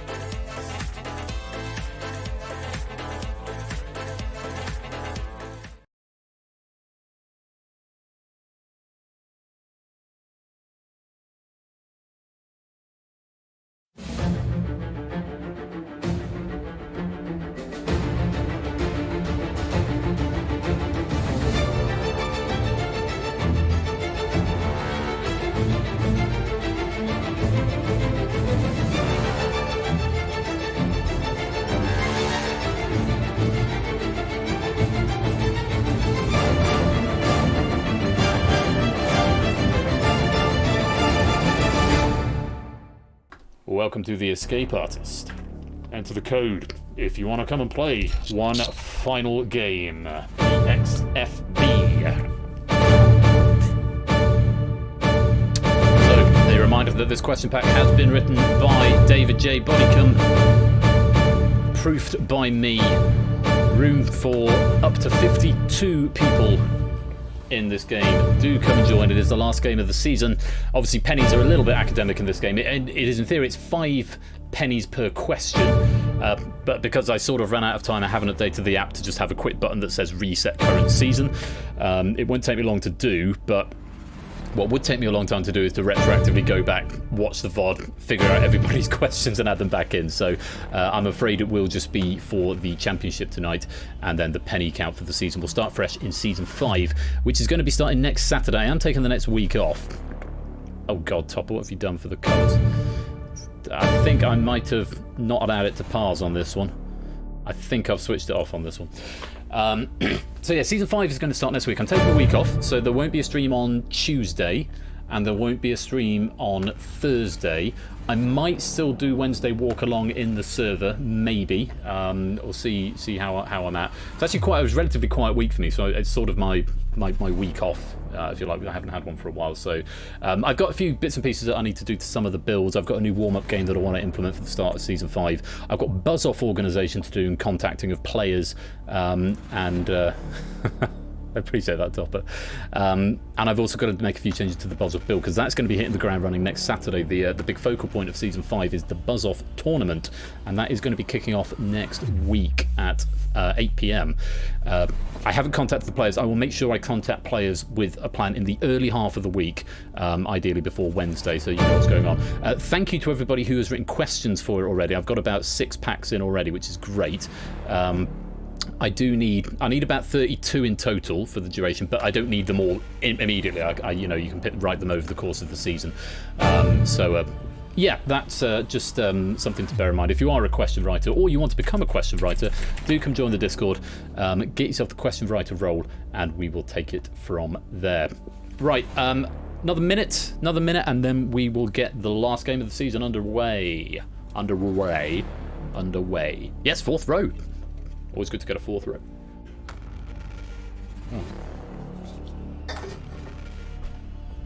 I don't really like the strawberry cider as much. I used to drink nothing but. And then I switched to the mixed fruits, and I much prefer that. But yeah, I thought it was on offer, I think, so I thought I'll give it a go. Right, you have got until I've taken these cans to the recycling box and grabbed another can from the fridge to join the game. So do come do so ASAP.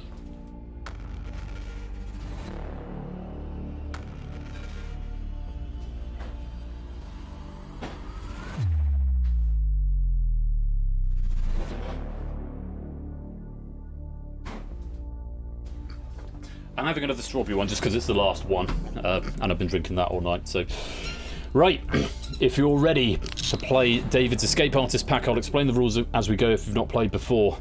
You've got till the end of this pan. There's my button. And let's lock you in.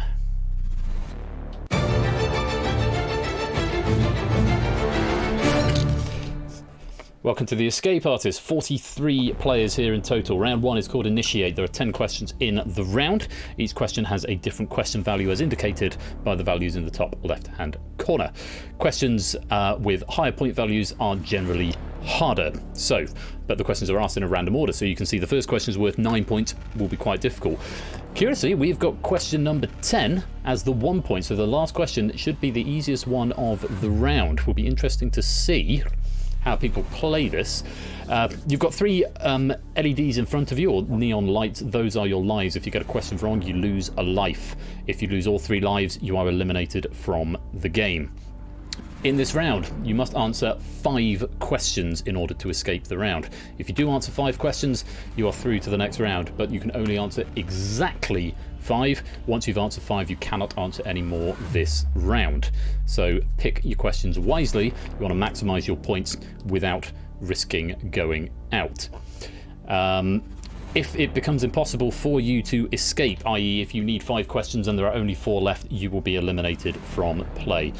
For every life that you've got left at the end of this round, we will give you an extra 1 point, but you still need to get 5 questions correct in order to progress. I wish you all the very best of luck. It's Whispering to Stephanie's Twitch bot as usual, keeping your eye on the chat. Might be worth having a little refresh. I'll just give you 20 seconds to do that just in case you've fallen out of sync slightly.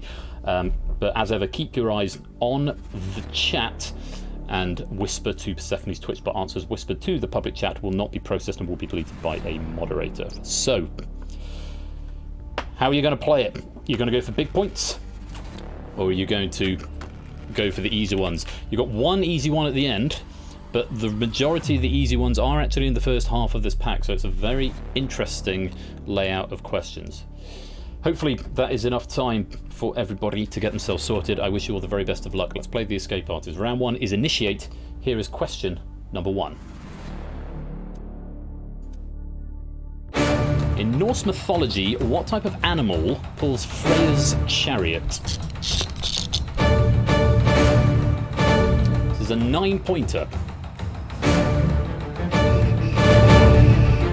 You don't have play. Only 11 going for this one.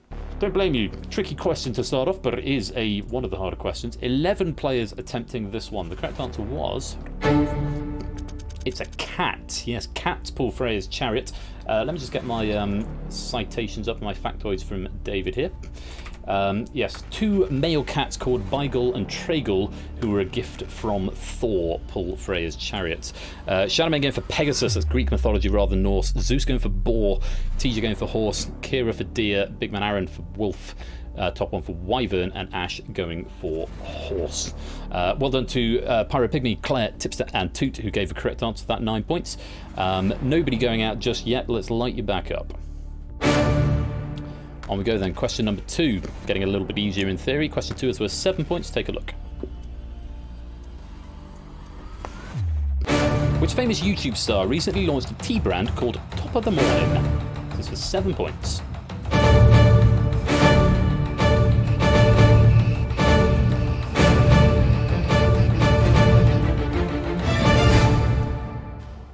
A few more players having a go at this one. Row number 3, getting quite excited about it as well.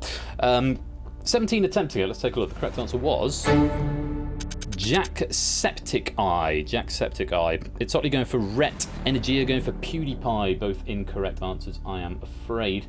Which means you're going to lose a life. Everyone else given a correct answer, getting 7 points. Very well played. Let's light you back up. So, coming down to the easier end of questions, the next 3 are worth 2, 3, and 4 respectively. This is the second easiest of the lot. Nobody in danger of going out just yet. Everyone's got at least 2 lives intact. Have a look at question number 3. In the 1530s, the Catholic Church mandated that the leaves of which tree should be used to cover genitalia on statues.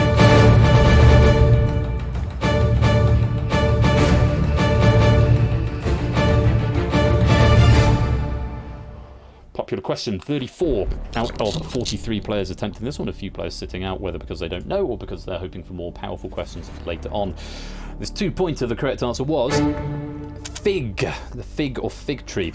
Let's have a look at some answers. Joe's gone for oak. Nat has gone for ivy. Soccer space for olive. Ohei for olive as well. Maxio's gone for penis. I'm not familiar with the penis tree, Maxio, if I'm being completely honest. Yeah, the penis tree. That's the bits that is genitalia, but that's not what was covered up. They weren't covered up with penises. Maple wrong and oak wrong. Everybody else getting a correct answer and getting 2 points. Well played. Let's light you back up. Still nobody in danger of imminent elimination just yet. As we go on to question number 4, this is a 3-pointer. Have a look and decide what you want to do.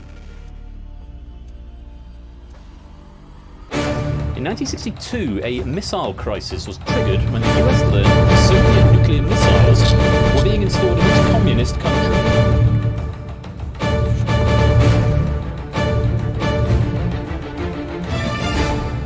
.37 out of 43 trying this, just 6 players sitting this one out. 3-pointer, you may have heard of it. The answer is Cuba. It is the Cuban Missile Crisis. Russia, Soviet Union, USSR, and USSR, all incorrect answers there, I'm afraid. Everybody else giving me the answer of Cuba. Very well played. Getting yourself your 3 points. Everyone else who got it wrong is going to lose a life. Let's light you back up. So, we've got some players to report at this point. There are 4 players with just 1 life remaining. Press that button.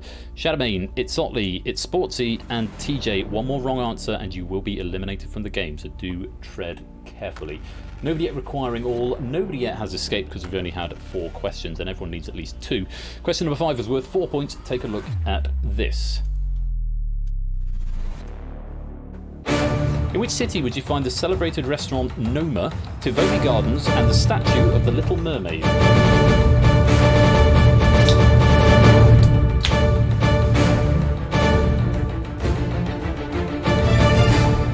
.32 out of 43 attempting this question. Let's take a look at the answer.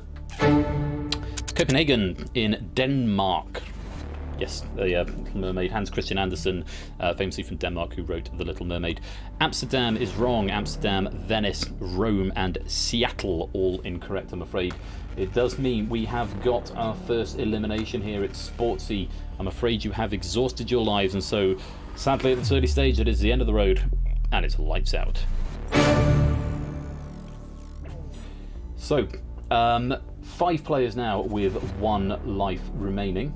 Apodo Nuevo, Itzotli, Energia, Shadowmane, TJ, 1 more misstep will see you eliminated from the game. 3 players have gone that light blue colour, Topper, Claire and Zeus. This means that you are 1 away. The next question you answer correctly will see you escape from the round, but remember you won't be able to answer any more. Question number 6, the hardest one of the pack, is worth 10 points. I will add that it is a question that will be prefaced with full name required. Have a look at question number 6, worth 10 points. Former Miss World Priyanka Chopra is married to which boy band member 10 years her younger?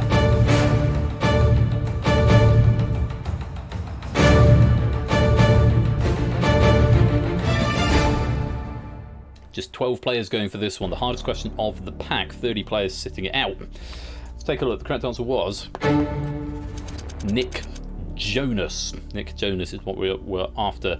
Quite a number of players getting this one right, so very well played. 10 points to you. Harry Styles, Niall Moran, Kevin Jonas, and Robbie Williams all incorrect. Right sort of family name. Maybe Toot getting the clue from the fact that the full name was required, so going for a Jonas brother, but just went for the wrong one. Unfortunately, Toot, that's not the right answer, so you're going to lose a life. Nobody due for elimination on that question, though you'll be relieved to hear, so let's light you back up. We have, however, got some orange players now. Orange is the last colour to be seen. This means that you require all of the remaining questions. David, Apodo Nuevo, Poconut, Maxio, TJ and Tadaru. You must give me all 4 of the remaining questions correctly, else you will be eliminated. We have got our 2 first escapees. Claire and Zeus have gone dark blue. Very well played. You are through to the next round. Cannot answer any more questions, so take a breather and we'll be back with you in a few minutes. If you're 1 away, there are 4 players: Topper, Brand New Halo, Samster and Jers. You require 1 more question. Any of the next 4 will see you good to escaping. And we have still got a few on their last life as well. Podo Nuevo, Itzotli, Energia, Shadowmane and TJ. Do tread carefully. Fingers on buzzers, everybody. Here comes question number 7. It's worth 8 points. Which sport takes place on a 14-metre long playing area called the Piste? For 8 points.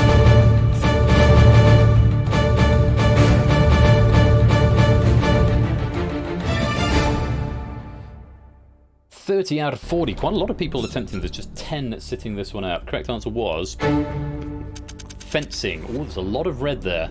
Let's go through. Lacrosse, alpine skiing, piste off. Good guess, Apodo, not the one. Archery, gymnastics, skiing, racquetball, polo, shooting, lacrosse, skiing, ski jumping, petanque, Bach, ski jumping, curling, triathlon, curling and sea are all incorrect answers, I'm afraid. Fencing, well done if you did give that, getting yourself 8 points. Who have we got due for elimination? Ooh, 5 players: Digital David, Apodo Nuevo, Maxio, TJ and Tadaru. It is either impossible for you to escape, you've exhausted all your lives, or both. Whichever way you spin it for you 5, it is the end of the road and it's lights out. Still only 2 escaping, Claire and Zeus at the moment, but we've got quite a few who are now 1 away. Topper, Derek, Ash, Tabstop, Brand New Halo, Riff, Lewis, Shapes, Quizzle, Samster, Jers, Toot and M. Clemson. Any of the next 3 will see you good to escaping. A 5, a 6 and a 1 to choose from. If you require all 3 of these, you're Orange, Joe, Poconut, Cyclespace, Oh Hey, Matt, Mendez, Dogfish, Proves, Energia and Shadowmane. You've got to give me all 3. And again, if you're on your last life here, Natter, Oh Hey, Matt, Innis, Dogfish, Itzotli, Energia, Shadowmane and Ali. Do tread carefully. Question number 8, it's worth 5 points. Have a look at this. Which Sega computer game franchise has titles including Step and Roll and Banana Mania?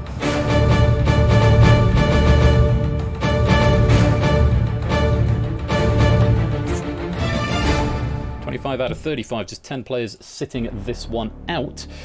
Let's take a look at the couple of answers coming in just after time there. Natter and Grafado saying Super Monkey Ball, but it was out of time. Let's take a look. The correct answer was indeed Super Monkey Ball. Monkey Ball was also accepted here. Wrong answers: Donkey Kong, Sonic, Donkey Kong, Sonic, Donkey Kong, Sonic or bust, I guess. As good a guess as any given the penchant for Sonic questions here. Unfortunately, Sonic is not the right answer. It does mean due for elimination. We've got another 5. Cycle Space, Matt, Proogs, Itzotli and Energia. Either your lives are exhausted or it's impossible for you to escape. Either way, it's the end of the road and it's lights out. We have got a few more escapees now, 8 in total. Topper, Ash, Brand New Halo, Claire, Samster, Zeus, Toot and M. Clemson. Very well done, you have all escaped into round 2. We will see you there. Take a breather for these next 2 questions. If you are 1 away, 11 of you, Derek, Pyropygmy, The Lupine One, Tabstop, Riff, Innis, Lewis T, We Like Shapes, Quizzle, Jers and Tipster. Any of the next 2 will see you good to escaping. If you acquire both of the next 2, that's everybody else. Joe, Kira, Natter, Big Man Aaron, Pokenuts, Brian, Ohe, Gruff, Mendez, Dogfish, Shadowmane, Cola and Ali. You've got to give me both question 9 and question 10 in order to escape. And if you're on your last life, Natter, Brian, Ohe, Innis, Dogfish, Shadowmane and Ali, do tread carefully. Remember, 1 point for every life you've got left intact at the end. Have a look at question number 9. It's worth 6 points. Who played Belle in the 2017 live-action adaptation of Beauty and the Beast?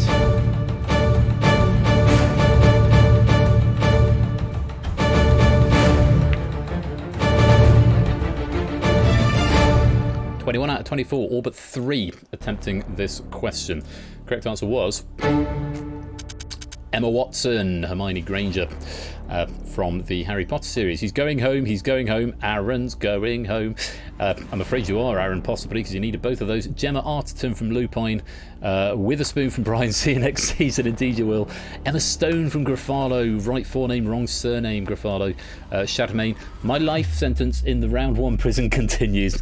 And Coda saying, bring back Google that. I'm afraid all of those are incorrect answers. And it does mean we've got another 5 going out. Big Man Aaron, Brian, Gruffalo, Shadowmane and Cola. It's either impossible for you to escape or all your lives have gone. Either way, it's the end of the road and it's lights out. So, at this point you're either through, you need 1 more, or you're out. That's kind of the game all over, really, isn't it? 15 players have escaped. Topper, Derek, Ash, Pyropygmy, Brand New Halo, Innis, Shapes, Quizzle, Claire, Samster, Zeus, Jers, Tipster, Toot and M. Clemson. However, there are still 12 players in live play and it's only a 1-pointer at the end. Maybe they're all waiting for that. If you require this question, you're Orange, Joe, Kira, Natter, Lupine, Tabstop, Pokenuts, Ohe, Riff, Mendez, Dogfish, Lewis and Ali. You've got to give me a right answer here or it's going home time. 1 life left for Natter, Ohe, Dogfish and Ali. Slightly academic at this stage because you've still got to give me a right answer. 1 point for this. Question 10. Good luck. Have a look. Alpha, Beta and Gamma are the first 3 letters in which ancient alphabet?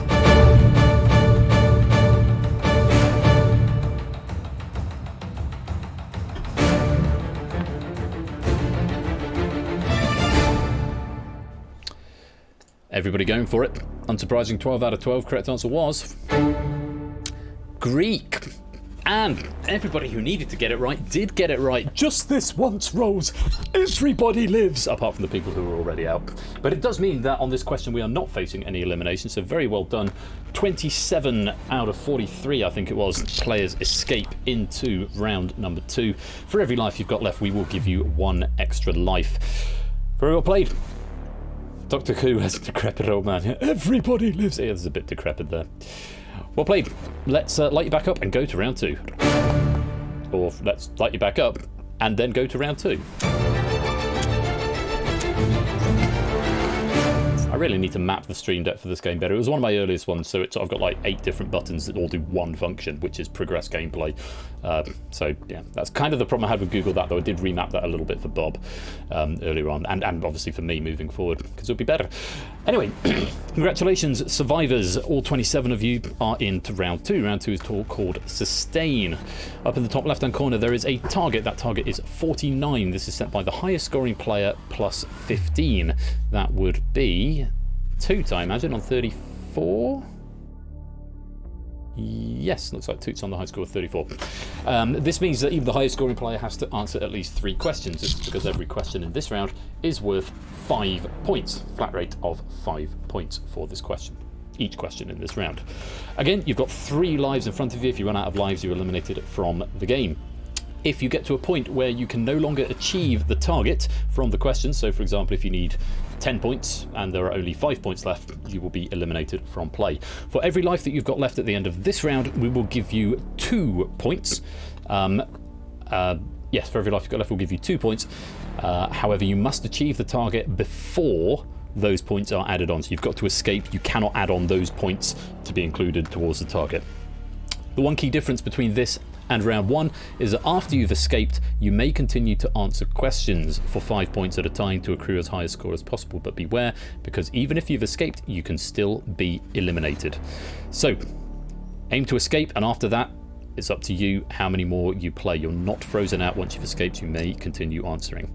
Every question is worth 5 points. The very best of luck to all 27 of you. Round 2 is sustain. Here is question number 1.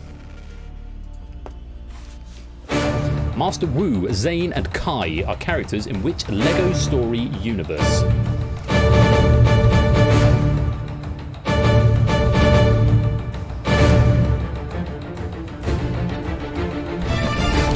Out of 27. I'm going to go 10 players sitting this one out. Correct answer was Ninjago, Lego Ninjago. Spinjitzu is the wrong answer. Star Wars, Bionicle and Star Wars all incorrect. Oh, no, it just comes up. I just don't see it because it's quite a small window. Speaking of Harry Potter, yeah, okay, I'll do Alan Rickman for the next one for you, Adster. Ninjago was the answer. Very well done if you got that one right. 5 points to you. Nobody going out just yet. Let's light you back up. I almost said reset the podiums. That would have been awful. Right, Alan Rickman on the next question then for Adster. Fingers on buzzers. Here is question number 2. Named after a region in Croatia, which breed of dog was historically used to guard horses at American fire stations?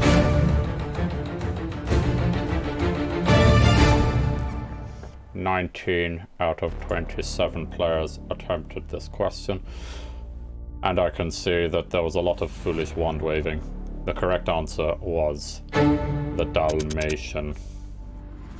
Dalmatian, the spotty dog. Pomeranian and Beagle from Brand New Halo and Kira, respectively, both incorrect answers. Unfortunately, you are going to lose a life. Everybody else who played, give me the correct answer of Dalmatian. Well played, let's light you back up. So, Toot, the first player to go light blue, as he was the leader of the pack. One more question, Toot, and you will break free into round number 3. Currently on 44, everyone else with a little bit more work to do. Remember, 2 points for every life you've got left at the end. Fingers on buzzers, here's question 3. The main theme from Stargate and All Over the World by Pet Shop Boys both borrow from which Tchaikovsky work?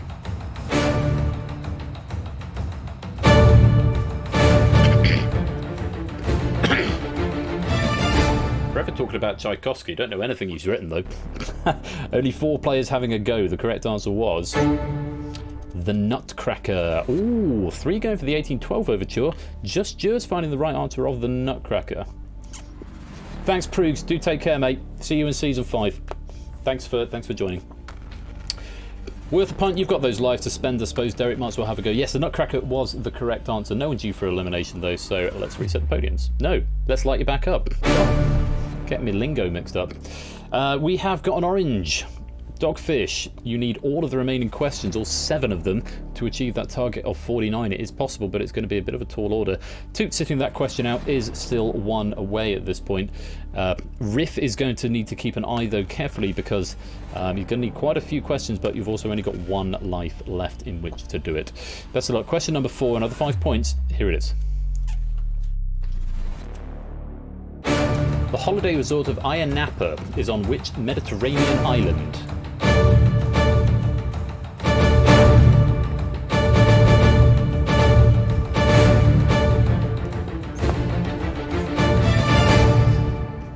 Out of 27 attempting this one. It's just occurred to me that I've been firing through the question pack without actually reading out David's factoids, which is really rude of me. I will make a point of going to do that. I only remembered because I remembered he put the pronunciation of Ayia Napa down there, and I actually knew that one.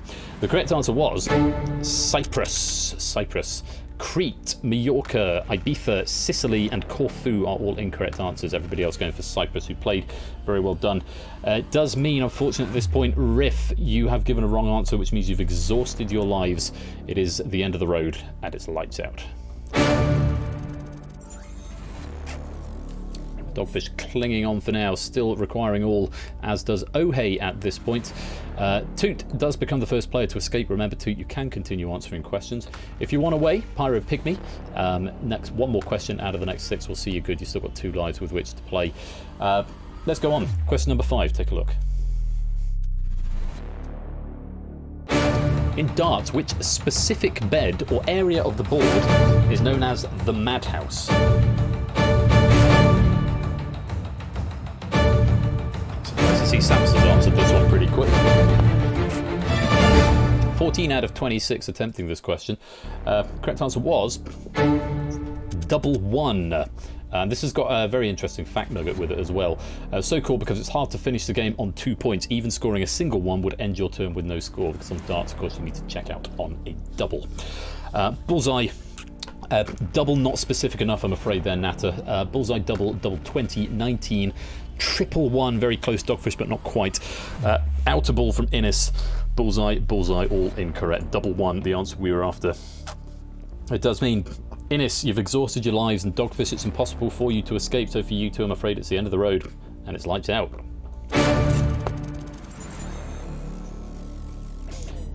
So if you want away, quite a few of you now. Pyro Pygmy, Shapes, Samster, Tipster. One more question out of the next 5 will see you good. If you need all 5, Pokenuts, Tapstop, Mindez, Natter, Ohei, you've got to give me all 5 correct. And if you're on your last life, Natter, do tread carefully. Academics, you've got to get them all right anyway, but do your best. Question number 6, take a look. Which hormone is secreted by the pineal gland to regulate the sleep-wake cycle?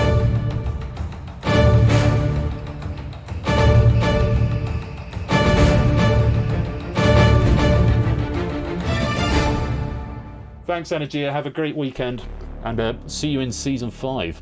I'll be in touch at some point about your prize as well. 15 out of 24 players attempting this one. The correct answer was melatonin.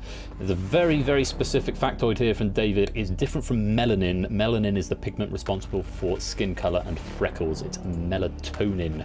Wrong answer is melanin, dopamine, switches off overnight, serotonin, dopamine, serotonin, and melanin. No, we needed melatonin for that one.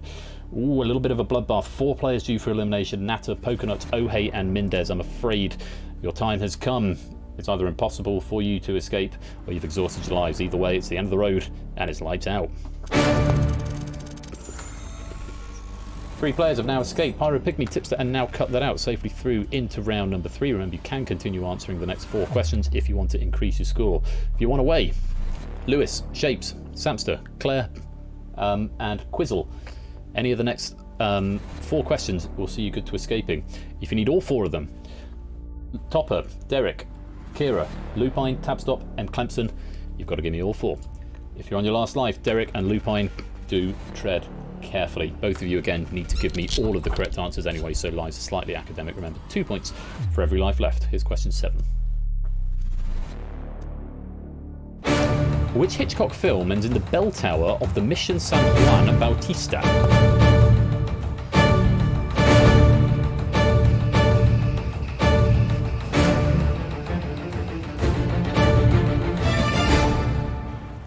(13 out of 20 players attempting this question. Correct answer was Vertigo. Vertigo, the one in the tower. Birds, Psycho, Dial M for murder. Oh, Ali, you've spelt it wrong, but I think that's phonetically plausible, so I'm going to condone that. Ali, law. What have you actually said there? Vertigo. I can see what you mean. You can have that. Vertigo. Yes, Dial M for murder, Psycho, and the Birds, all incorrect. And unfortunately, Kira and Topper, it is now impossible for you to escape. I think Kira not proffering an answer there as far as I can see. Topper going in the wrong direction, so I'm afraid for you two, it is the end of the road, and it's lights out. Ta-ta. 5 escapees. Pyro Pygmy, Shape, Samster, Tipster, and Toot. 5 players, 1 away. Lewis, Quizzle, Claire, Zeus, Jers. 7 players requiring all 3 of the last questions. Joe, Derek, Ash, Lupine, Tabstop, Brand New Halo, and M. Clemson. And 3 players with just 1 life left, Derek, Lupine, and brand new Halo. Tread carefully. Remember, of course, you can continue answering questions if you want to improve your score after you've escaped. Question number 8, another 5 points. Have a look at this. Named after a capital city, which vodka, ginger beer, and lime drink is popularly served in a copper mug.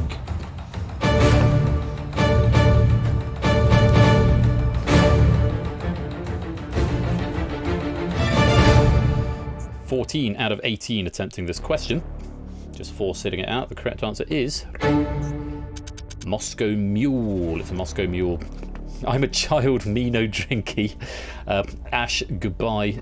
Pyro going for Moscow. I'm disinclined to accept that it's not just a Moscow. You would call it a Moscow Mule. It's its full name. Yeah, I didn't read the question. Named after a capital city. We did want the name of the drink, though, rather than the city. Thanks, Topper. Lovely to see you. Thanks for all your support. See you next Saturday. Have a good rest of the weekend. Take care, mate. Moscow Ali Law, again, the same logic there. Unfortunately, not the right answer. Due for elimination, Joe and Ash. I'm very sorry, Ash, go for goodbye. For you two, valiant effort to get to this point of round 2, but I'm afraid it is the end of the road, and it's lights out. 8 players have escaped: Pyro Pygmy, Lewis, Shapes, Claire, Samster, Zeus, Tipster, and Toot. There are 16 players in live play, which means there's another 8 players who could potentially escape on the next 2 questions. If you need only one of them, Quizzle and Jers, either the next 2 are good. If you need both of them, you're orange. Derek, brand new Halo, Lupine, Tabstop, M. Clemson, and Ali Law. And if you've got 1 life in which to do it, Lupine, Pyro Pygmy, brand new Halo, and Derek Agony, do be careful. Pyro Pygmy, 1 life left. Remember, you have already escaped, but you can still eliminate yourself if you lose that life. So depends how confident on the answers you're feeling, Pyro Pygmy, as to whether or not you're going to want to play. Do give it some serious thought. No one can take it away from you unless you lose that last life. Fingers on buzzers, everyone. Here is question number 9. Complete the first line from Shakespeare's Sonnet 130. My mistress's eyes are nothing like the what?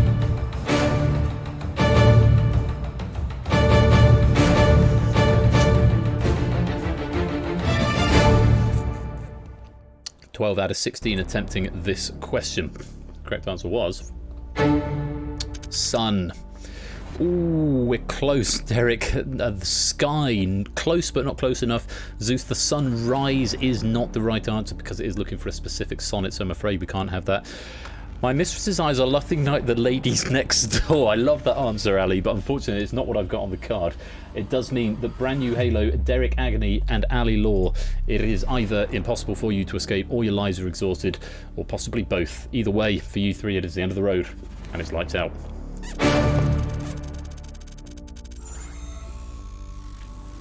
9 now through. Pyro Pygmy, Lewis, Shapes, Claire, Samster, Zeus, Jers, Tipster, and Toot.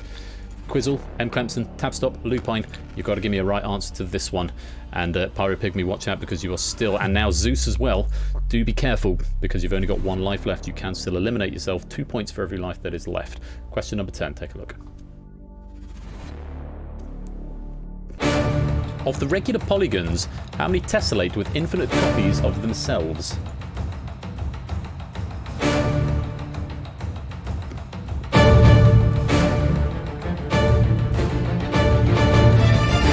Seven out of 13. All of the players who needed to give an answer to survive have given one. The correct answer is 3. Just 3 of them. And they are equilateral triangles, squares, and of course hexagons, which are the bestagons. They're the only ones that can tessellate with infinite copies. Claire added 1 for luck. Well, you were already through, Claire, and you had 3 lives to burn. It's probably worth a punt on that one to try and get an extra 5 points. It's going to cost you 2 points from those bonuses. Forgot the triangles. Bad luck, Tabsot. Yes, triangles can tessellate infinitely. M. Clemson going for 4, Samson going for 4, Claire going for 4, Tabstop going for 2. It does mean that Tabstop and M. Clemson, you've come so far, but unfortunately it is now the end of the road, and it's lights out.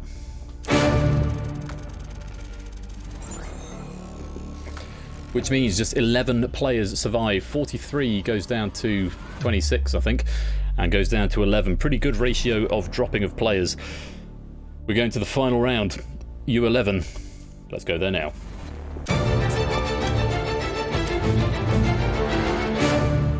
Round 3 is called Survive. You 11 players have amassed a certain number of points, with the lead being Tipster on a very nice 69 points. Very nice. What was I going to say? Yes, this round works very differently. That score is now a countdown. Once somebody buzzes in and gives the correct answer, Kira, Team Voice Chat 100, thank you for the 100 bits very much, Kira. Once somebody answers correctly, those numbers will start counting down, and they'll count down at the rate shown by the drain rate in the top left, 1 point per second and a half, up to a maximum of 10. That's because the countdown lasts for 15 seconds. The only way to stop that countdown is to answer correctly. So the first to answer preserves their score. Everybody else starts a drain on their points. As soon as your points hit 0, you are eliminated from the game. The game can end prematurely if only one player remains after a particular question. The lives in front of you are no longer lives. These are now refires. It means if you attempt a question and get it wrong, then you can retry. The bot will immediately ping you to tell you if you've got it wrong. So if you're not sure, you might want to have another go. But it does mean every time you re-attempt a question after your first attempt, so the first attempt is always free, so you might as well try every question. First attempt's always free. Thereafter, you will lose a refire for every re-attempt. All it means is that if you run out of refires, it means from that point on, only your first answer will be accepted. Something to bear in mind. It can be useful to tactically save these till later on. You might want to use them if you have a sudden brainwave if someone gets in a bit later on. Clock will not start until someone gives the right answer. If nobody gives the right answer within 15 seconds, you will all lose the maximum, which is 10. This train rate will increase as the round goes on. Best of luck to you all. Tipster, you're in pole position with 69, just a point ahead of Toot on 68. Round 3 is Survive. Here's question number 1. With surname links the hit singles Nothing Breaks Like a Heart and Achy Breaky Heart. Toot starting the clock, lots of players in on his tail. Shapes, Lewis, Tipster, Zeus, Samster, Claire, Quizzle, Lupine. Wait on Jers and Pyro Pygmy. You need to give an answer to stop the clock. Might as well try something. Nothing to lose for a first attempt. Jers has got the answer in. Pyro Pygmy going for Ronson. Good a guess as any. No, Cyrus. Cyrus was the answer we were after there, as in Miley and Billy Ray, respectively. Toot starting the clock there. Tipster just losing 1 point, so now tied in the lead with 68, just a point ahead of Lewis on 67. Let's reset the podiums. On we go. Question number 2. Everyone with all 3 refires still intact, have a look at this. Which racket sport is named after the country estate of the Dukes of Beaufort? Toot starting the clock again. Quizzle was very fast afterwards. Lots of players getting in now. Just waiting on Tipster here. Clock's still ticking, Tipster. That's the wrong answer. You can refire. You might want to let it run out at this point. Gets to a point in the question where you think, actually, I might as well let it run out. The points I'll save are not worth a refire. I'll save the refire for later. Badminton was the answer. Tipster going for squash. Everybody getting to badminton after a certain amount of time. Toot getting there fastest and still maintaining that lead. Bit of a gap opening up between him and Tipster, who's no longer in second. Second now belongs to Lewis, the only other player with a 6 at the beginning of the score, that being 63. IIRC, last time we had a survivor of the escape artist, I think it might have been Lewis. I might be wrong, please don't quote me on that, but I think that's how it played out. Let's reset the podiums and go on to question number 3. Everyone with all 3 refis still intact, have a look at this. Which American state would you find both the world's tallest and largest volcanoes? Toot starting the clock again. Zeus and Lewis were wrong, they have refired and got it right. Pyro Pygmy's wrong, has got refis there. Lupine is wrong, has got refis. Jers has refired and got it wrong, has answered and got it wrong. Clocks are still on. Lupine's found the answer now. Not going to bother refiring, go for Alaska and Washington. The answer was Hawaii. Hawaii. Yes, no factoid on that one. The previous question, the modern codified game as we know it was first played at Badminton House. So there we go. Washington and Alaska, both incorrect answers. Seeing the first of our refis there, let's light you back up. Toot has not yet lost a point in round 3. Started on 68, is still on 68 now. Zeus, Lewis and Lupine have used up the first of their refires. Probably worth it to stop the clock. The drain rate has now gone up. It is now 1 point per second up to a maximum of 15. Everything else is the same, but you can now lose 15 points per question. Question number 4, have a look at this. Which children's author helped write the screenplay for the Bond film You Only Live Twice? Quiz will start on the clock this time. Toot is in and wrong. Has got refires. A few other people getting it right. Green lights. Toot has got to the answer with a refire. Tips was wrong. Has got refires. Finding it with the refire. Pyro Pygmy still not answered yet. and not getting an answer in. Rodal was the answer. Toot going for Ian Fleming. Tipster going for Bond, originally. Not the right answer. Rodal. Rodal was the answer we were after there. A bit of a change of score. Toot losing a little bit of ground, but still has the lead on 61. Quizzle preserving their score of 55. A good strong score to have. Pyro Pygmy moves into the danger territory now. A maximum drain rate on Pyro Pygmy would eliminate them from the game, taking them down to 0. Let's light you back up. Reach our halfway stage. Question number 5. Best of luck. Take a look at this. Which specific hairy part of the human body has the Latin name of supercilium? Quizzle, shapes in and wrong. Toot has got there. Jers has stopped his clock. Lewis is in and wrong. A few more clocks getting stopped now. Zeus, Quizzle stopped the clock on the refire. Lupine is wrong. Pyro Pygmy is wrong. Has got refires. Running out of time. And points. Refire unsuccessful, and you're out of time. Yeah, you don't need to say refire. You just need to retype your answer, Pyro.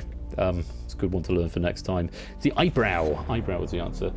So Quizzle went eyelash, Shapes went eyelash, Lewis went esophagus, hairy esophagus, maybe hairy on the outside I suppose. Lupine nostrils, Pyro Pygmy then eyelash, Pyro Pygmy then refire, and then Lupine armpit. I think it would have left you with 1 point anywhere there, Pyro Pygmy.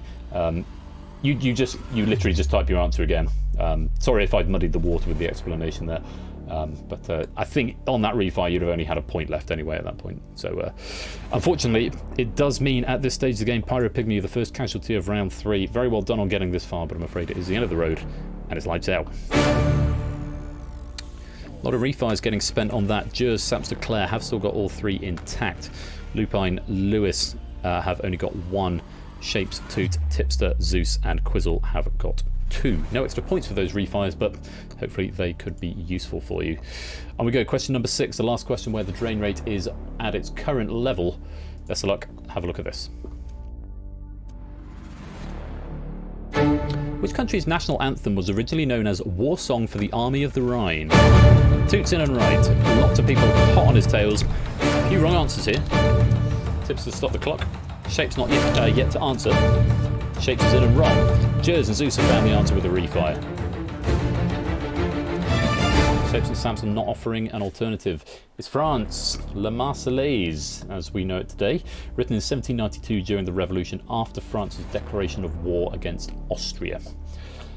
Toot again starting the clock and now amassing quite a substantial lead with 61 points here. Closest competitor is still Lewis. No, I beg your pardon, is Quizzle on 52. 9-point gap could be made up very quickly, especially as that drain rate is about to go up. Everybody for now though is still alive, so let's light you back up. Zeus down to the single refire along with Lupine and Lewis. Toot and Shapes, Tipster and Jers and Quizzle on 2. Claire and Samps are still hanging on to their refires for now, may be useful a bit later on. Drain rate has increased again. It is now 1 point per 0.75 seconds, up to a maximum of 20 points. Nobody is yet in the danger territory, although Jers is getting mighty close. Best of luck. Have a look. Here's question number 7. Which Roman poet serves as Dante's guide through hell and purgatory in the epic poem The Divine Comedy? Toot starting the clock again. Everyone else is on, losing quite a few points. Shapes was the first in, Quizzle's in, Zeus is in, Lewis is in, Claire's now in. Sam's is having a refire and is wrong. Jers is having a refire and is wrong.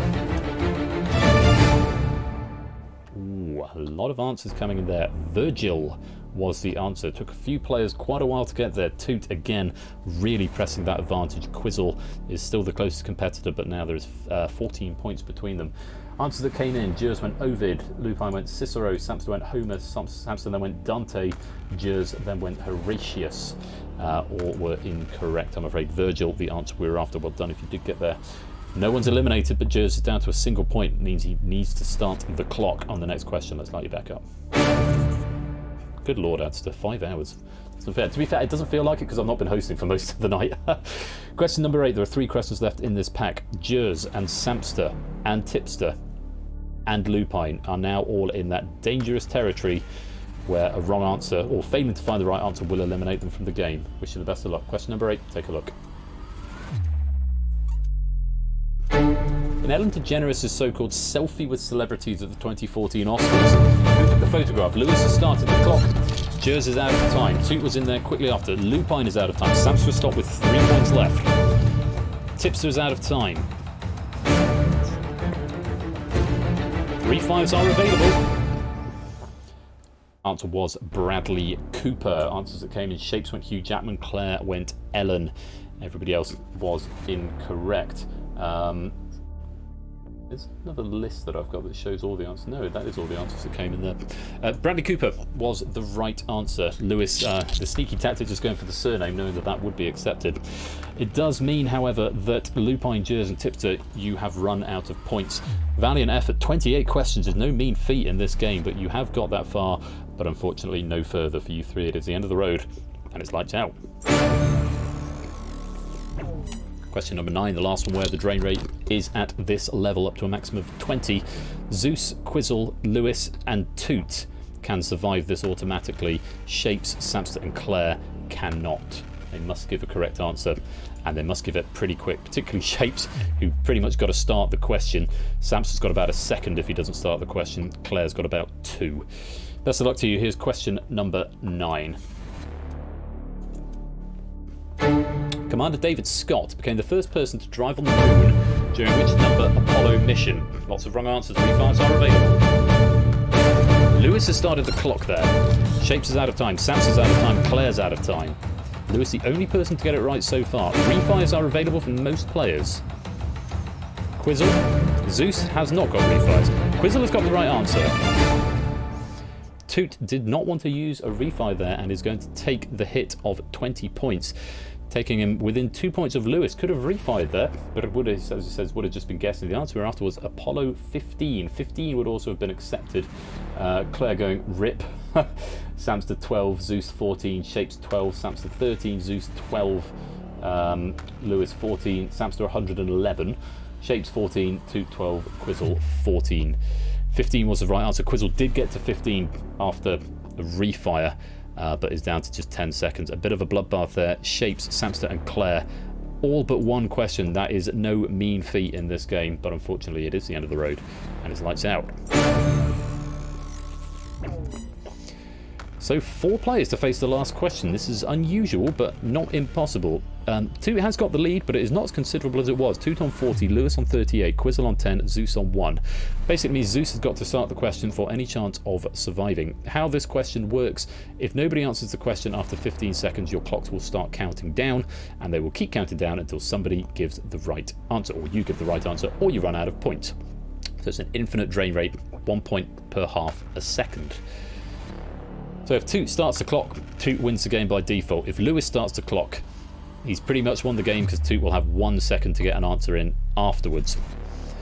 If Quizzle starts the clock, then it becomes a staring contest at Lewis and Toot. If Zeus starts the clock, bearing in mind Zeus has got no refires, and bear in mind Lewis has got no refires, Quizzle's got 1, Toot has got 2, then it could get very, very interesting. Best of luck. The final question of Game Night Season 4 is: which word can be spelt out using the chemical symbols of element numbers 2, 3, 27, 78 and 68 in order? Toot's in and wrong. Lewis has started the clock. And Lewis has done it. Quizzle is out of time. Toot, you've got refires. You can survive. You can have an honourable survival if you can work it out. And there we go. Helicopter was the answer. Oh, Quizzle going for helium. Zeus going for helipad. So close, but not close enough. And so we've got the unusual thing at the end where we've got more than one player surviving. Multiple escape. There is only one escape artist. There can only ever be one escape artist. But we do have more than one player surviving on the podium. But before we get there, Quizzle and Zeus, you did get to see all 30 questions, which is a tremendous effort. But unfortunately, you have run out of points. It is the end of the road, and it's lights out. So, with Lewis having a think about it, Toot having a couple of attempts, but Lewis did get there first, and Toot couldn't answer it quick enough. You've survived the prison, Toot, but there can only be one escape artist, and this week, for the last game of Season 4, Lewis, you are the escape artist.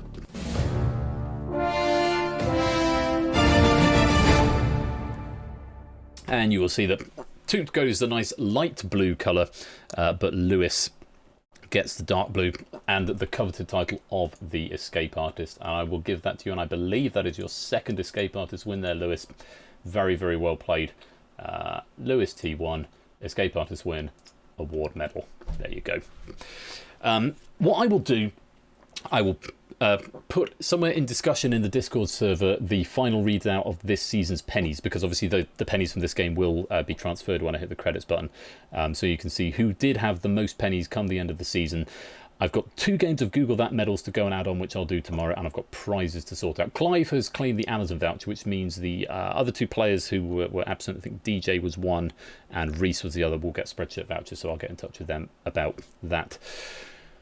Well, 5 hours and 7 minutes and counting later, that is the end of the Season 4 finale party. Thank you all so much for joining me and sticking with me till the end.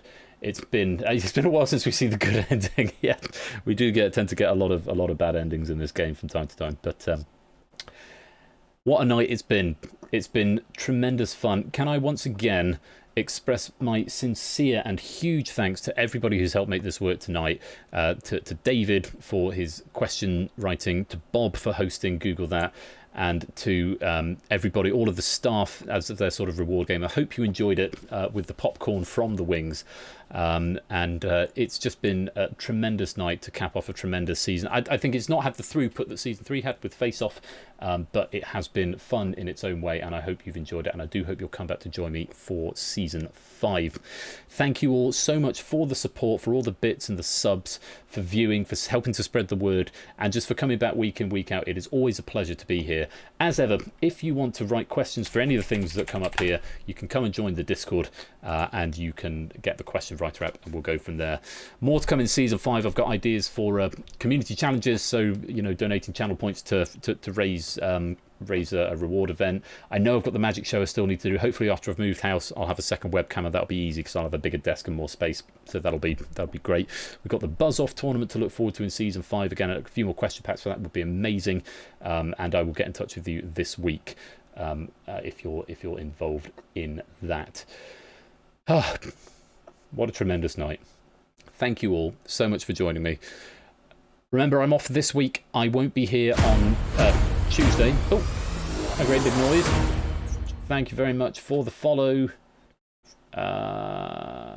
Person who just followed.